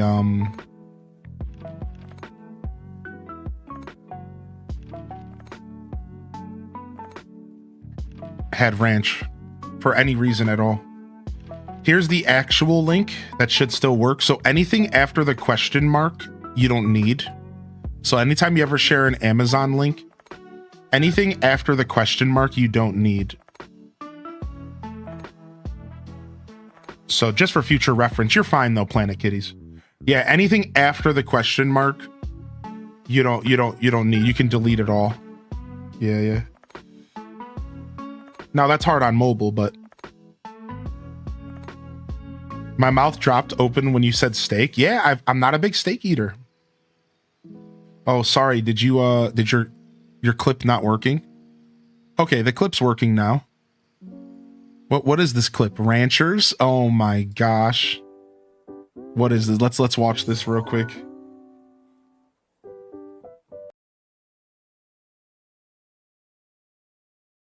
Pizza, ranch. Pizza and nuggets, ranch. Pizza, ranch. Hot wings, ranch. Hot dogs, ranch. Girlfriends, ranch. Hot friends, ranch. Husbands, ranch. Wifeys, ranch. Ranchers. Ranchers. Listen, ranch is good, but it ain't that good. Ranch is good, but it ain't that good. You don't put ranch on everything. Ice cream cake, ranch. Christmas cake, ranch. Eggnog, ranch. What's wrong with y'all ranchers? Chill. Not a thing I said there was false, by the way. Not a thing I said there was false, for the record. Y'all ranchers just been called out. Stop, please. Please do something else. Try some mustard or something.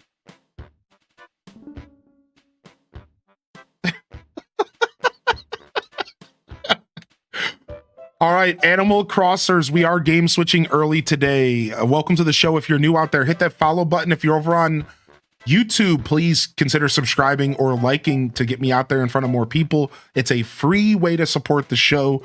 And if you're new out here on Twitch, you can find my YouTube link right there in the chat. We are game switching over to some Kirby, which means that some of you might be stepping away. Don't ever let me or anybody tell you how to enjoy content. If you were just here for AC, that is okay. That is okay, but we are going to game switch. I do encourage you again to hit the follow button and come and join us for another edition of Animal Crossing Mornings.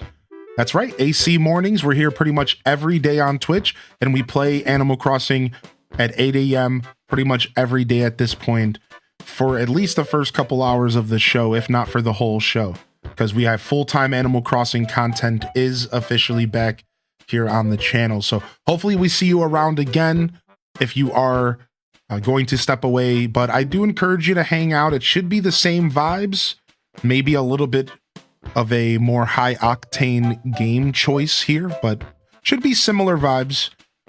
You know, our vibes are always intact no matter what we're doing. So if you are going to stick around, I'd love to say hello to you. If I haven't already hit you with a good morning, jump in the chat. Let me know you're out there.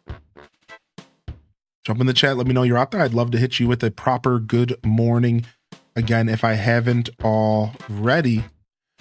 And let me just go ahead and quickly adjust my titles and all that stuff. You know, all the stuff that makes game switching annoying. So, all that stuff that makes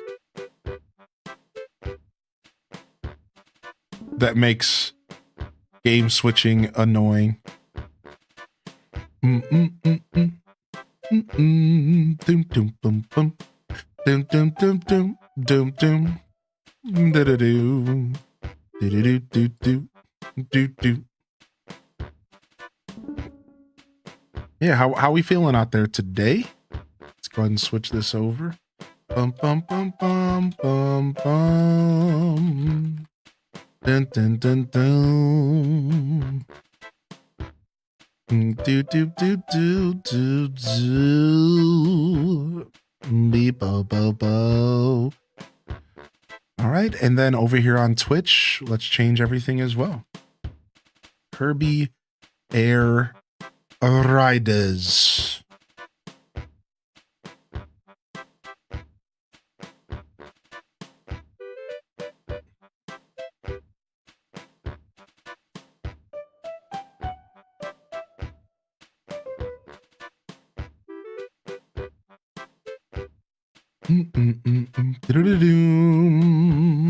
All right, we're air riding Kirby.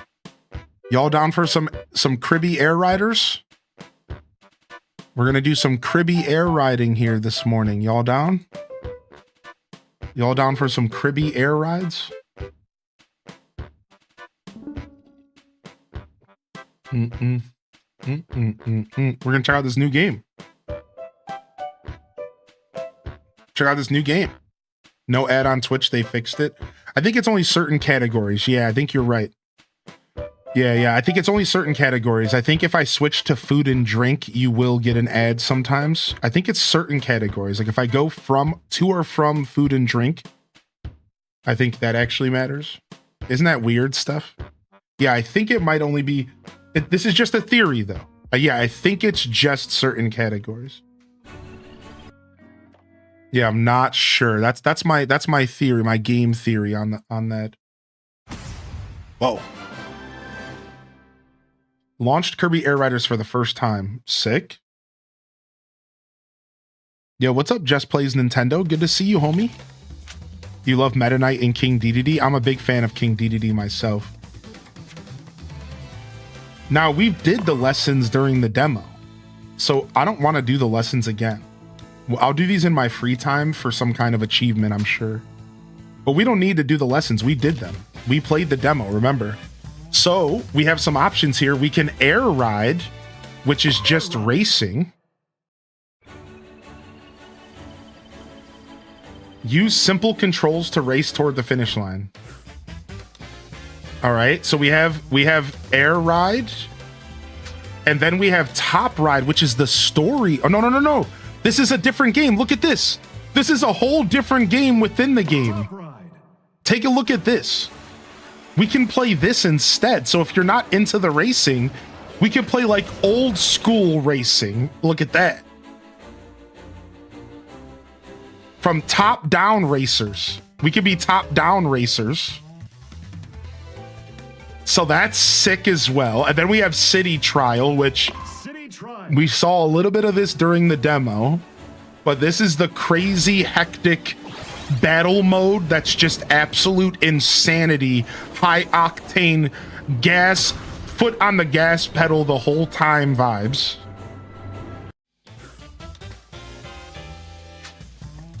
All right, and then we have Road Trip, and Road Trip is single player, which is where we're gonna start for a little bit this morning.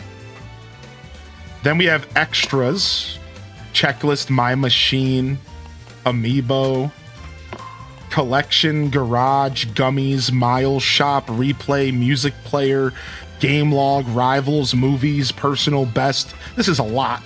News, name. Oh, can I just like change? What is this to just for a display for when I'm online? All right, we'll just do Hylian since we can't fint Hylian Descent. All right, sick. So this is just like Smash Brothers, where I can like set my controls up and stuff. I wonder if I should bust out my GameCube controller for this game. What do you think, Random? This is a GameCube game. Should I bust out my GameCube controller to play this? Is this the time to bust out the Cube controller, dude? I mean, I think so, right? I think we bust out the Cube, man. I think we do. Let's see if it's charged. Now, we're not going to have access to the minus button, though. What does the minus button do in the game? That's the problem. What does the minus button do? Because we won't have access to the minus button. I don't think the minus button does anything. Hold to charge, release to charge. Move forward with B and release to stop. Stop with B and release to move forward. Okay, normal. Set how easy it is to perform a quick spin when tilting left to right. Normal. Boss lock-on controls, free steer. Mid-air controls.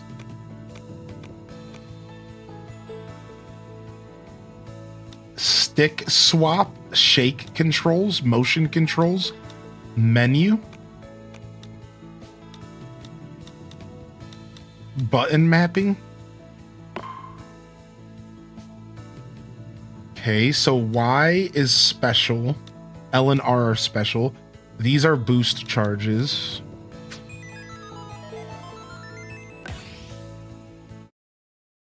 Is it the minus? Yeah, I'm not sure what the minus button does.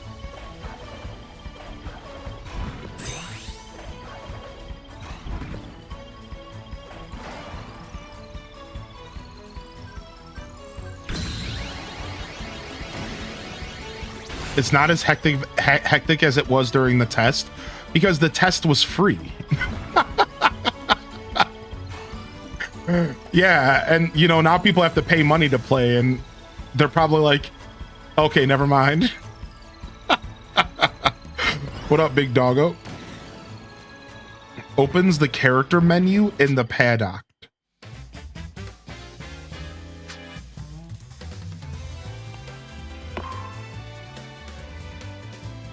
Wait, I can adjust my display. How do I, what is that? How do we do that? Let's see what display adjusting.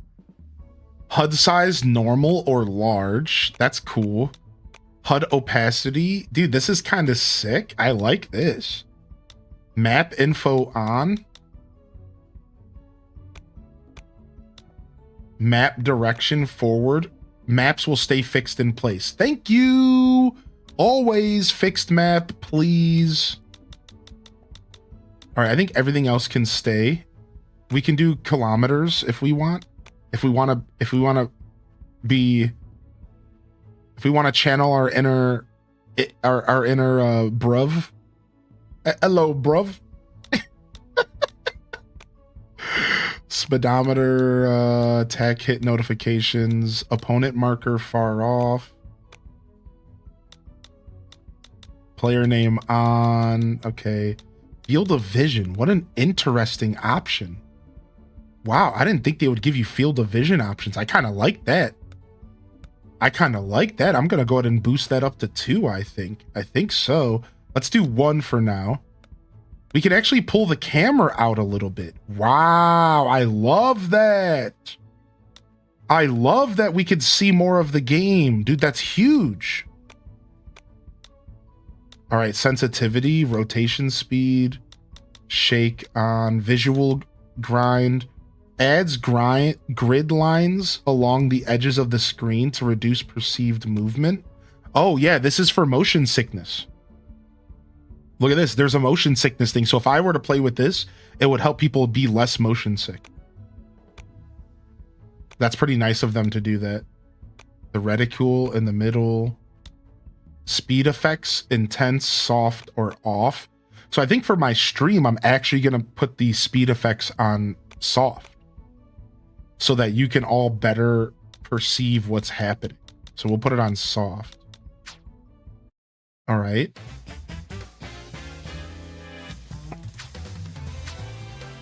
Got the DLC for Dreamlight. Dude, Chewy Solo, are you playing it? Nice. Oh, and we have sound. Ooh. Okay, sound effects are going down. We want music maxed out. And we want sound effects a little bit lower, machine a little bit lower, background a little bit lower. I guess voice not so low. Test volume. 3, 2, 1, start. All right, accessibility online. All right, we're good. Oh, we got some news. Everyone to the stadium. City trial. You can earn points throughout the event period based on your performance and use those points to redeem rewards. Oh, so there's an event. Oh, city trial event, huh? Oh, here it is. Events. Everyone to the stadium. This game's super cute, man. I love the menu so much. All right, we're gonna do some single player, and then we'll do some multiplayer. Is anybody down to play? Do we have anybody in the chat that bought this game? Hit the road for a solo trip with your favorite rider. A lot can happen on the open road. Pick a challenge to test your skills. Win a single lap race. Defeat all the opponents. Eat everything in sight. Clear a challenge to earn points. Collect new machines as you go. Use different machines for different challenges. You can pick up items. You can use them in challenges. The road may get bumpy, but that's part of the fun. Rest stops are important. One to go, please. Change your route by meeting different folks along the way. Change your... Okay. This is kind of cute. I like this. Who is this mysterious rider?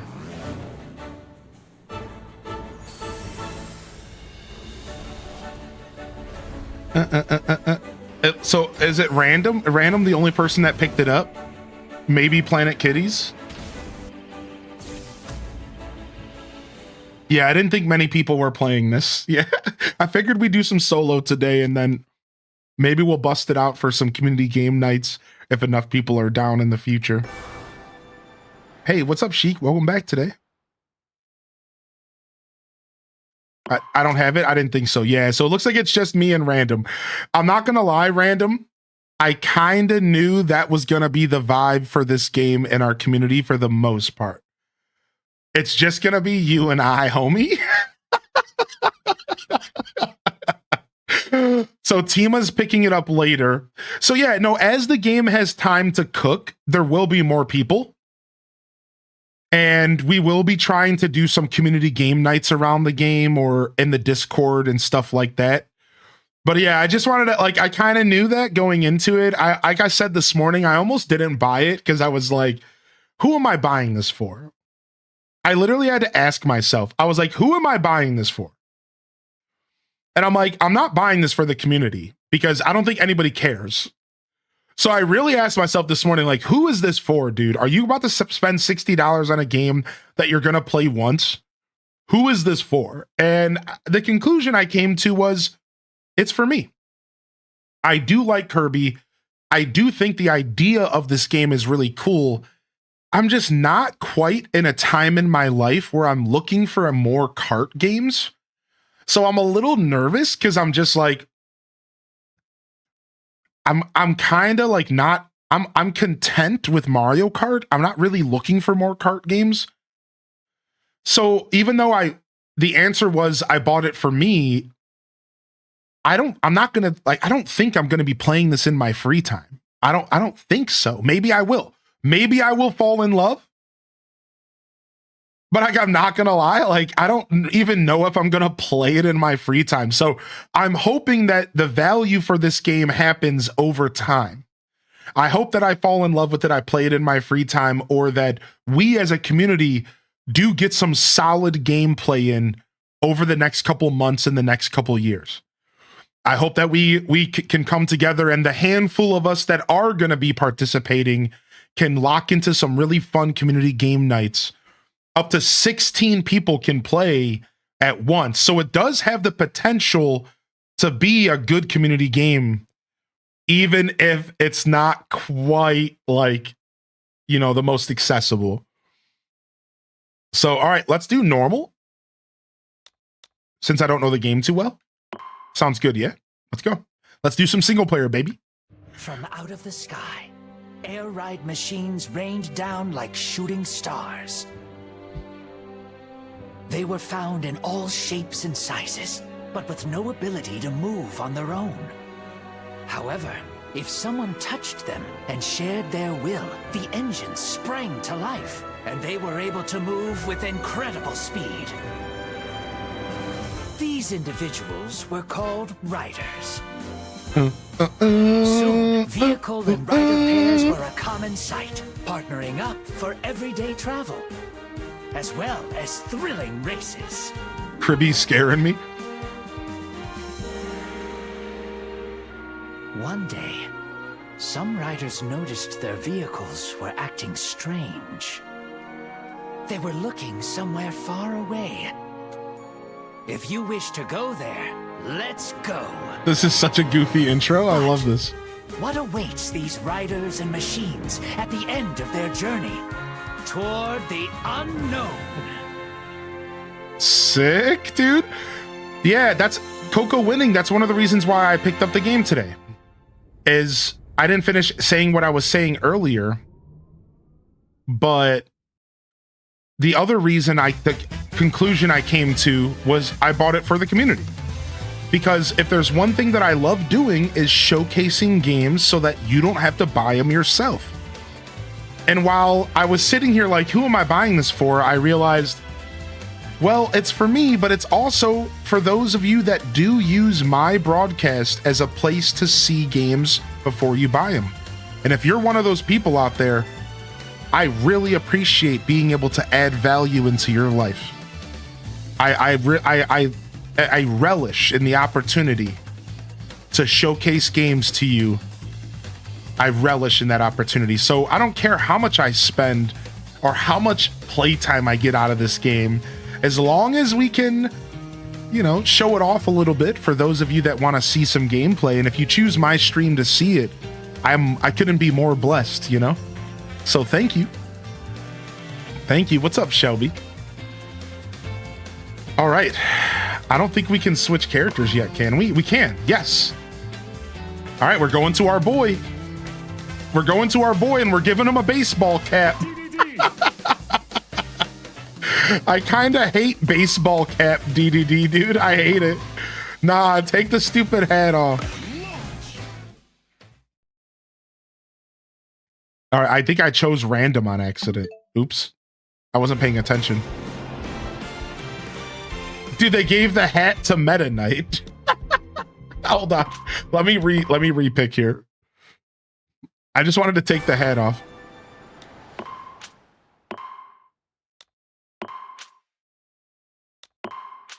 So the character you choose is locked in at the beginning.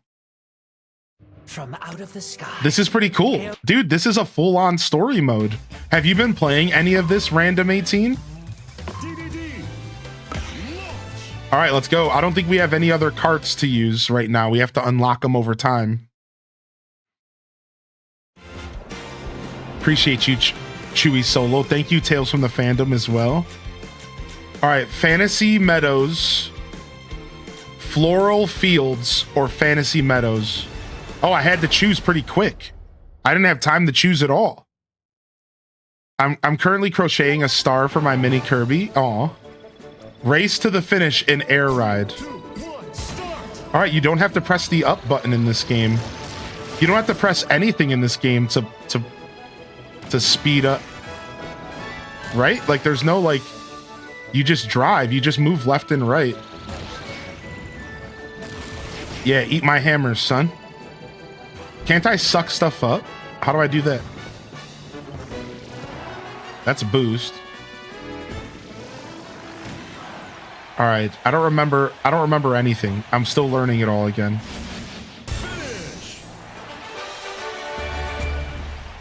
I'm glad they're taking it easy on me at first.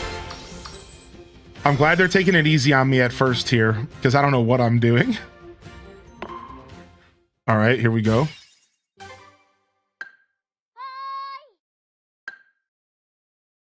What is this? Deal damage to a rider within 20 seconds of the start challenge. Played Road Trip for the first time. Okay. Oh, on the bottom of the screen, it shows like the stage I'm in. Look. Isn't that cool? Look. So we know where we are. Let's go to race flow. Oh, so I'm collecting items as I go to build my cart up. Tilt in the direction you want to go. Free control or steer control.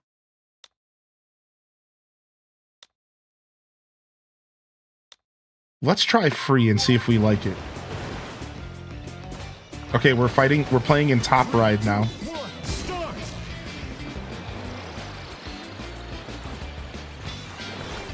Dude, I think this is cool, dude. I love this race mode.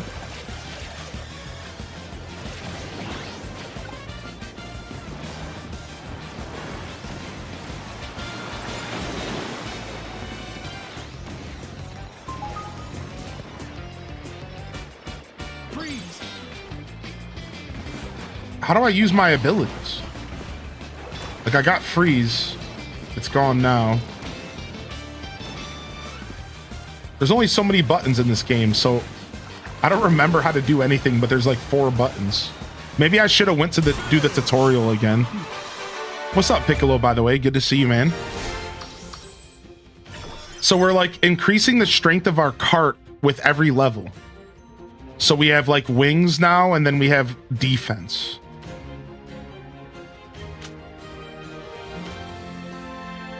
Isn't it Y? Is Y how I use stuff?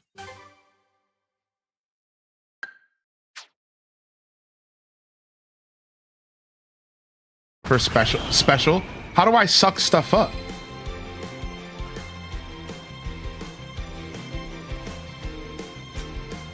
Ooh, a drag race. Let's do that. A or B both work? Right, okay, so, but you don't wanna, you have to be careful because doesn't A or B also slow your cart down? 3, 2, 1, go! Right, so you have to be careful about that.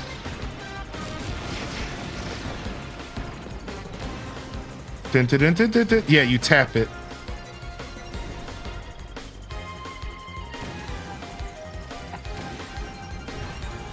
All right, my cart cannot fly. It's way too chunky. What did I get here? Some power. Okay, microphone power.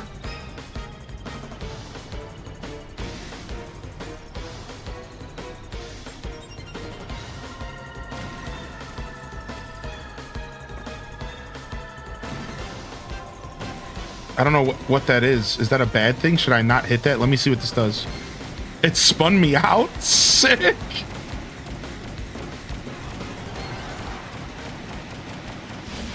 Finish.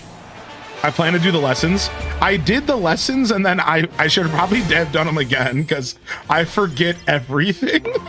Here I am. I showed up. I'm like, I don't have to do the lessons again. I know everything about this game. No, I'm such a chode.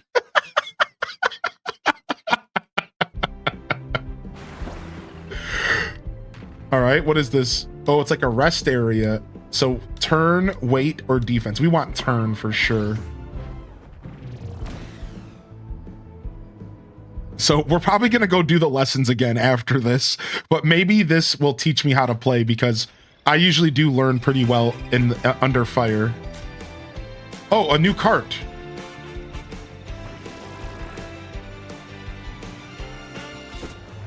Flies through the air smoothly. Take flight by jumping. Okay, destroy boxes, drag race, target flight. Well, let's go for destroy boxes for top speed. Gonna dip for a quick company lunch. Be back soon. Sick, dude. Enjoy. Destroy 11 boxes. Wait, how do I do it? Oh, I gotta wiggle my stick. That's how you do it. We gotta be stick wigglers.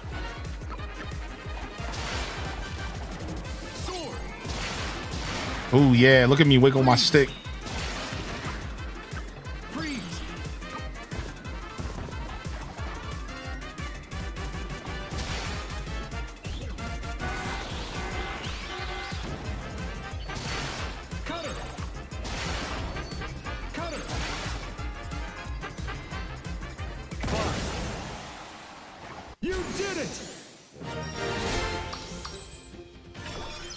Okay, nice. I think that was top speed we got there, which is really useful.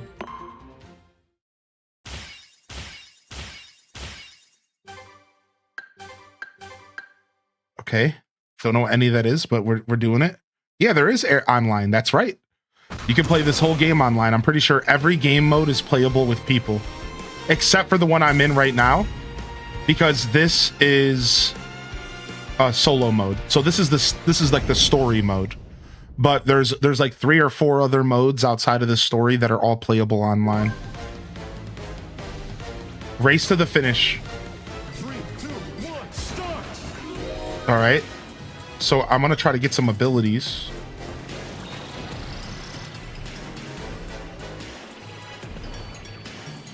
We're going to try to get some abilities here. Dang it, I wasn't able to grab it. Get him. Smack him in the mouth.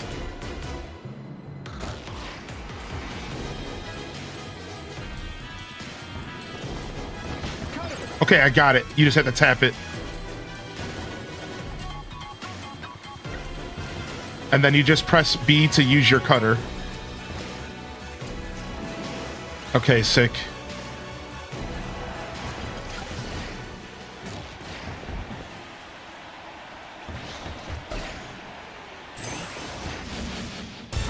Cool. We're remembering how to play. So is this kind of like Mario Kart? So Kirby Air Riders is a kart racing focused game with a bunch of mini games and side content along with it. So while the main game mode is a kart racing game, similar to a Mario Kart, a Sonic Racing with its own spin and its own energy. However, there's a multiple game modes, and each game mode is very unique and very different from, let's say, Mario Kart. So while yes, the base premise of the game, the foundation of the game is built around a Mario Kart style game. You're racing karts, you're going around a track, you're collecting items, you're blasting your enemies, so on and so forth. But I can't stress enough that there's a lot more going on than just kart racing. There's like a battle mode, there's like a Mario Party, like mini games. So this game has like a lot and it's hard to explain. But to be clear, you have the right idea. It's a kart game at its core. It is a racing / kart game at its core. It was originally called Kirby Air Rider for Nintendo GameCube. And then they decided to do basically a remake. And this remake is called Kirby Air Riders with just an S. And it's almost like a reimagining of the original game. All right, so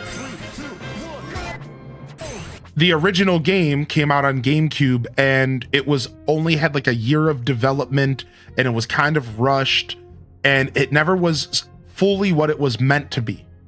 So the developer way back then just did everything he could to create a game that was fun.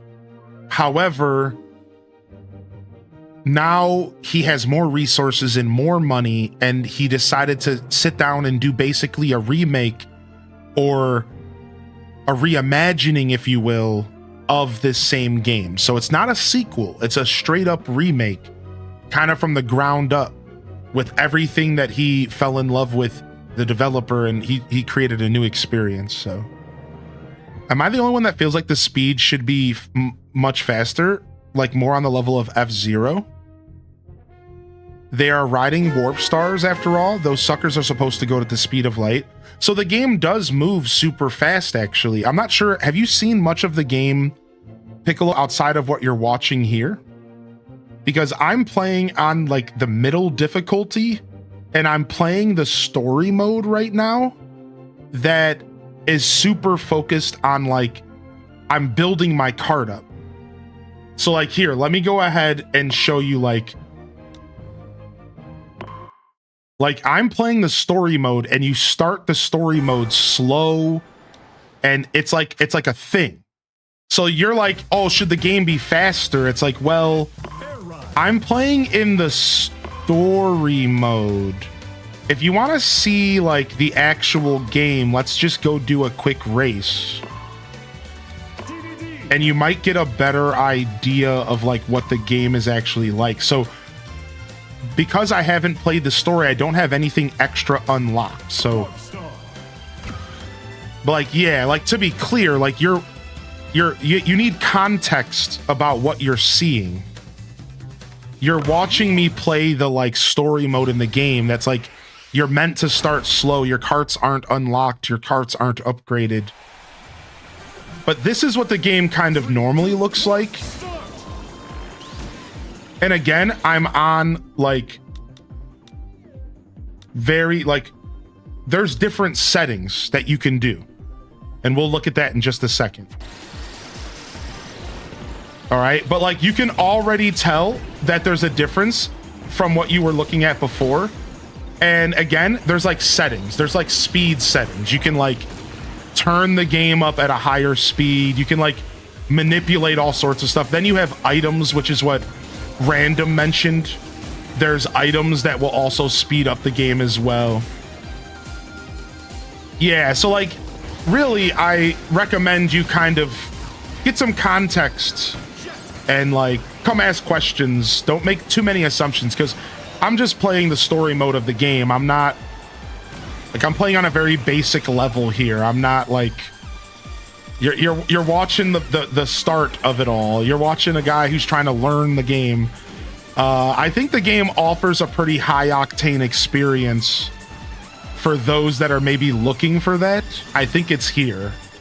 Now, keep in mind, I'm also using a heavy character, and that matters, just like you would imagine. So I'm using a heavy character with a basic level cart.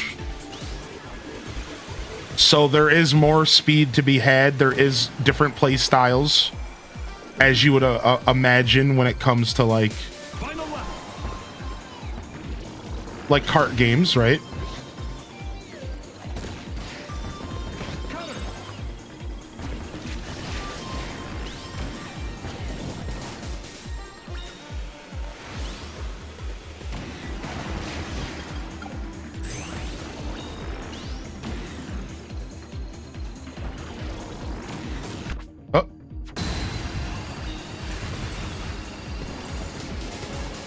So I do find it funny because there actually is some F-Zero vibes.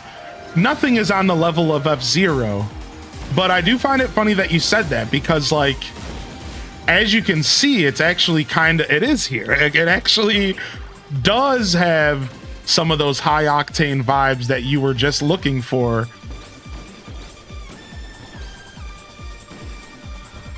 But I was looking to play the story because that's how you unlock parts and that's how you unlock content. And I did choose the middle difficulty, which I assume is like a bit of a slower experience.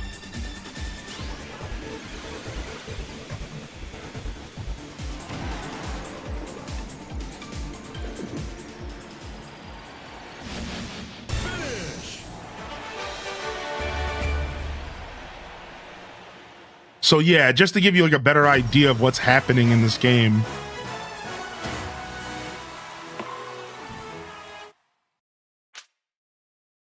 Okay, stored replay data, thanks.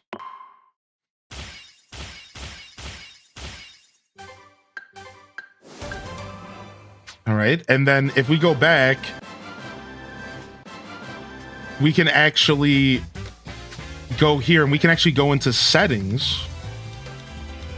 Rules, and we can actually slow the game down if you're somebody who doesn't like how fast it is, or you can play at normal game tempo. And then you have the actual format for racers. 6 seems to be the highest, laps versus time. So there's actually a bunch of really cool options here. So you can actually make the game slower for those that are curious about, you know, is the game too fast-paced? You can also make it to where damage can retire you, just like F-Zero, and make it to where like the amount of damage you take while racing matters. This is something I think I want to start using more often. because I think the damage should matter. Right? So there's a bit more going on than what you were seeing originally.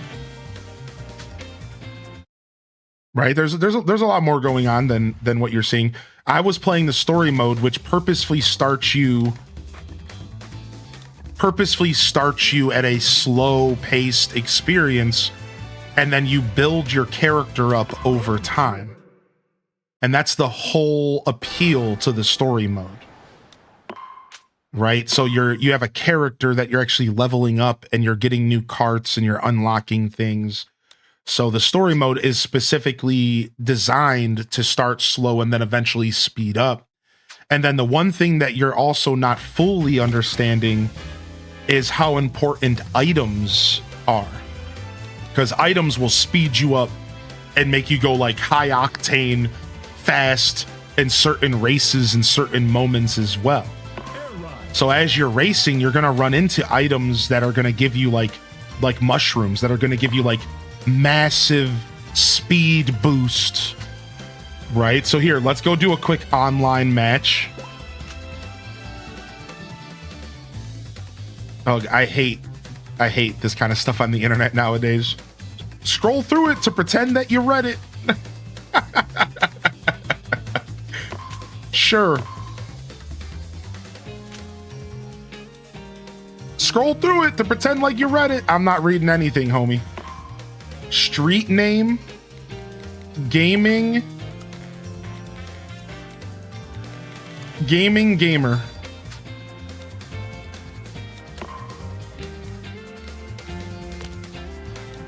Gaming gamer. All right, save.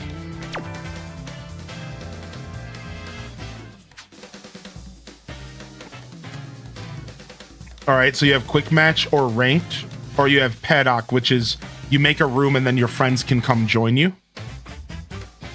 Right? And we can play city trial, top ride, online match. So this is again like a big room where your friends can join. And then you have the choice between air ride, top ride, or city trial. So there's multiple game modes you can play.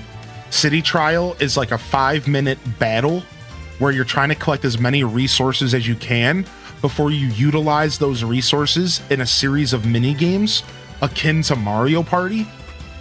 Air ride or top ride is like an old school racer with a top-down camera. And then air ride is what you just witnessed, right? So let's go to quick match.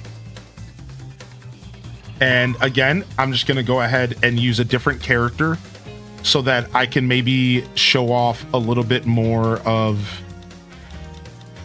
the diversity in the game. So let's just play as Meta Knight. And again, I've only unlocked one extra cart. So doesn't this thing not boost? Yeah. I've only unlocked one extra cart. So for right now, we'll just use the Warp Star.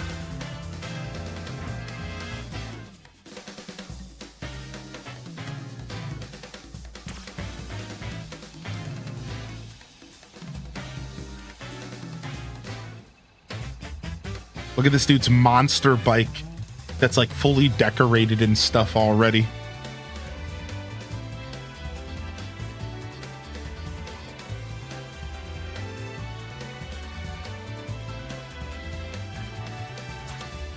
The actual game is City Trial. Yeah, that's real funny. See, for me, the racing is actually the thing I'm trying to focus on.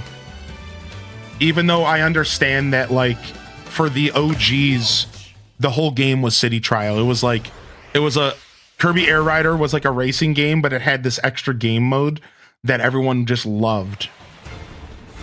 But like, I actually think the racing is going to be a big appeal to this game for me. For me personally, I think the racing is going to be a big appeal.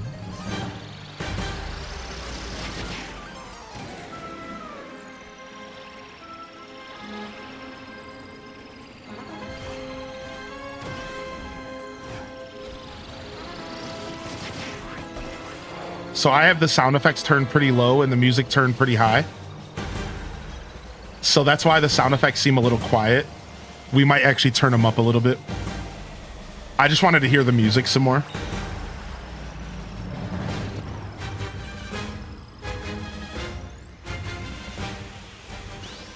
I know what this big planet face thing is.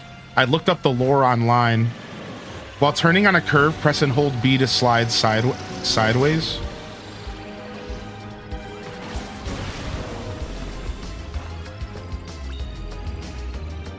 Oh yeah, I gotta actually use my abilities to turn and stuff, yeah?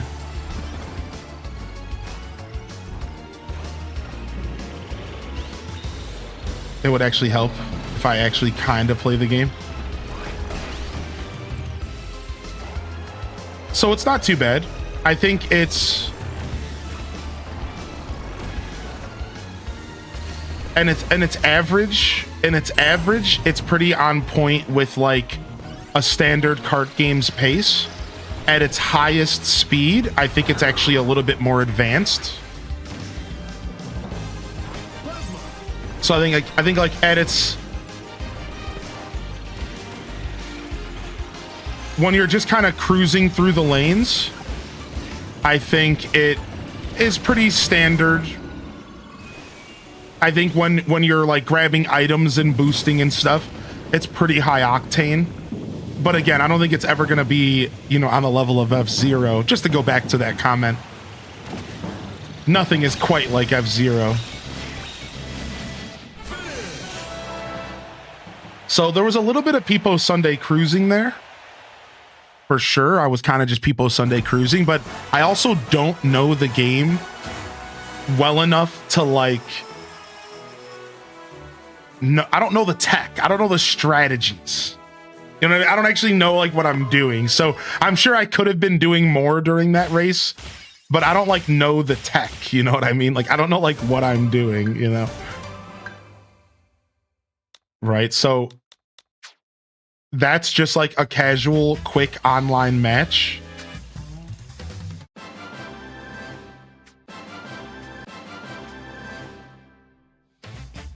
And then we'll go do a round of City Trial. City Trial is where the game gets like a little bit weird. Oh, wow, you can do team. That's cool. So like, City Trial is this like mini game where you can play with up to 16 people or bots. You can also play by yourself with bots, which is a really important thing to note.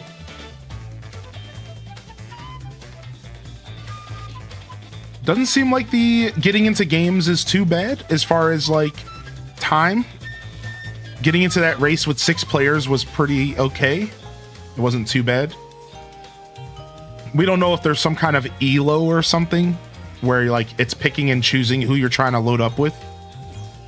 But you see, if we don't fill up this room in 30 seconds, it is going to fill it up with bots.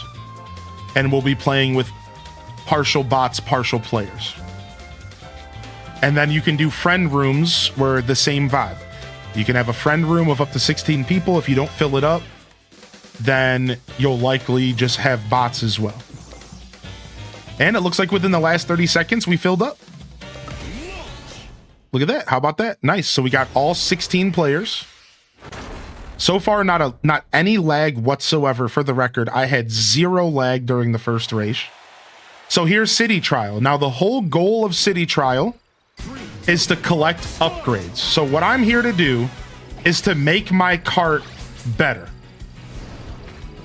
I want to grab as many items as I can, and I'm trying to make my cart as efficient as possible.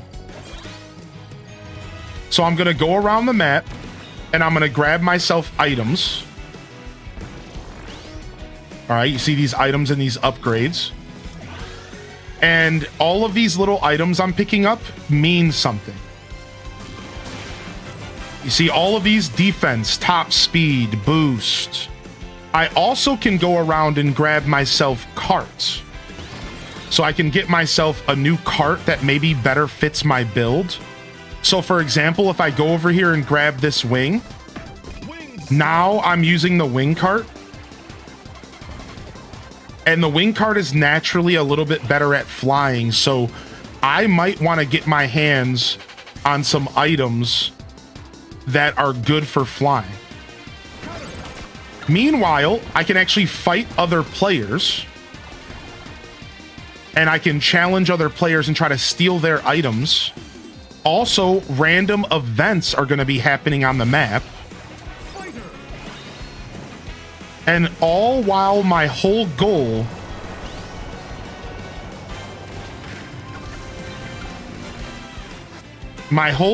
is to build up my cart here. So I'm going to just run around. I'm going to try to grab myself stuff. And it does feel way less chaotic than it did before. So I think someone's behind me. Somebody was, yeah.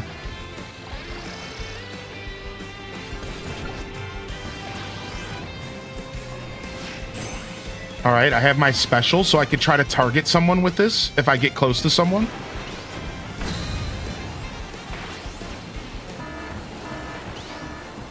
All right, some kind of event's happening. How do I switch carts? Don't you just go up to a cart? Do you have to lock on or something? Got it. So now I got myself a bike instead. That might better fit what I'm trying to do. And again, the whole thing, it's like PvEVP. It's like player versus player while also player versus environment. And your whole thing is you're just trying to get these upgrades, and you have 5 minutes to just grab as many of these upgrades as you can.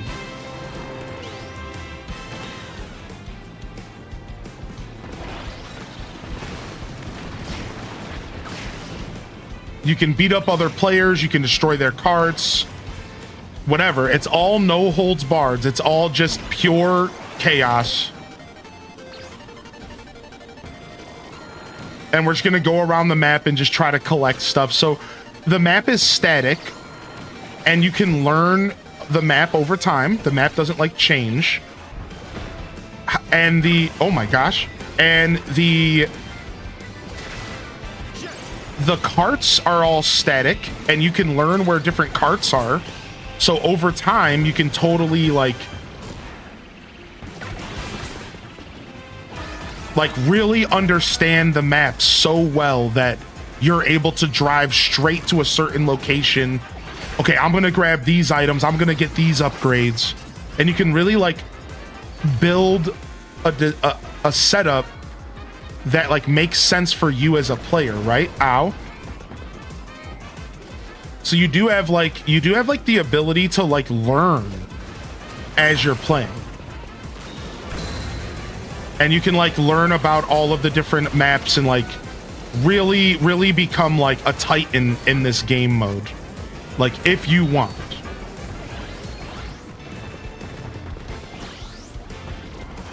Right? So my point is that there is a skill gap here. There is like a certain amount of skill that is useful to have, and there will be a skill gap between players who spend all day playing this and players who spend, you know, just like a casual 15 minutes playing here and there. There is going to be a natural skill gap over time. People, just like most, you know, a lot of gaming, people are going to take it super serious. 4, 3, now, here's the fun part. 1. Everything we just did, now we built up a character, and we have to choose a mini game based off of what we built. So I built a character that has high turn, pretty high boost, pretty high top speed, pretty good defense, and the game's going to recommend that I either go to the Dust Up Derby and defeat enemies, or I go to the drag race because of my stats. So you spend 5 minutes building up a cart, and then you use that cart you built, you use the stats you built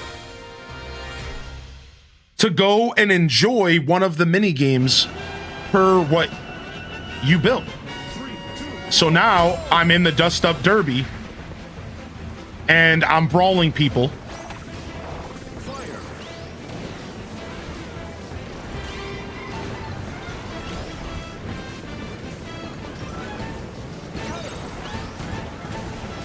And the fun part about this is that all of the players all of the players who are participating, you get to choose what minigame you want. So out of 16 players, sometimes nobody will choose the minigame that you're in.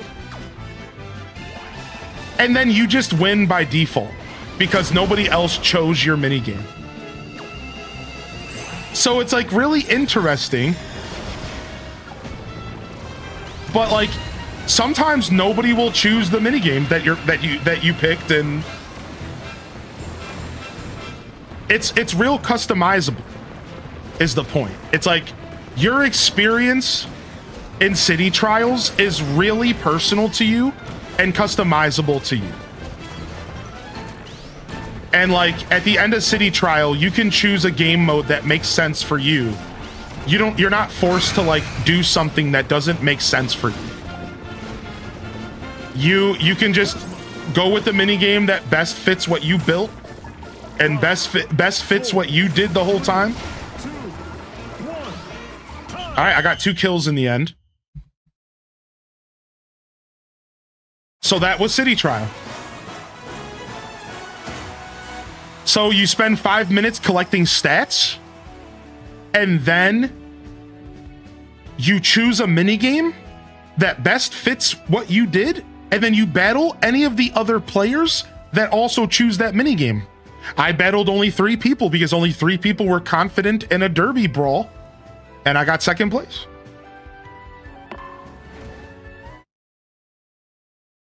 And that's city trial. So these are the different game modes that you can participate in. And there is a bit of a different cadence. There is a bit of a different cadence. You know, every mini game is going to have a different cadence, a different speed, a different way to enjoy the game. And then on top of everything you just saw, there is a single player version of the game that's actually a story called The Road Trip. So you have Air Ride, which is racing. You have Top Ride, which is a different kind of racing. And then you have City Trial. All of them can be played online. All of them can be played by yourself with bots. Or they can be played online or with friends, couch co-op, which is pretty rad. So you have a lot of different ways to enjoy the game. Let's go do an online Top Ride, shall we? Top Ride seems really fun. I'll use the Formula Star. And you can just kind of do whatever you want.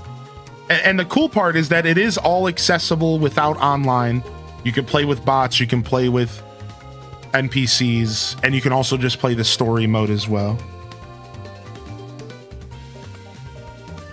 Oh, thank you, Henhouse, and thank you, Piccolo. Yeah, no problem, man. Yeah, no problem, dude. I like doing showcases, man. I don't mind at all. And I'm glad that you said something, Piccolo, earlier. I know that you weren't criticizing or anything, man. You're good. You're good. You're good. I was just being frank. You know, I was just like, you know, withhold any, you know, let's show you the game. And I figured I'd show you and anybody else. And yeah, like I think when you first tuned in and I was showing the single player mode off, which doesn't quite highlight what this game is really trying to accomplish. Right, and that's the thing. It doesn't really highlight what this game was trying to accomplish. The single player stuff is kind of for the casuals like me, you know. I hope you clip this and put it on YouTube for more people to learn. I probably should. I really should, right? I really should. What's up, Triple P, Lily, and Spartan, and Spacey Invader? So it seems like not many people are playing Top Ride. It seems like not many people are playing Top Ride. Now, Random 18 did say that this was everyone's least favorite game mode. I really like Top Ride, and I hope that y'all are down to play Top Ride with me in the future. But I'd like to show off some Top Ride here on stream real quick. It's a little sad to load up a new game and to see this, but it makes sense because there's so much going on in this game. I guess people are just not about this game mode. That's right, Rock Socks.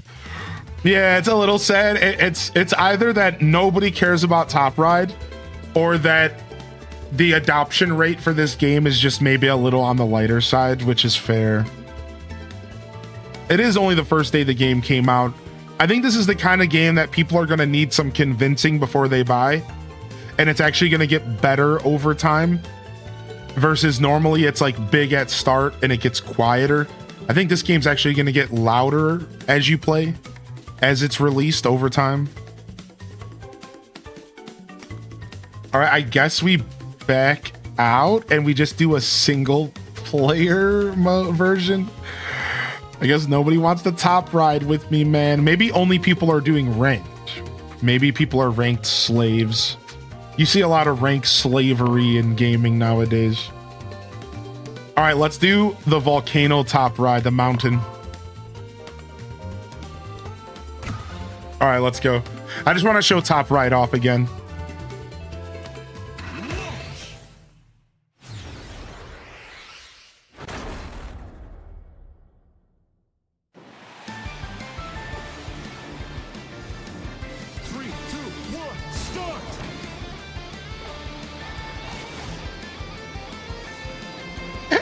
I think this mode's cool, dude. This reminds me of a Mario Party minigame.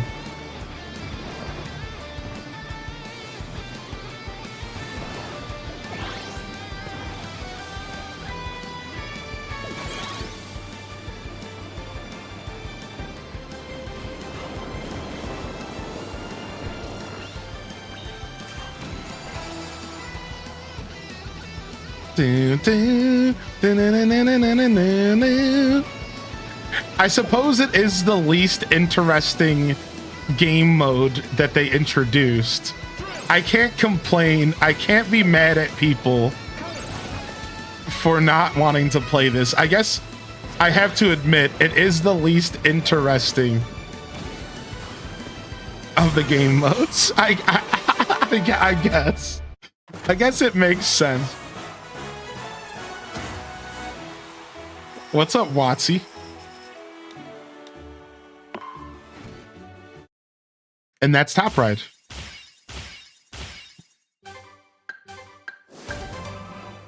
What? Did I just unlock Rick? Dude, I just unlocked Rick. Why weren't you turning, bro? I mean, I kind of was. The turning is like weirder than you think for that game mode. So like I was, but it's like I wasn't using my drifts. So I guess I forgot about drifting. Here, let me do one more level and try again. Oh, this vehicle has terrible turning. I didn't even notice that. Here, let's use the warp star. Let's see. I don't even know if you can drift in this game mode. Maybe drifting would help.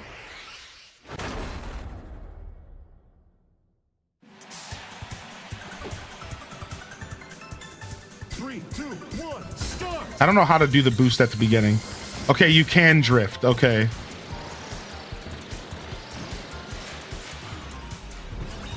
Ah. It's weird. It's weird to control the racing. Yeah, like it's weird. It's weird. It's weirder than it looks because of the control scheme. But there is two different control schemes that you can use.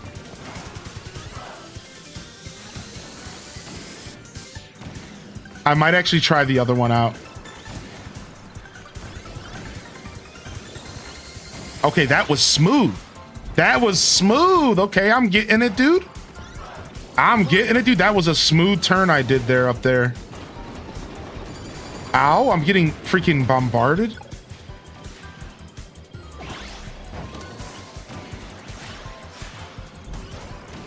Yeah, we're getting it. We're getting it, baby. We're getting it, baby. Yeah, I also love how colorful this game is.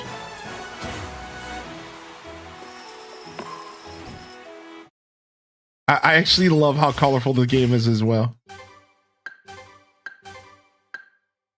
All right, sick. Do you want to try? All right, we can try online. Let's just see if it's only you and I looking for a match. Let's just see what happens if we both do it at the same time. Maybe it truly is just you and I. Let's see what happens. Yeah, welcome in here. Big mistake, by the way. Wait, 2 other players showed up. Wait a second. What? Wait, we're in. We got 2 other people and then we got you. We're in, dude. 3, 2, 1, start! I don't know how the boost works. I really need to be better about that.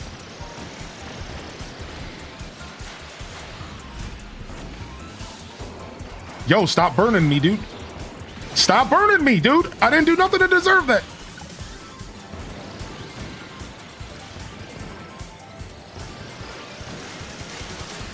Oh, sick.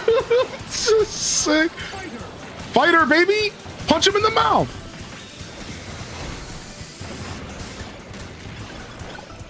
Dang it, I messed up. No, did you see that fail, dude? Dude, that was a massive fail there, dude. I tried to be super fancy with the turn and I completely botched it.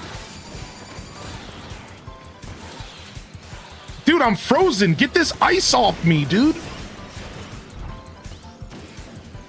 Oh, he threw a weight at me. Stop. At least I didn't get dead last. That's all that I care about. At least I didn't get dead last. That dude was trying to brawl me, though. The Meta Knight was trying to fight me, dude. That was fun. I wonder if you can keep a lobby going or not. I imagine maybe not. Maybe it is just always random. It is always random. All right, let's try. Let's do it again. It'd be cool if you could keep a lobby going. It definitely looked more chaotic. Oh, yo, it's the same people, dude. Oh, thank you, Pastel. It's the same crew. We're all just going back to back because we're the only people that want to play this. 3, 2, 1, start!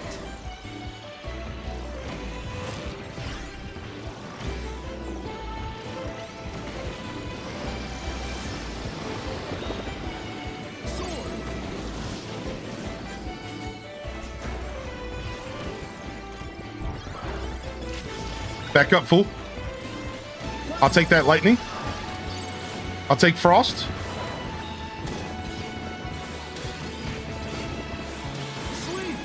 Sleep? No. No, wake up.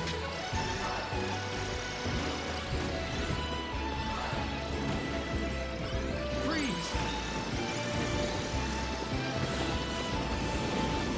No, the tornado. Get the tornado out of my face.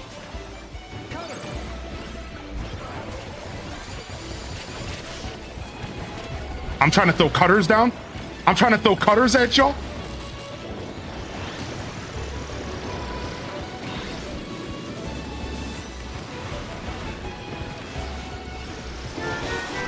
Dude, that was intense, dude. That was sick. We were all close at the end. We were all very close. Dude, nice. Yo, what's up, Kennedy? Thank you for 15, man.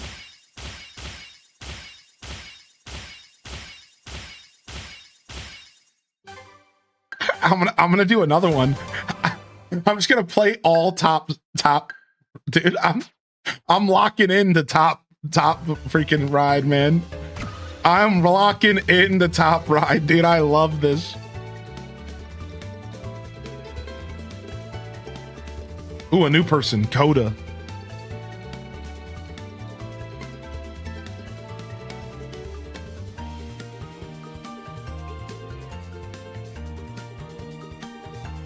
You know, those other 2 dudes might have been playing 2-player. So they might have only come as a package. Let's see what happens here.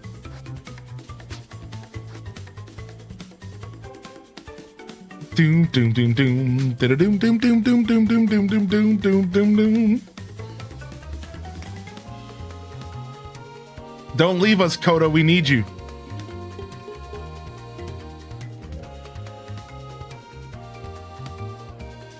I told you Top Ride is slept on, dude. I think Top Ride is so sick, dude. We'll get some community Top Ride going in the future, though. It'll be a blast.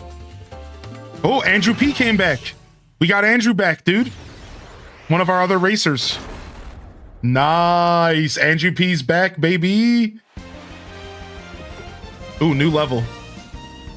3, 2, 1, start!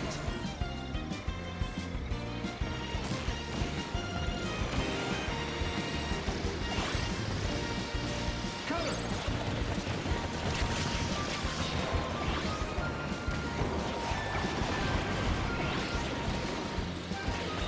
Man, Andrew P knows what he's doing. He's good at taking turns. He's good at taking turns, man. Andrew P knows what he's doing.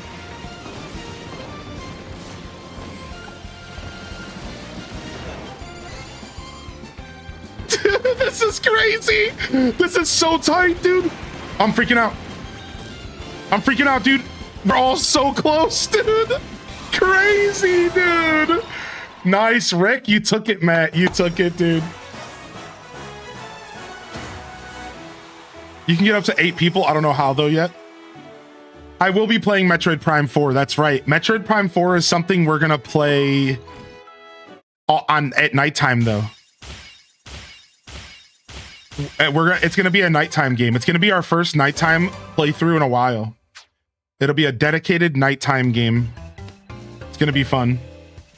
I don't know. I'm gonna take a break from Top Ride for now. I'm unlocking so many goodies. All right. I'll take a break from Top Ride for now. Man, that was fun though, dude. That was fun, man. Apparently, the current event is City Trial, though. And you can get rewards with City Trials. So that's what probably everyone's playing that. All right, I'm gonna do some more Road Trip and chill a little bit. Road trip.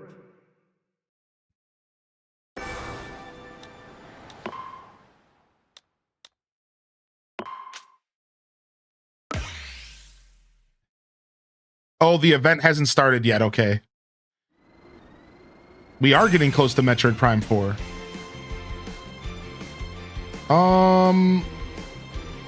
I'm down for Kirby Melee.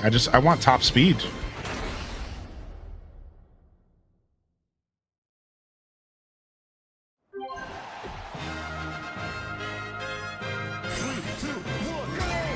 Defeating enemies in this game is weird.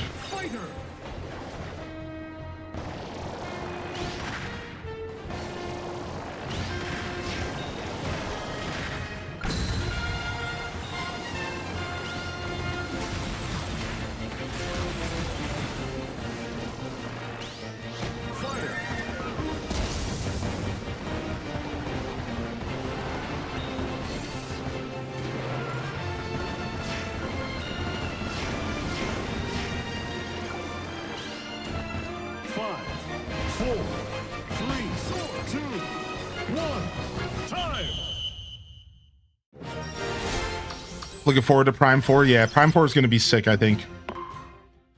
Even if the reviews came out and there's a couple things people don't like about it, I think there is a chance that it's a very different Prime game than some of us are used to, but I think no matter what, it's going to be a blast, so.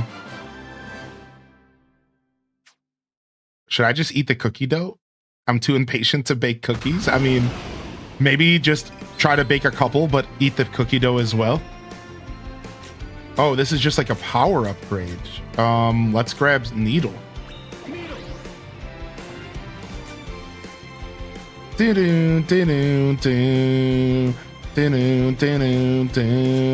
Destroy boxes.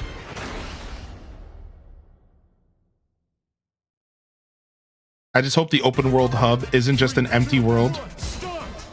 Yeah, I don't know. That's always a weird subject, right? Because like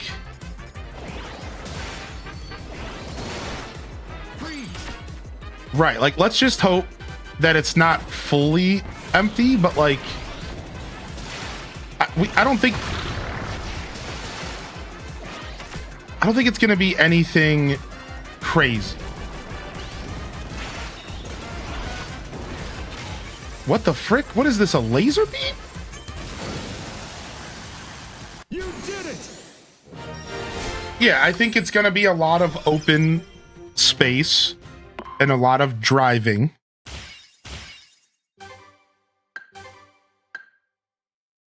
It's weird. It's a tough, man. Open world stuff is the hardest to have a conversation around. Because, like,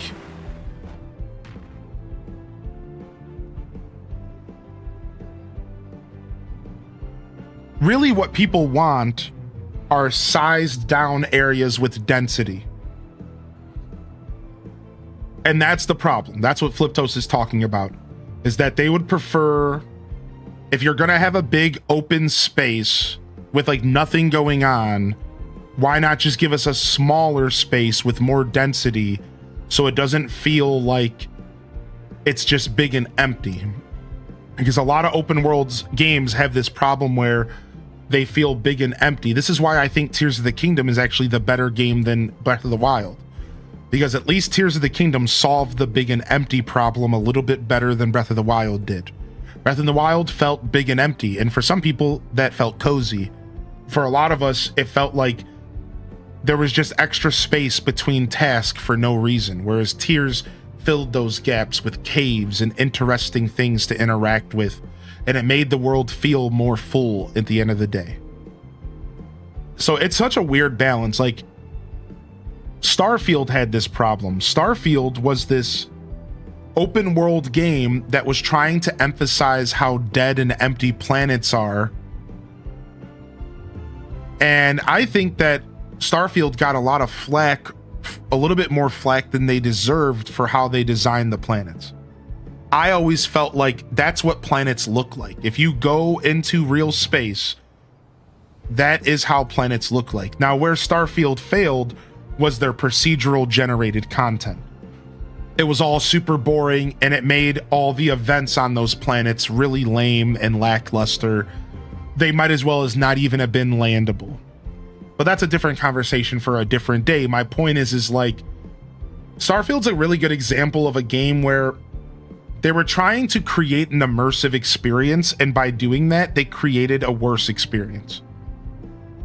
Oh, there's bajillions of planets and most of them are empty. Yeah. That's space. And then people point at No Man's Sky and they go, well, look at No Man's Sky has a bajillion planets and they're not all empty.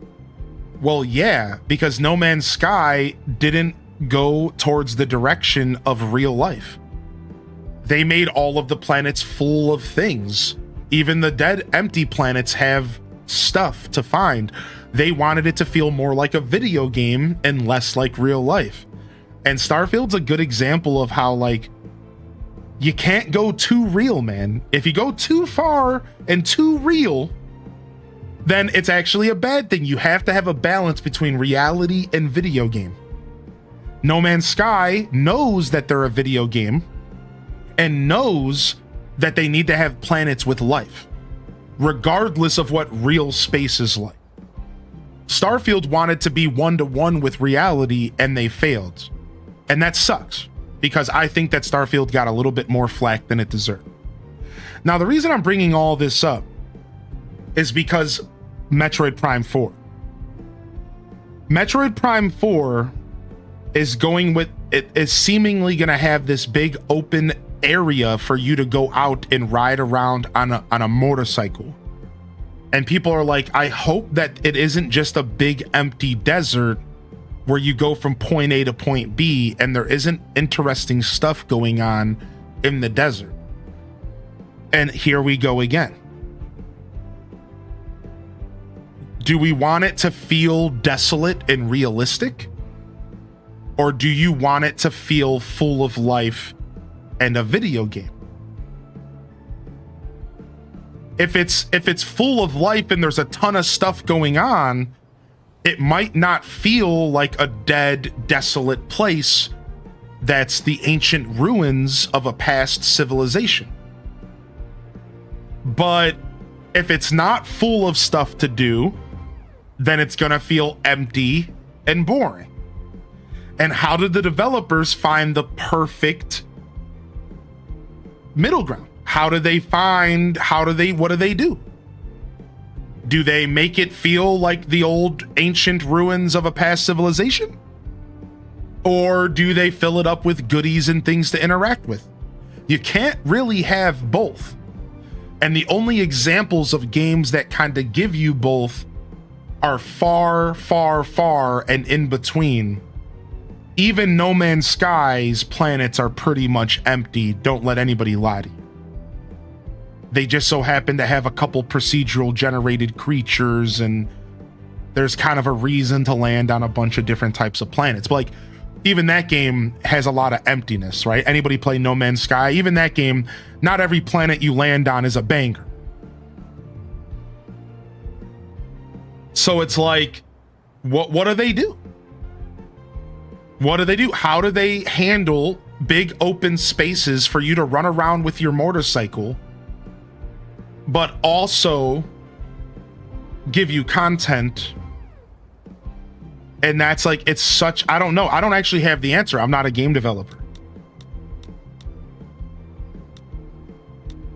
Right? What do you do?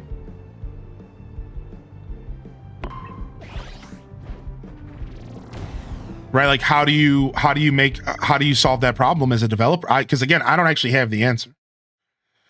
Right? Like, what do you actually want your open world games to be modeled after? What do you expect? Do you just want them to put like a bunch of Koroks so that you can click a button every 2 minutes? Yeah, you found me.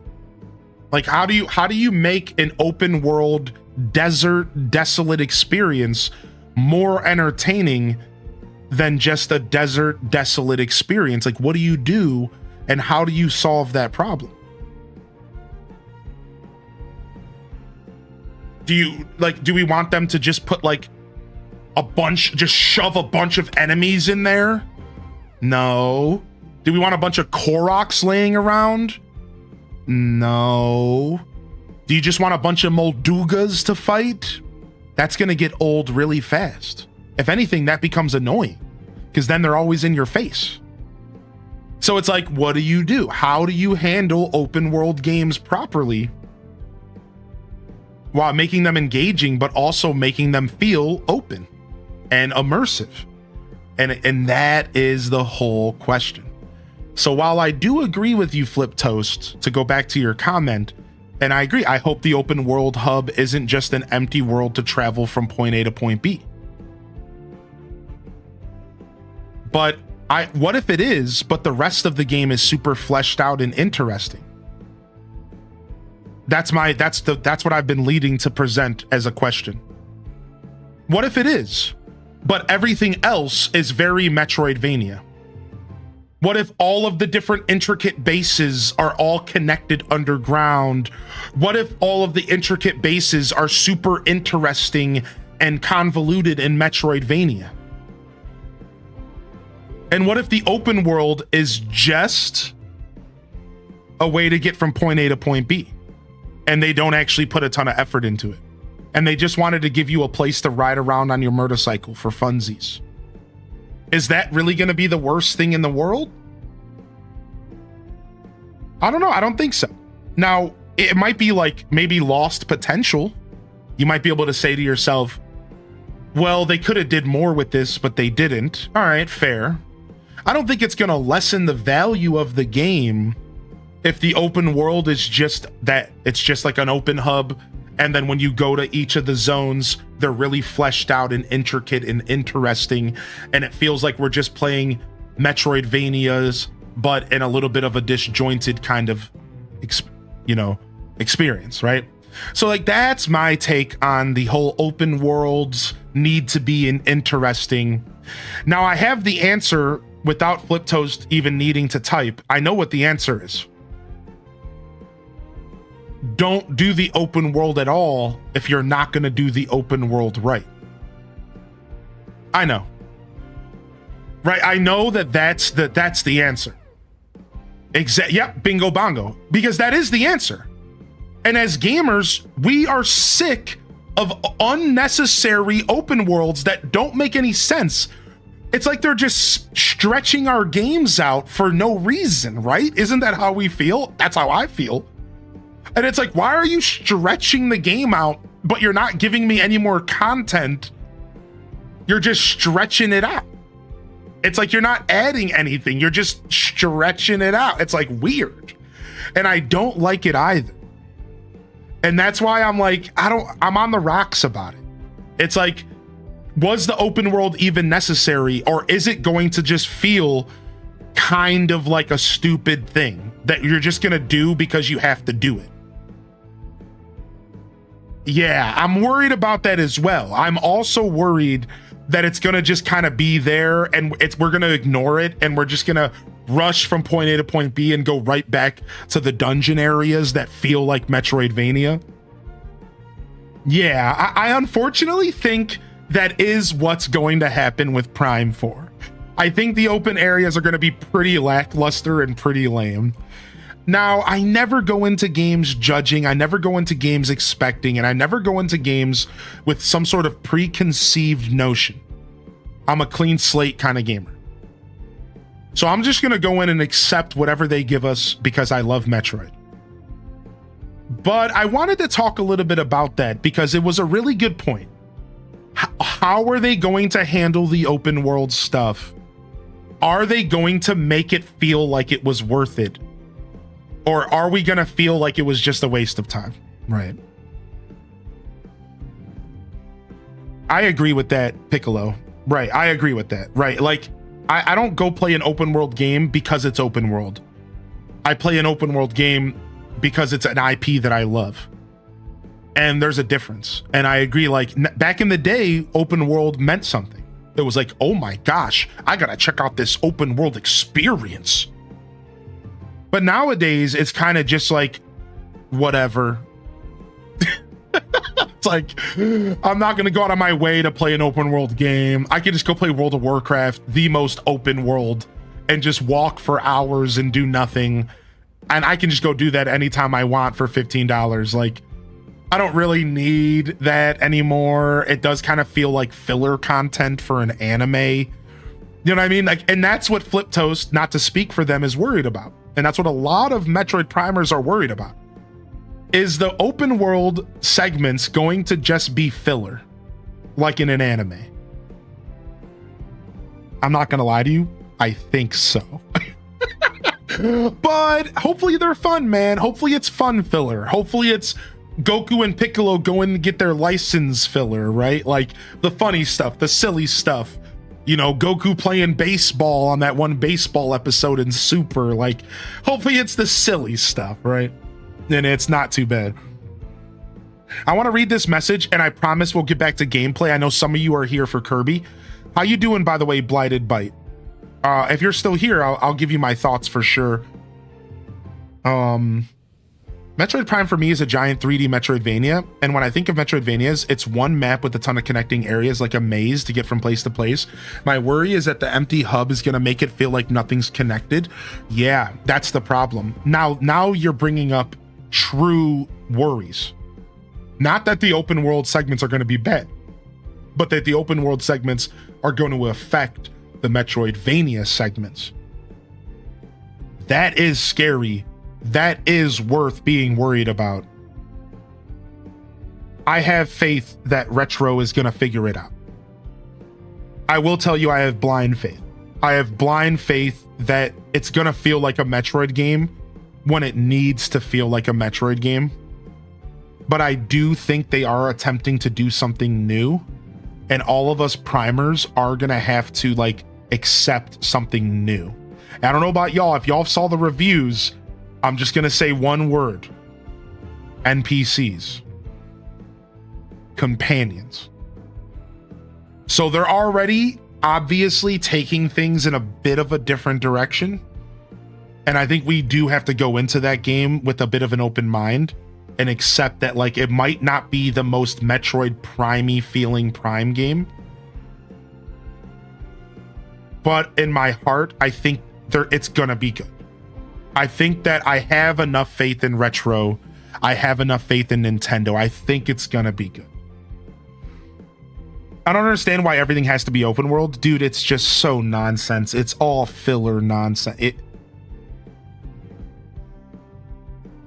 I don't have the answer to that, but I don't get it either. You know, I'm gonna pull up Paint as a joke. I promise we'll get to the game. But I saw this old meme back in the day, and this meme describes how I feel perfectly. You ready? So you have two different boxes here, and one is an open world game and one's a regular game. So in this box over here, you have a dude, right? And he is gonna go from here to here, and he's gonna travel and he's gonna do some quests and stuff, and he's gonna get himself a juicy treasure chest.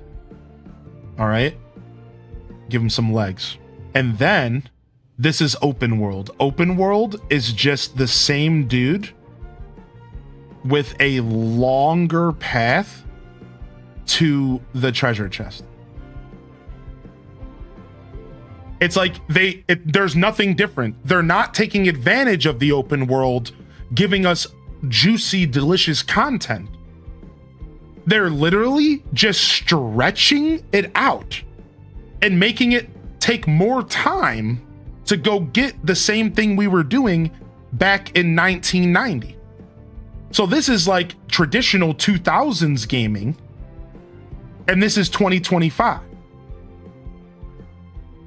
It's like there's no difference in the actual fundamental gameplay. They just stretch it out and it takes us longer to do the same things that we were doing. It's really weird. It really is so confusing why this is the current model for gaming. It's really, really weird. They're not, and the problem is that they're not taking advantage of the open world. A lot of the times it feels like filler, and that's the problem. Some games you want an immersive big space. World of Warcraft, Minecraft. These are games that benefit from just having big open spaces. But not every video game needs to be that way. Not every video game needs to have those big open spaces, right? And that's again why I argue that Tears of the Kingdom is a bit of a better experience. Because in Tears, the difference would be you run into something in the middle. So you start here, and instead of going to the treasure chest, you're going and then you stop and you run into a cave, and then you're going and then you run into a Gleeok fight. Then you get to the chest. Whereas, like, not to talk down on Breath of the Wild, but Breath of the Wild was literally more of just a straight line stretched out. You didn't really like stop to engage with anything on the way to your task unless it was like a Korok. And the first couple times you get a Korok feel cool, but after a while it's like, okay, how many more Koroks do I need to collect before this becomes repetitive and boring? And that's why I think like the Tears model is a good example of like going in the right direction. More stuff in between the path. More stuff to do on your way towards that chest. 100% untrue for me. Yeah, it's hard. It's hard to use Breath of the Wild and Tears of the Kingdom as an example. It's hard to even talk about this because every open world game has squirrel brain potential. So it's tough. It's really tough for them. And how do you manage that? How do you make an immersive experience, but that has weight? The world has weight. And there are rewards for exploring. There are rewards for traversing the world. It's really hard. It's really hard for them to balance. I think Minecraft is probably one of the best open world games ever made. The best sandbox games ever made. It's hard to say what makes Minecraft so good, but I've always felt pretty confident in Minecraft's open world abilities, and they've only gotten better over time.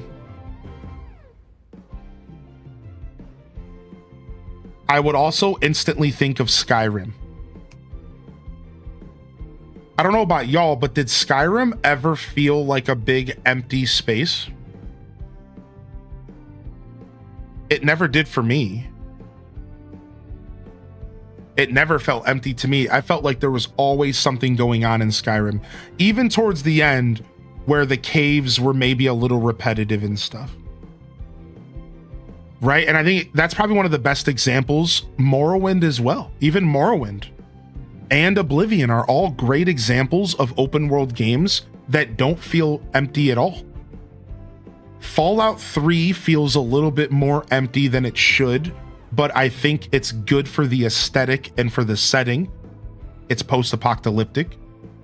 New Vegas fixes that a little bit and makes it a little bit better, but sacrifices the vibes. So I think 3 is a better game. I do think that Breath of the Wild is a good example of an open world game, a good open world game. But I think Tears is better. I think Breath of the Wild is a good example of an open world, a solid open world experience. And it's just a little too open maybe, and a little too empty. But I think it still borders as a good example. I think it does. I think it's fair to Zelda. Red Dead Redemption, see, I didn't play that, but Rockstar makes sense. Yeah, I mean, Grand Theft Auto 4.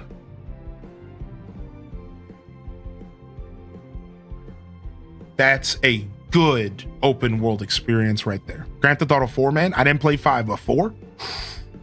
That's a good open world game right there. There's a lot going on, the setting. Now you'll notice something about everything we're saying though. It helps when the setting is like a city. We just said that about ZA.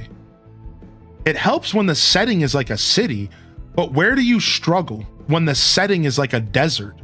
This is why Red Dead Redemption 1 and 2 is so good, because even when they did the desert setting, it still felt good.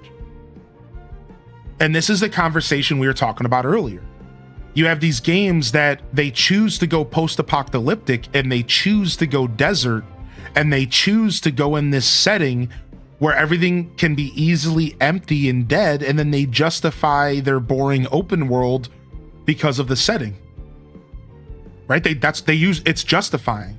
Oh, well, it's space. It's supposed to be boring. Oh, no, dude, it's a video game. It's never supposed to be boring. I don't care if the deserts are really empty. Figure it out. Make it fun.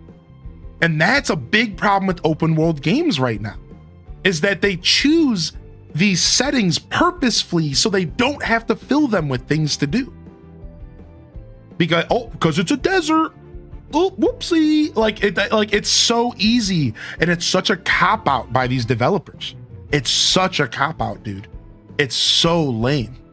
And that's why when you see those really juicy open world games, you step back and you say, wow, like this is a really fun experience. It's like, well, because they cared. They didn't just choose a setting that was the easiest on development. You know what I mean? I agree with that, Diana. Sonic was technically open world. It's a bit of a different, it's open zone. And I was going to bring up a different open zone game with Legends Arceus. Right, Legends Arceus is an open zone game, but could still be brought into the conversation. Right, it's similar. It's similar enough. Right. No Man's Sky is probably one of the best examples for an open world game. Yeah, that's what I've heard. I've played enough No Man's Sky that I can agree with you, but from the experts who play No Man's like religiously, I've heard nothing but amazing things from them about how No Man's is like one of the most iconic examples of like an open world experience. So yeah, I think games that do well for open world for the most part are games that the objective is to be a true role-playing game. Red Dead is 100% a cowboy simulator and a life game. Sure, it has story, but a lot of it's about being a cowboy. Does that make sense? GTA has story, but it's about living a certain life, and the goal isn't the goal of Metroid or etc. I agree with that. Yeah, well said. That probably is the best way to describe the difference between solid open worlds and not. Right, like it's when the immersion is necessary, when the immersion isn't necessary. It's like the immersion for the cowboy life was necessary, so going open world makes sense, but not every game needs that. Not every game needs to lean into that to feel big. And that's what developers, I think, are starting to learn. I think developers are starting to learn that you can just put out a game that feels more dense and smaller, and it is going to feel better than just pushing openness for no reason at all. Like, I think that's one of the reasons why Elden Ring gets complimented so much, because Elden Ring isn't that big of a game width-wise. It's vertical. It's vertical. And apparently because they went with verticality, the game feels way more dense than it does open and empty. I've heard this from Elden Ring fans, where Elden Ring doesn't feel empty because instead of just stretching things out width-wise, they went vertical. And that verticality created a more dense feeling experience. And I think that's one example of how you can make open world games feel better, but still make them large, is density and verticality. And like Tears of the Kingdom attempted to do this. We had the sky, we had the depths, we had verticality. And then it only fell short because the depths felt extra empty. I think the depths were simultaneously one of the best things that happened to those games, but also the worst. Because while they made the game feel 3 times bigger than it ever could have felt, it also made the game feel more empty than it ever needed to feel. Whereas if the depths were maybe smaller but more dense, the game would have felt better overall and less like you're just sludge, kind of digging your way through the darkness into nothing, Right? So it's interesting, but I think a lot of the criticism for the depths could have been skipped by just making it a little smaller. I like the depths.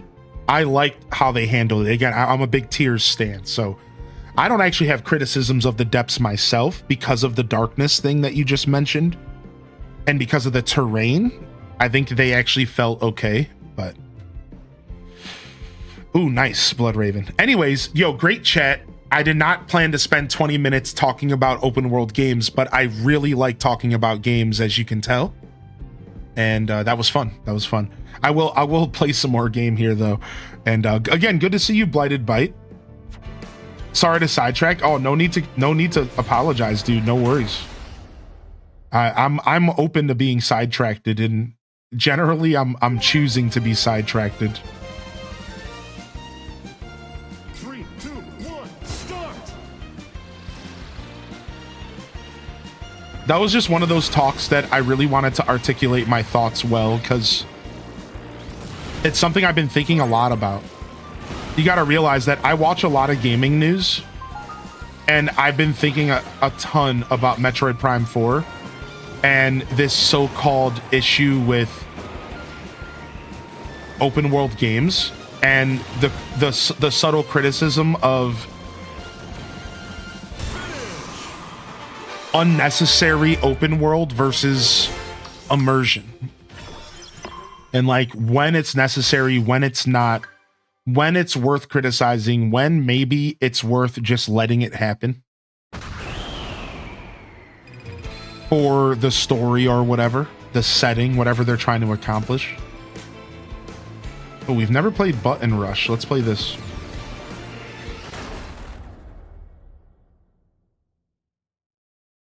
Glip? Is that a reference to something, M? Ride over buttons to control the area. Interesting. This is kind of a neat little minigame. What the heck? This is sick. I actually love this.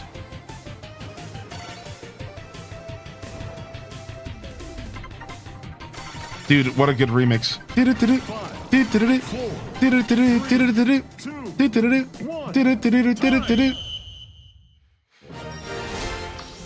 I haven't played Baldur's Gate 3. No. Baldur's Gate 3 is one of those games that I haven't played, Robin Ribbon, because I know that when I do play it, it's going to consume my whole soul. And I'm not ready to give my soul to the Baldur's Gate lords yet. So I've just been kind of like biding my time.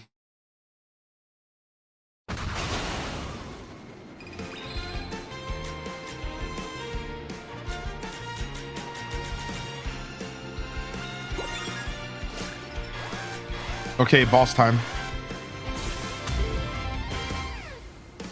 Yeah, fun chat. Fun chat, dude. I've been thinking a lot about open world games in Metroid Prime 4 and the public reception so far.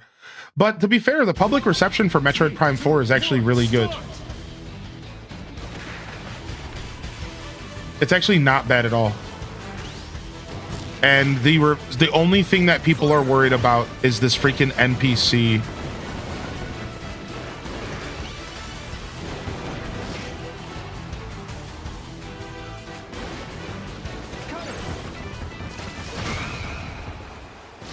Excellent. But anybody else who I saw play the game are all pretty happy with it. So I think we're in for quite a treat, Metroid Prime fans. I think we're in for quite a treat. Yeah, if I had to review this game lightly off of the little bit of gameplay that I'm currently playing, is this game is very niche, and this game's not going to be worth the $70 for everybody. In fact, I would think it's safe to say that most people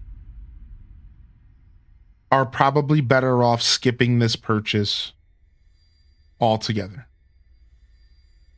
And that's not that the game is bad. Zora, a living machine. Possessing its own will, but unable to move on its own. It's that Long ago, it's expensive. It drifted through the universe. Until falling upon a remote region of the planet Popstar.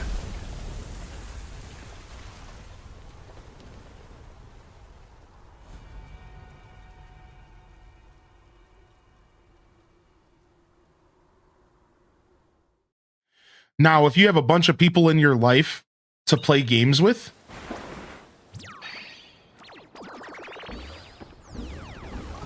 then this game would probably be really good for couch co-op shenanigans. I also think that if you are somebody who likes new experiences, who has the gaming budget, if you have the gaming budget, I think that this game is worth it. It's really well put together.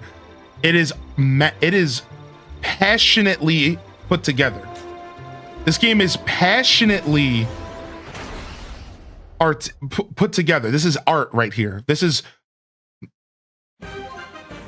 Sakurai we're talking about. You can feel the passion in this game, and it's amazing.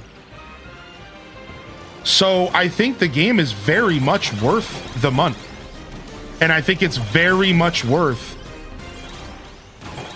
the $70.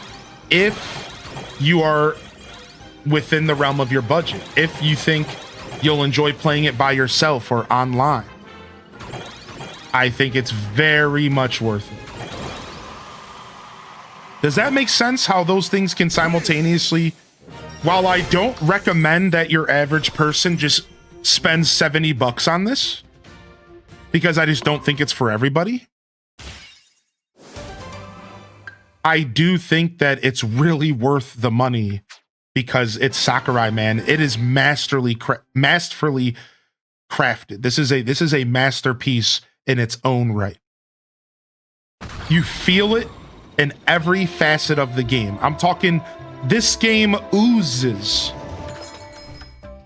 quality mastery of game development. And if you are a supporter of that vibe, this game is probably worth picking up. And that's my take on it. That's what I think, you know, as far as like what's going on. Now, I did see another question here. And that was, if you could pick this or Hyrule Warriors, which one would you recommend? So if the question is, if I personally had to choose,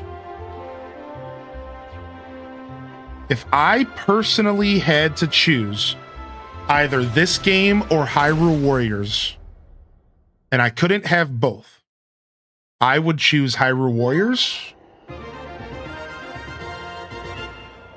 3, 2, 1, start. Hyrule Warriors has a lot of content, dude. Like a ton, dude. I'm a wheel. What the heck? Oh, because I got that power. So I'm gonna be honest. I'm still playing Hyrule Warriors a little bit in my free time. And I'm having a blast, dude. I'm having a blast, dude. And there's a lot of content. So I'd probably choose, if I could only choose one, I'd probably pick Warriors. I think Warriors has more staying power for me as a gamer. I think this game's like a little novelty and I might get bored of playing it. I might. And that's my take on it. I'm glad you stopped by and asked, and I'm glad you stuck around during my random rant. And that goes to anybody out there. Thank you to everyone who's hanging out and watching me play this game. I appreciate you. I appreciate y'all sticking around through the game rant and everything. I'm just having a good time hanging out and playing for a couple hours. But I know people are here to see the game. 3, 2, 1, go! So thanks for your patience.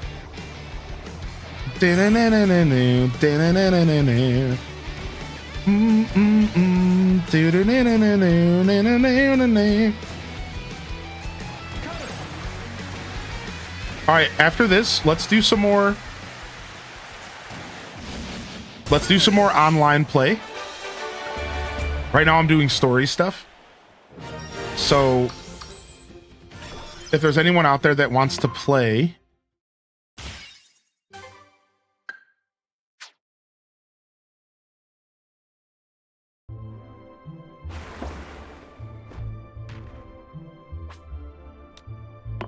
save. Yeah, if there's anybody out there that wants to play, let's go ahead and do a couple more rounds of multiplayer. Oops. Exit. I think it's only random 18, and he might be busy. So I'll just do random online matches.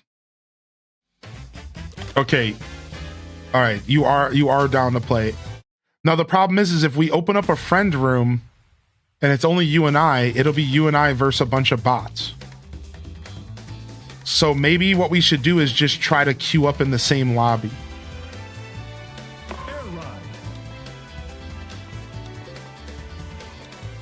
Unless you can open up a friend room to, which I don't think you can. Let me check.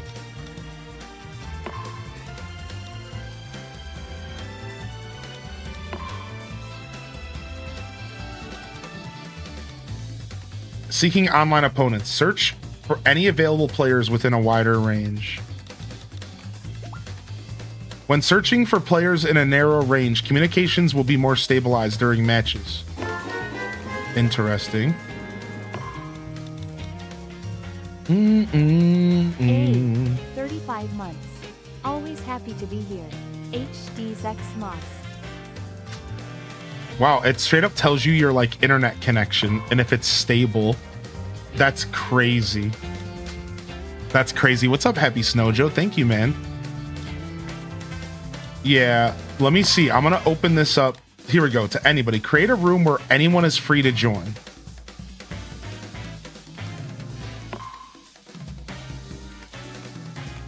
Max number. Why would I want to limit how many people can join? Let's just have 32. I guess because then not everyone will be able to join the races. Whatever, let's just give this a try.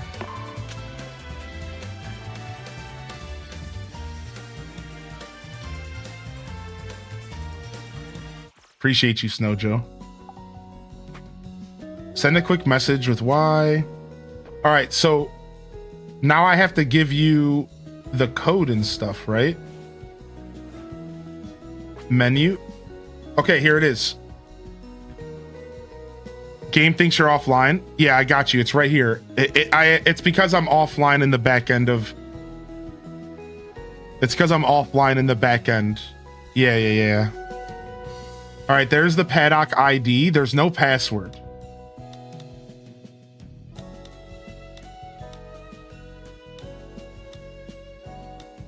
Oh, I can also just send you a personal invite. Oh, there you are. You're already here. Matt, first gen gamer. Gaming gamer. Highly in descent. All right, and then we could choose our rider. I have a couple characters unlocked. And did I figure out a cart for DDD that I liked? He has low boost, but he has... I wanted something with a lot of turn. I remember I wanted stuff with like a lot of turn for DDD. I wanted control. This is bad for boost, but good for grip. I want grip and turn for DDD. Here we go. I think we're going with the bike. Wheelie bike. Wheelie bike. Let's go, baby. All right. Nice. All right, so now random people can join this lobby, I think, but maybe not. Maybe okay, so it's not online. It's not going to be random strangers online. They need the code. So if I create a match, can we invite strangers? Let's see. Trial. We can adjust the settings, slow, normal, blah blah blah. We can adjust the CPU level to 9 and just make them destroy us. That's crazy. All right. And then if I click this, let's see what happens. All right. Can we invite strangers? We cannot. All right. So yeah. So what we're going to want to do is we're going to want to leave and just try to join each other's lobbies. All right. Let's do that. Let's just try to join each other's lobbies, so that we can play with other people online. Yeah. Let's do some air ride online. I think we'll be able to connect with each other if we click it at the same time. I think so. Let's try a couple attempts, and if it doesn't work, then maybe just you and I play solo against NPCs, because that could be fun. All right, air ride. We want to do quick match. Let me just all right, online etiquette, quick match. All right, and then once you get to this screen, try to sync up pressing ready with the stream, all right? Try to sync up pressing the ready button with the stream, all right? I'll count it down. I'll count it down in chat. Wait for a number 1 in chat and then press the plus button, all right? All right, here we go. 3, 2, 1.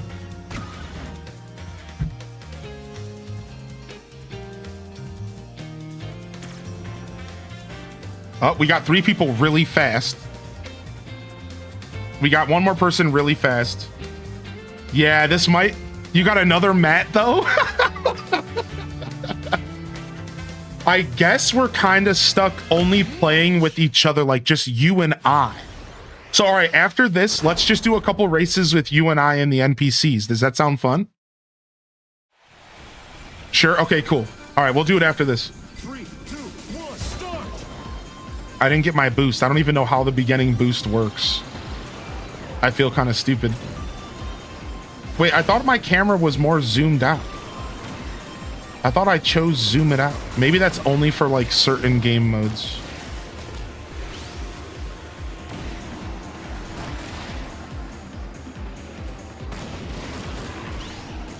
Oh, I messed up big time. I was doing so well.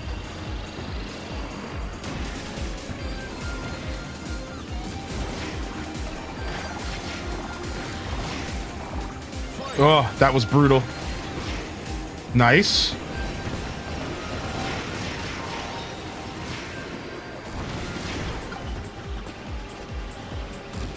Back up full. Back up full. I went tiny. I don't like this. What is this path I took?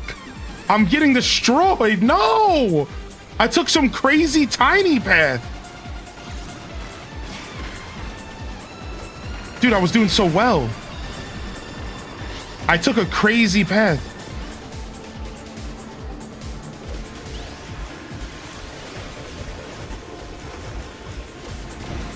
Speed boost? Special! Go! Give him a taste of the hammer, dude! Give him a taste of the hammer, baby.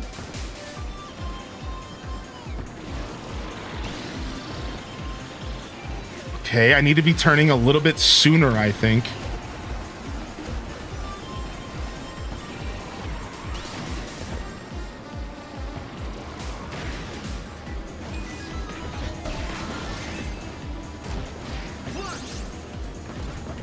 What is this? Frost?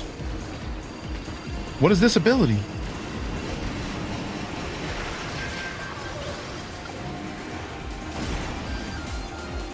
Oh, get me out of this dirt. Dang it. No, I went to tiny path again. No, dude. I don't like this at all. Okay, this time I didn't suck at it though, and it was actually kind of not bad.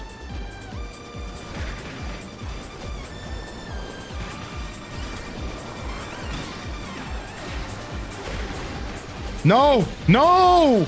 Right on the last lap, I got destroyed there. No! I was doing so good.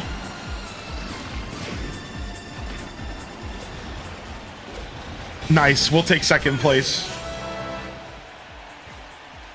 Yeah, Cold KTV, I think so. If I had to only choose one, I would choose Hyrule Warriors just because I think I'll get more of my money's worth.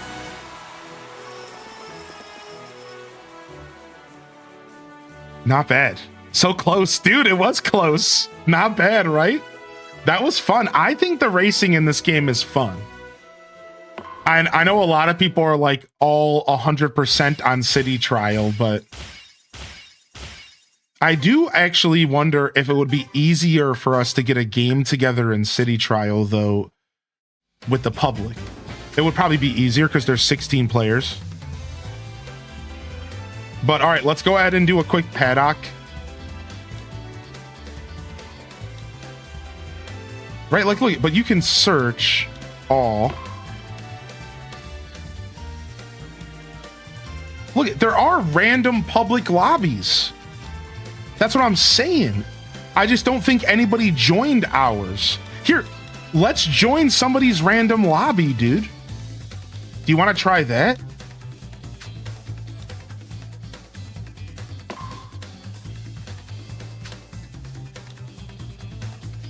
Pick one, I'll join. All right, let me find one that's doing racing.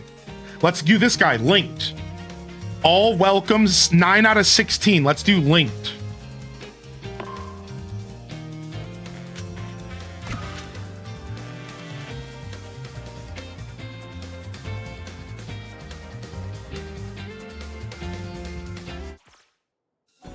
The racing is cool, but it feels like it plays itself sometimes.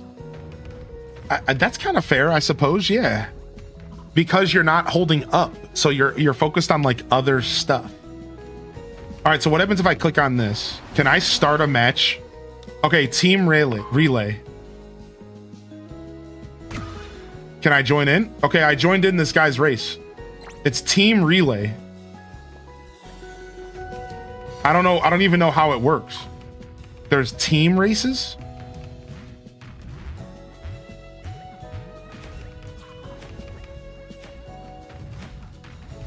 Oh, now I'm just going into a race. I couldn't join it? Weird. So like we're just in this party room just playing our own little games with each other people? Like this is so weird. This is so weird, dude. 3, 2, 1, start! Okay, I'm up next. Okay. So I'm with Alex. We should do our own with no password. Yeah, we can do that. Okay, I'm up next. I don't know what that means. Oh, and then I take over. This is sick. Wow, team relay is actually super cool. I actually think this is super sick. I can never suck anything up. Okay.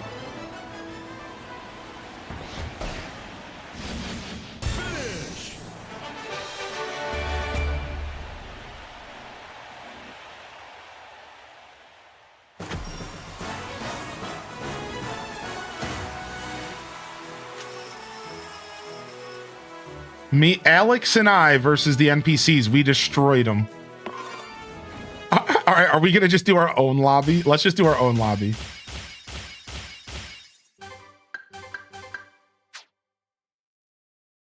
You were on a team. Yeah, it was just me and the NPC on the same team. Or me and the player. All right, how do I get out of here? Exit. Paddock.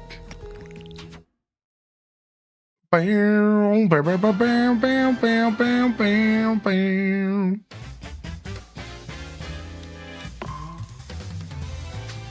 All right, boom.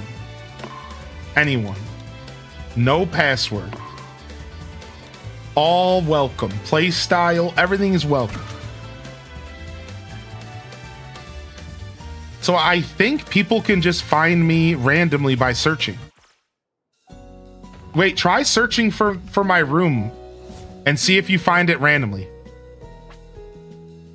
You see it? Oh, okay. Well, join us. So here, I'll give an ID to the chat. If anybody in the chat wants to join, though, a little easier, I think you could still use the ID as well. Take a break for a little while. Back. Close the menu. Machine Rider. Paddock info. No, there's the ID. No password. All welcome. Competitive live streaming. What? Sure, live streaming. Sick. All right, we're letting people know we're live out here. Yo, Mio, we got our third member. Mio, dude, what up, dude? You ready to get? We're gonna do some racing, dude. All right, we probably gotta let people know what we're doing. Yeah. Create match. Air ride. Race. I can choose the level. Let's go to the one I just unlocked, the Celestial Valley. Laps. Number of laps default. Can I increase the number of laps to what I want? Dude, we could do a ton of laps. I think more laps is actually probably cooler. I'm telling you, because like these games are short. Dude, we can do 30 laps. Dude, look, it keeps going. We can do hundreds of laps. It keeps going, dude. All right, we can do 99 laps. What's the default for the course? That's the thing I don't know. Sounds like Smash 64. Let's do 5 laps, right? 3. We'll do 3. 3 makes sense for now. And we'll do it per level. So we have retirement off. Do we like the idea of too much damage kills you? Since we're all new to the game, let's just keep retirement off for now. Yeah, but we'll adjust this stuff later. All right, we'll have level 9 NPCs destroying us. All right, sick. All right, and then you just got the plus standby, right? All right, I'm in. All right, you guys can join now. If you really want to do a huge amount of laps, we're just going to start with 3, but maybe in the future, we can do something like that, because that would be a lot of fun. Rick Supremacy. All right, it might just be us 3 here. And dude, we put all this food out and everything. We put all this food out and everything, and nobody's joining our party, man. Dang.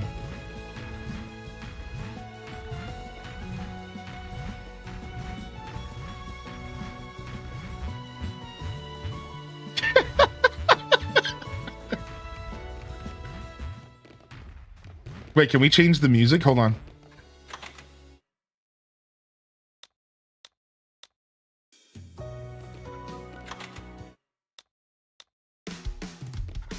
Does it change for all of you guys?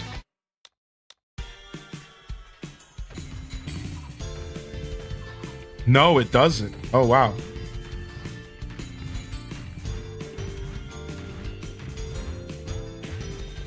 Yeah, I agree, Money. That would be nice for Smash. Are you a Smash fan as well? All right, let's go. Let's start this race. Let me get some water and we're going.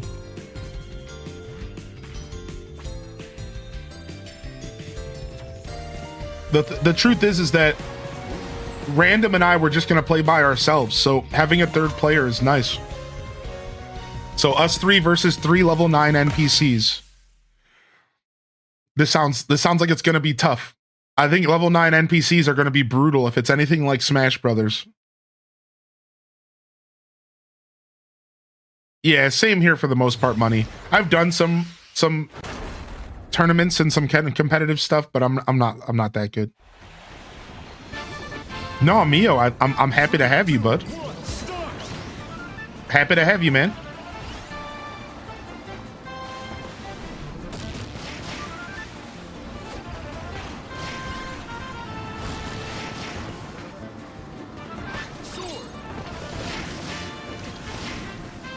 Whoa!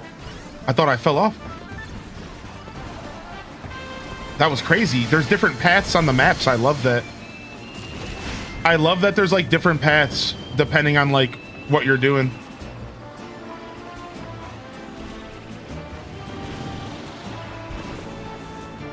I do agree. I think a good way to describe this game would be, I think this game would be considered a more on-rails kart game. Just to follow up that comment from earlier. Yeah, I think you're right. I actually think that is kind of a way you could describe this kart game. Nice. Got some of y'all. All right, we're boosting.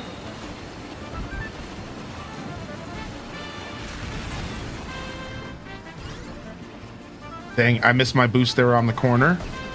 Got back up to second place. Chasing after Rick here. Yeah, it is kind of an on rails experience in a lot of ways. I agree with that. Dang, I suck. Why is everyone seemingly so much faster than me? It's got to be something I'm doing. I'm just not good. I'm not using my boost enough, I can tell you that much. Whoa, that was crazy, dude.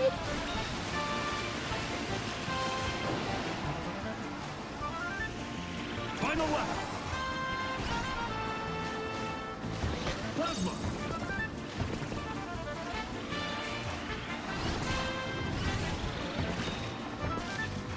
Dang it, dang it. I lost all my speed there. I was trying to be froggy, dude.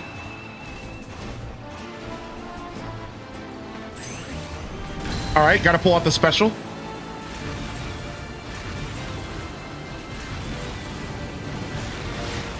Got him, finally.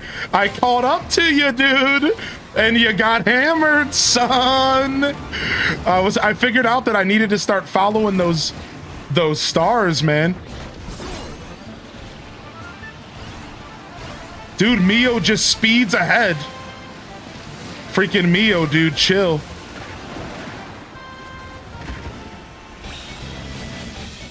Dang, I think I got second place. Who spun ahead at the end? Who stole the win from me at the end? Like right at the very end. Oh, Rick, like right at the very end, dude. You sped past me. You were on the rail. You got all that extra speed on the rail. Dude, Mio, you got to first place in the last lap.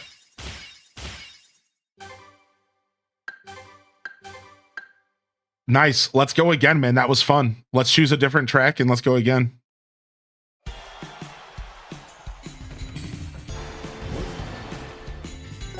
Yeah, see, more laps feels good. More laps feels really good. I think 3 laps feels really good. Maybe even more, just because I love the races and it gives you a chance to really learn the course and it gives you a chance to make a comeback.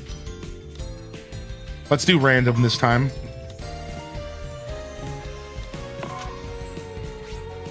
I love the last map. That was in the OG game. I just unlocked that.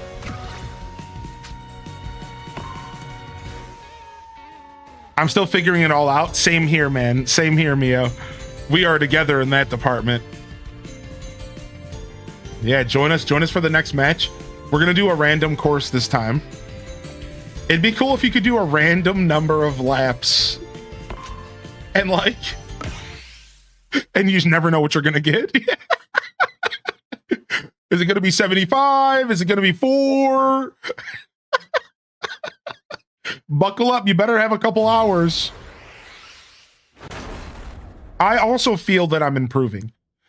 In fact, that's one of the things about this game that I like, is because even though it does feel kind of like the racing I'm talking about specifically, even though it does kind of have, wow, we just were here. The random took us back.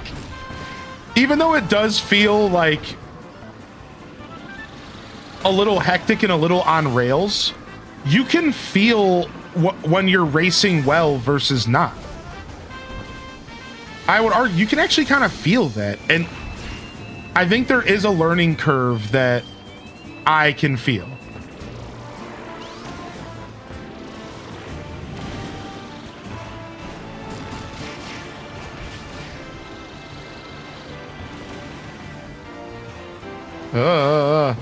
Missing those boosts, man.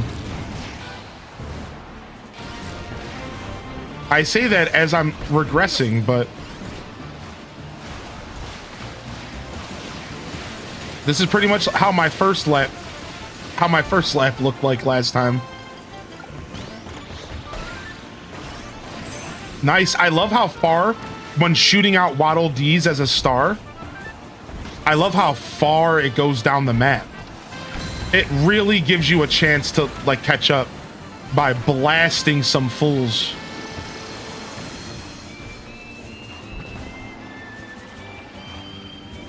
You guys keep taking the higher paths. I'm stuck taking the slower path here. The lower, I mean, not slower. Dang, I keep messing up my vibes there. Getting down turning really does help. Like, it does matter. The more I get my turning down, the better off I'm gonna be, I think.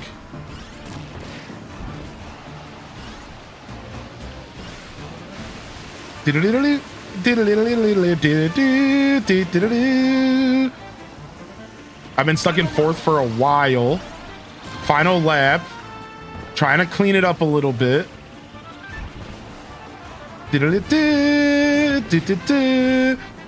I never suck up enemies when I intend to. That's something I haven't gotten down well at all.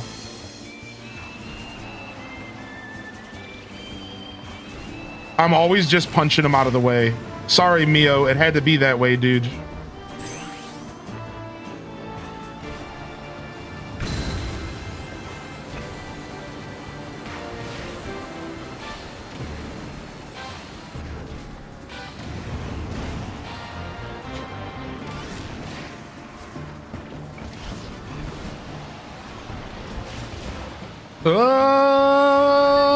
I was trying to take like a shortcut and it turned into a long cut, dude. I ended up losing second to 4th because I took a weird turn.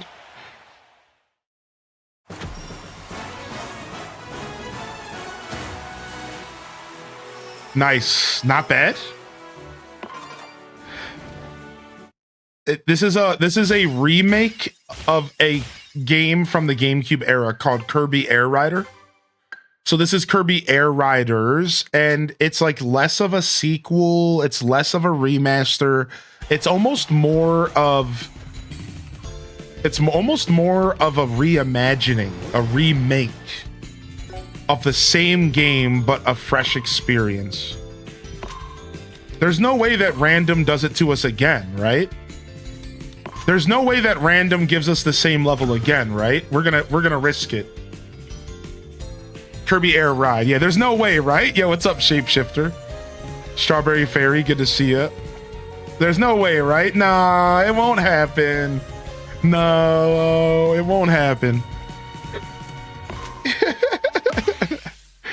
Here we go. No, there's no way, right? No, not a third in a row. I changed away from the biting car. Wait, your car was biting people?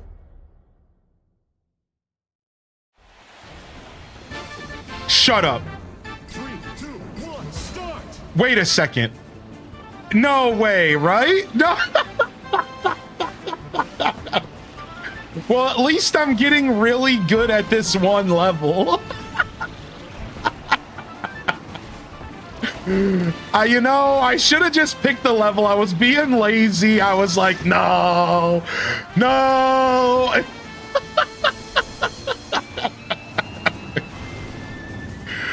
No, of course it's not gonna happen. No way, right?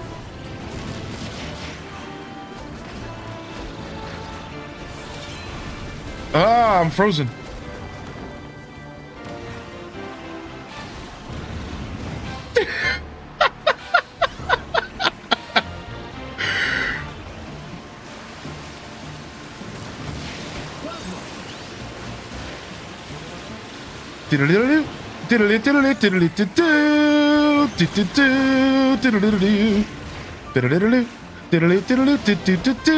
Dang, Matt got me back with that one, dude.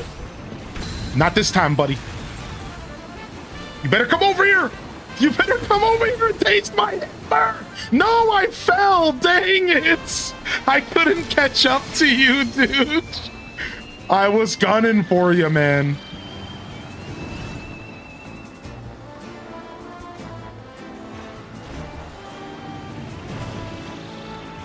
That's funny, because if you don't take the path of the person ahead of you in that scenario, then you get left in the dust because their stars were in a different area.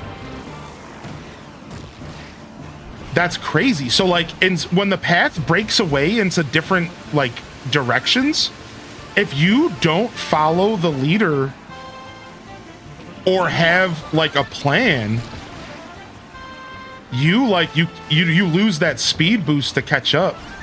So it's interesting how the leader kind of sets the pace in that sense and says, no, you got to follow me. Because if you don't, you're not going to get that necessary speed boost to catch up. Because again, this is a different kind of kart game in that sense.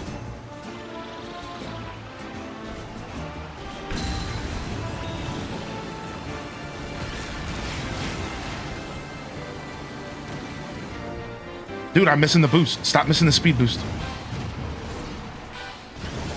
Am I corrupted? What's going on?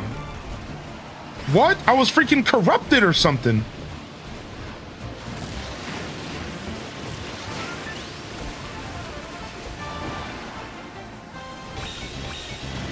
Dang, I was right behind y'all.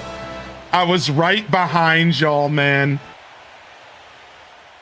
Corrupted, dude. Yeah, what kind of ability was that? Nice. Look at, you can tell we're all starting to figure it out because now we're all in the top 3.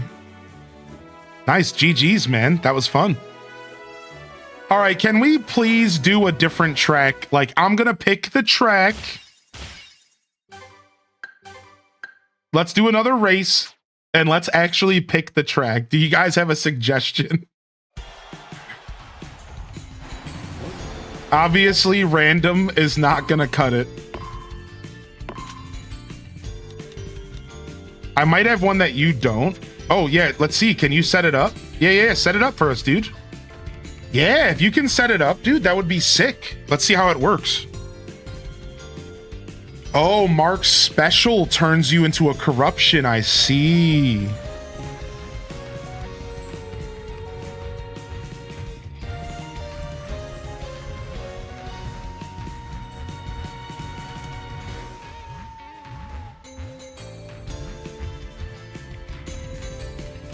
Bam, bam, bam.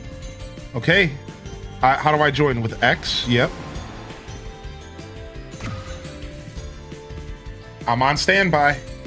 I'm locking in. I love that other people can be host.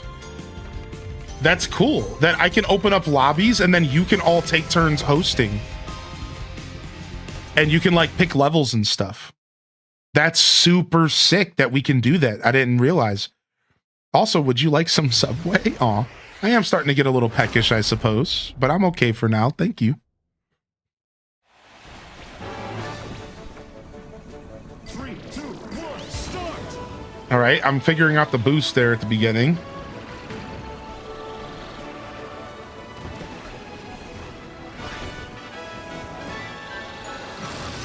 Man, I really suck at sucking up enemies. I guess I just need to be pressing it with better timing. Is that my problem? Let me try here. Well, everyone destroyed everything I wanted. So it's funny because powers are kind of more rare than you would think. Like the powers, like I thought the game was going to be super heavy on the powers. Okay, it's actually not that bad. Like the powers are actually not that in your face. Like everyone's not powered up the whole time. Like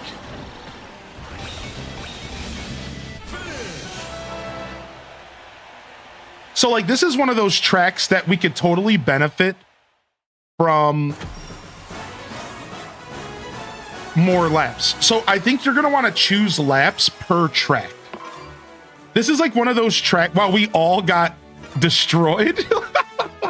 We all got destroyed. So this is one of those tracks where like maybe you would want 5 laps for that track because it's lighter, right?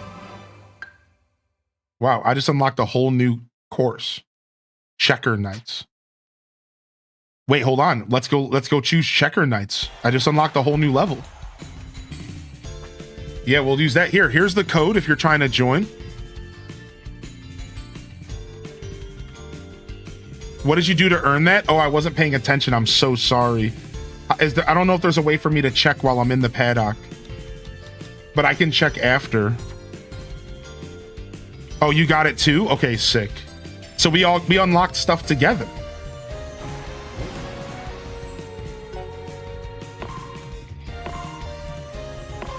Yeah, here it is. Checker Nights. All right, 3 laps. Let's go. Standby. Let's go. All right, and we'll see if Lude's gonna join or not.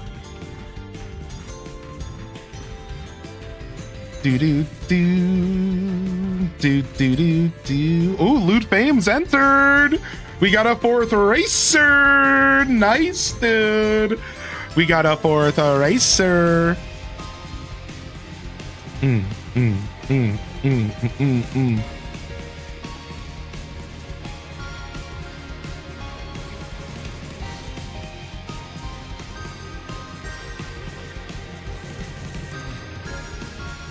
All right, Lude. He's getting his character set up. He's choosing his cart. I see him switch to Meta Knight. They're in. They're ready to start. All right, we're going.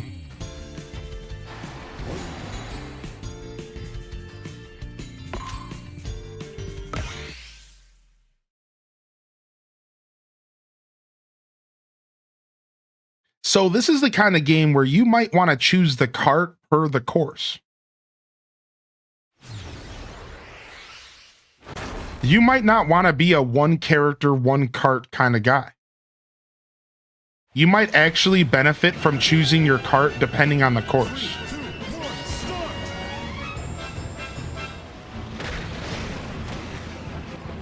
Like that's like an interesting thing that I guess I've never really played a cart game where I switched carts like that.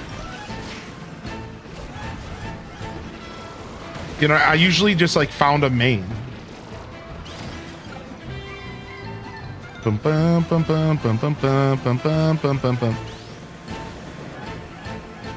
Is this kind of like Mario Kart, but with Kirby characters? Yeah, that's a good way to think about what you're seeing. And then there's a little bit more going on than that, though. And there's like a bunch of different game modes and like party modes and stuff like that. But a good way to think about this game is exactly what you just said. It's essentially a Mario Kart style game with Kirby characters instead. Did you just fly over the course? What? Homie just took a mega shortcut. Whoa, there's shortcuts in this game, dude.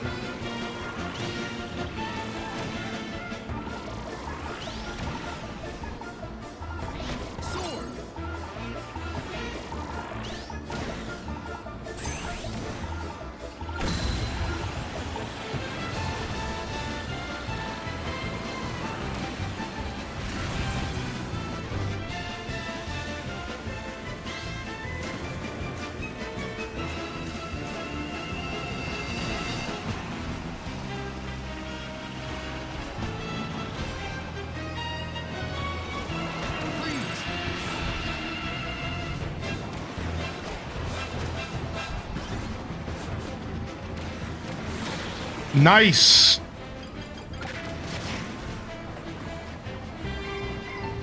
Dun, dun, dun, dun, dun, dun, dun, dun, dun, dun, dun, dun, dun. Dun, dun, dun, dun. Dun, dun, dun, dun, dun, dun, dun, dun. Oh no, I messed up. No, dude, no. I was trying for the tightest corner in all of the freaking lands, dude. I was trying so hard to get that corner cut. I was trying so hard, dude.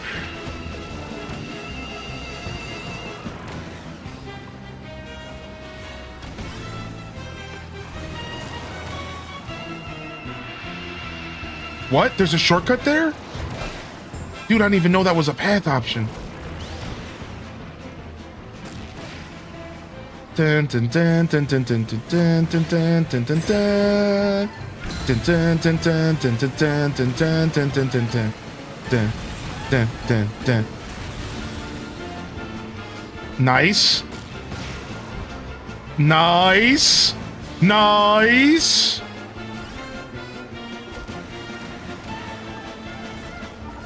Dude, these spinners are actually sucky, dude. They're slowing me down big time. I didn't fully understand how to use those spinners, dude. Dun, dun, dun, dun, dun, dun, dun, dun, dun, dun. No, I got passed up right at the end, dude. Whew. Hope Kirby Kart has been fun. Kirby Kart. This game is TikTok in video game form. I think there's a little bit of that. One of my first thoughts when playing this game was like, it seems like it's very much for the like active brain that like wants to be thinking the whole time. Yeah, Lude, we're getting there, man. Yeah, no worries. We're playing with like level 9 NPCs and stuff, so. The sharp turns on that track were my worst enemy. The sharp turns take some time for sure. Random, do you want to set up another course for us, Random 18? Set us up for the next round. Whatever you want to do.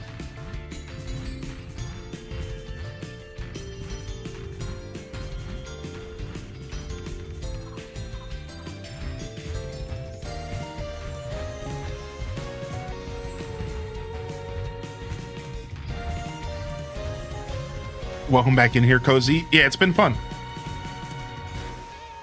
It's been fun. We did a little showcasing. We're doing a little racing with the community right now.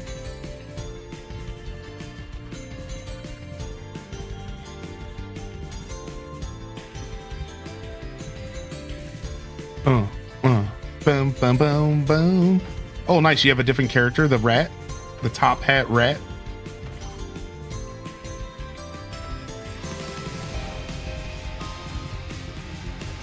There are 2 random selections. Oh, that's why I just kept picking that track. That makes sense.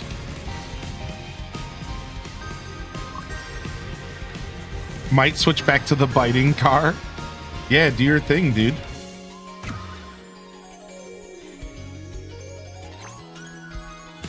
Steam Gust Forge. I've never been here. Nice.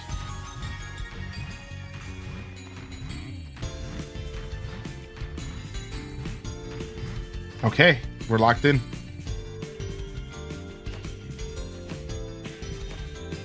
Hello.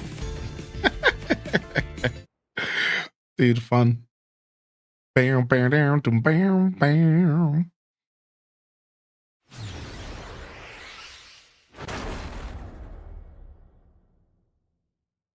I'm still rocking the wheelie bike. It feels pretty good for me. 3, 2, 1, start! All right, gotta watch out for the gust, I suppose.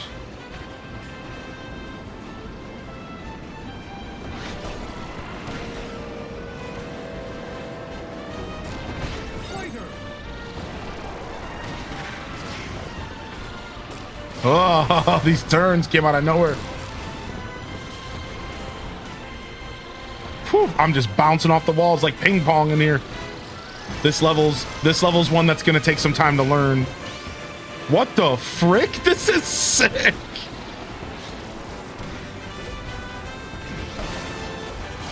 Ah, lava's bad. I imagine lava is bad.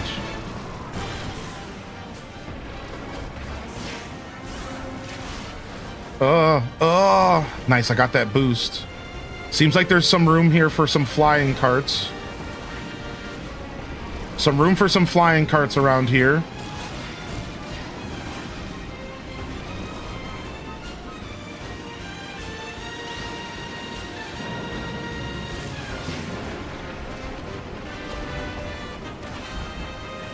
Whoa, I'm down below. I accidentally came down here. Sorry about that, dude. You had to taste the DDD hammer. Sorry, you had to taste the DDD hammer, dude. You don't want to taste that hammer, man.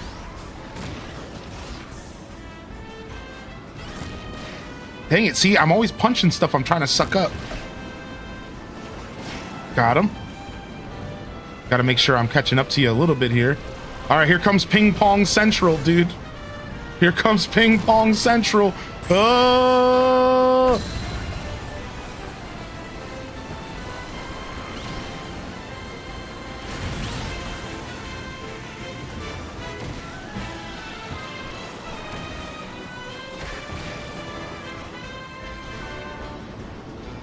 Boom, boom, boom, boom, boom, boom, boom. All right, somebody's on my tail here. Dang it, I missed that boost. That's not good.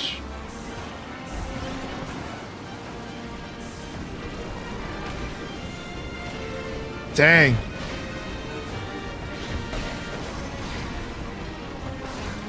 Okay. Somebody's right on my tail, but we are in second. You can't see it behind the camera. I suppose the camera does cover up my placement for those watching. I didn't even think about it. Because, like, it's all just so chaotic anyways.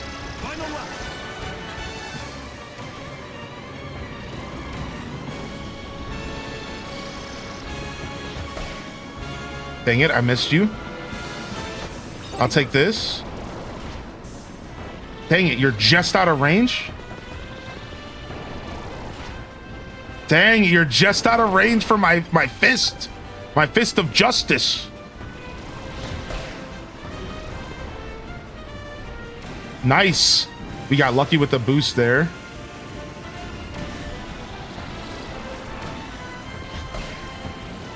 Dang it, somehow the wall dodged that. Nice, dude, nice. I stole that Waddle Dee from in front of you. Ah.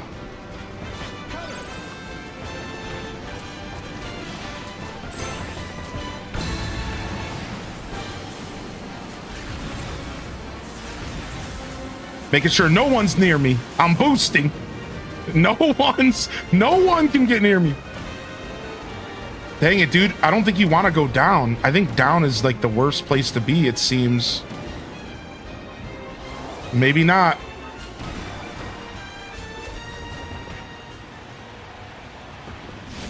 Dude, my first win, but he was right behind me. My first win, but like you were right behind me. I do play DDD and Smash. That's right, Smash main. Woo, my first win of the day. I actually finally won one. Not bad, but I almost lost. Like random like was right behind me, top speed boosting, and I just so happened to full in, because I guess my combo and my character doesn't have high acceleration. So when I like land and stuff, I'm like slower. Wait, you unlocked a new course for that? Dude, sick. I do not decide when my car bites people, it just does it when it wants. That's a sentence I wasn't expecting to read in the chat. That's a sentence I wasn't expecting to read. Oh my gosh. All right, we're going to the new course.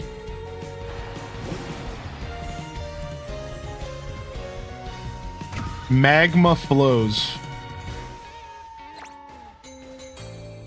Oh, because you didn't touch lava during the course. That's a cool unlock. I ran straight into the lava on turn 1.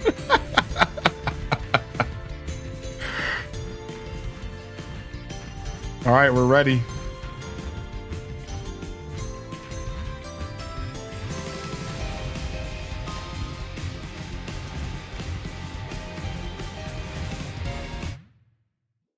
I got something for destroying cargo.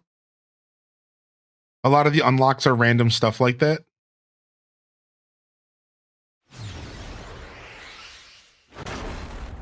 All right, here we go.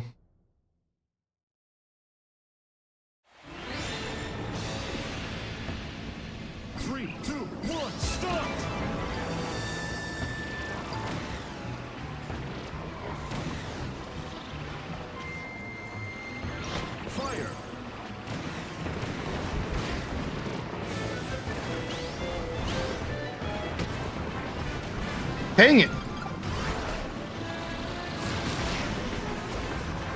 All right, there we go. What the heck, dude? This level's sick.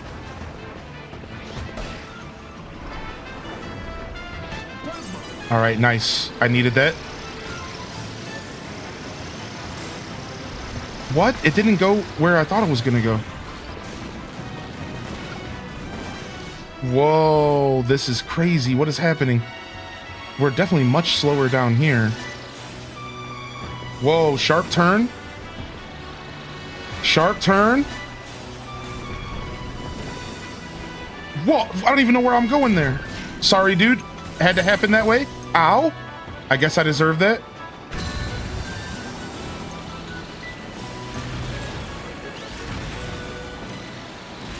Eat the hammer, baby!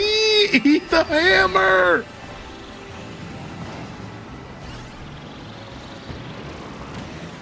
Dude, these tight corners and stuff. This really is a super unique game because of that. What the frick? That sucks. I just got ping pong, man. This really is a super unique game because of that. Because, like, you can't really have a kart game with tight corridors and stuff unless it's somewhat on rails. So because they decided to put this game somewhat on rails, they are allowed to like create these super ping-pongy kind of like goofy interactions with the map.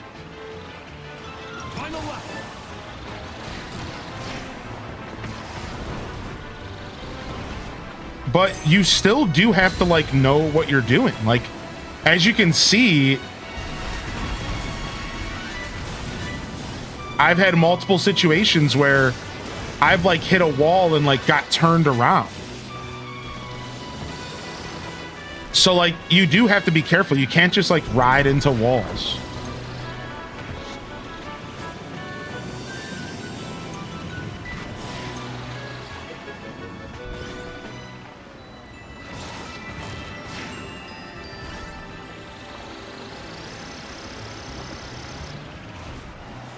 Plasma.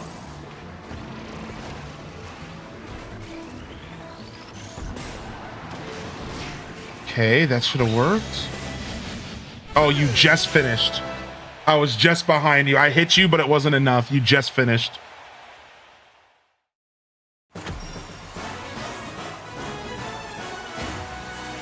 Yeah, that course was wild. That course was wild. You're ping-ponging off walls if you're not careful. That course was wild for sure, yeah. Dude, super sick. Super sick.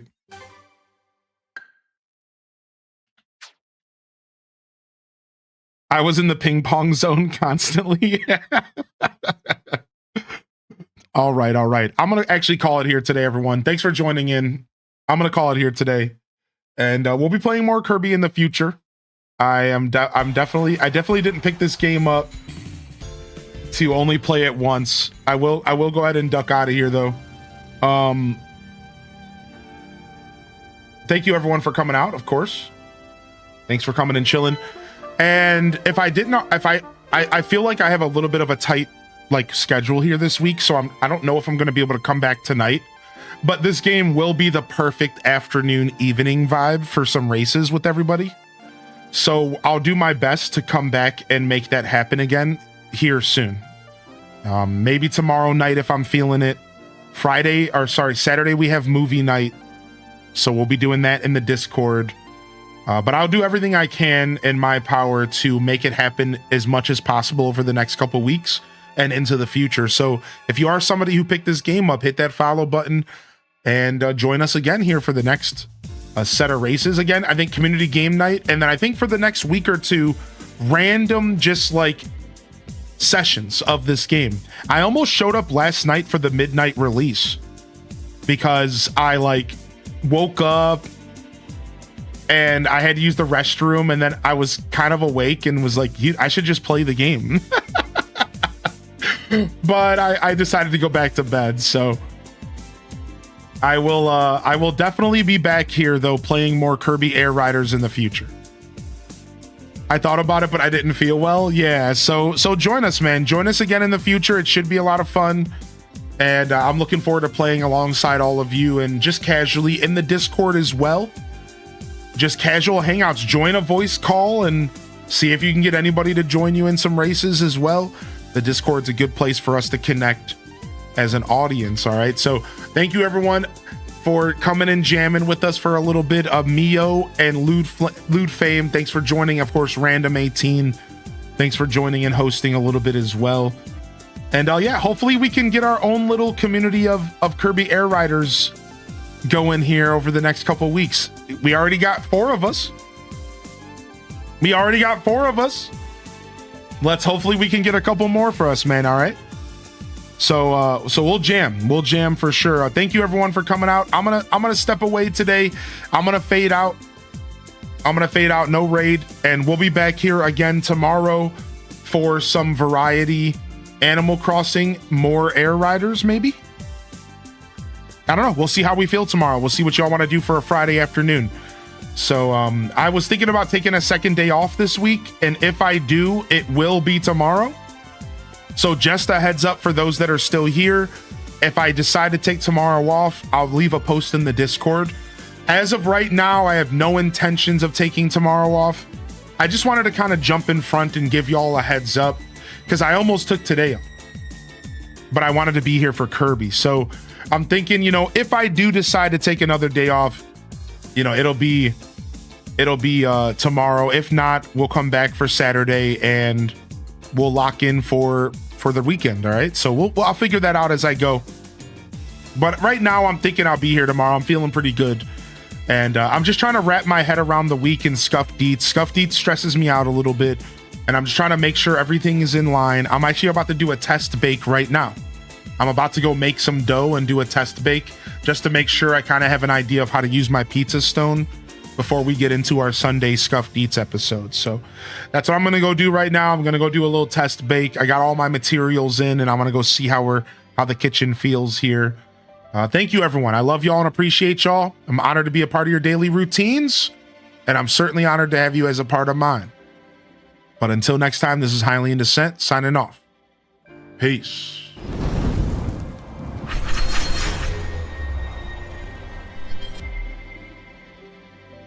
All right, that's a wrap, everyone.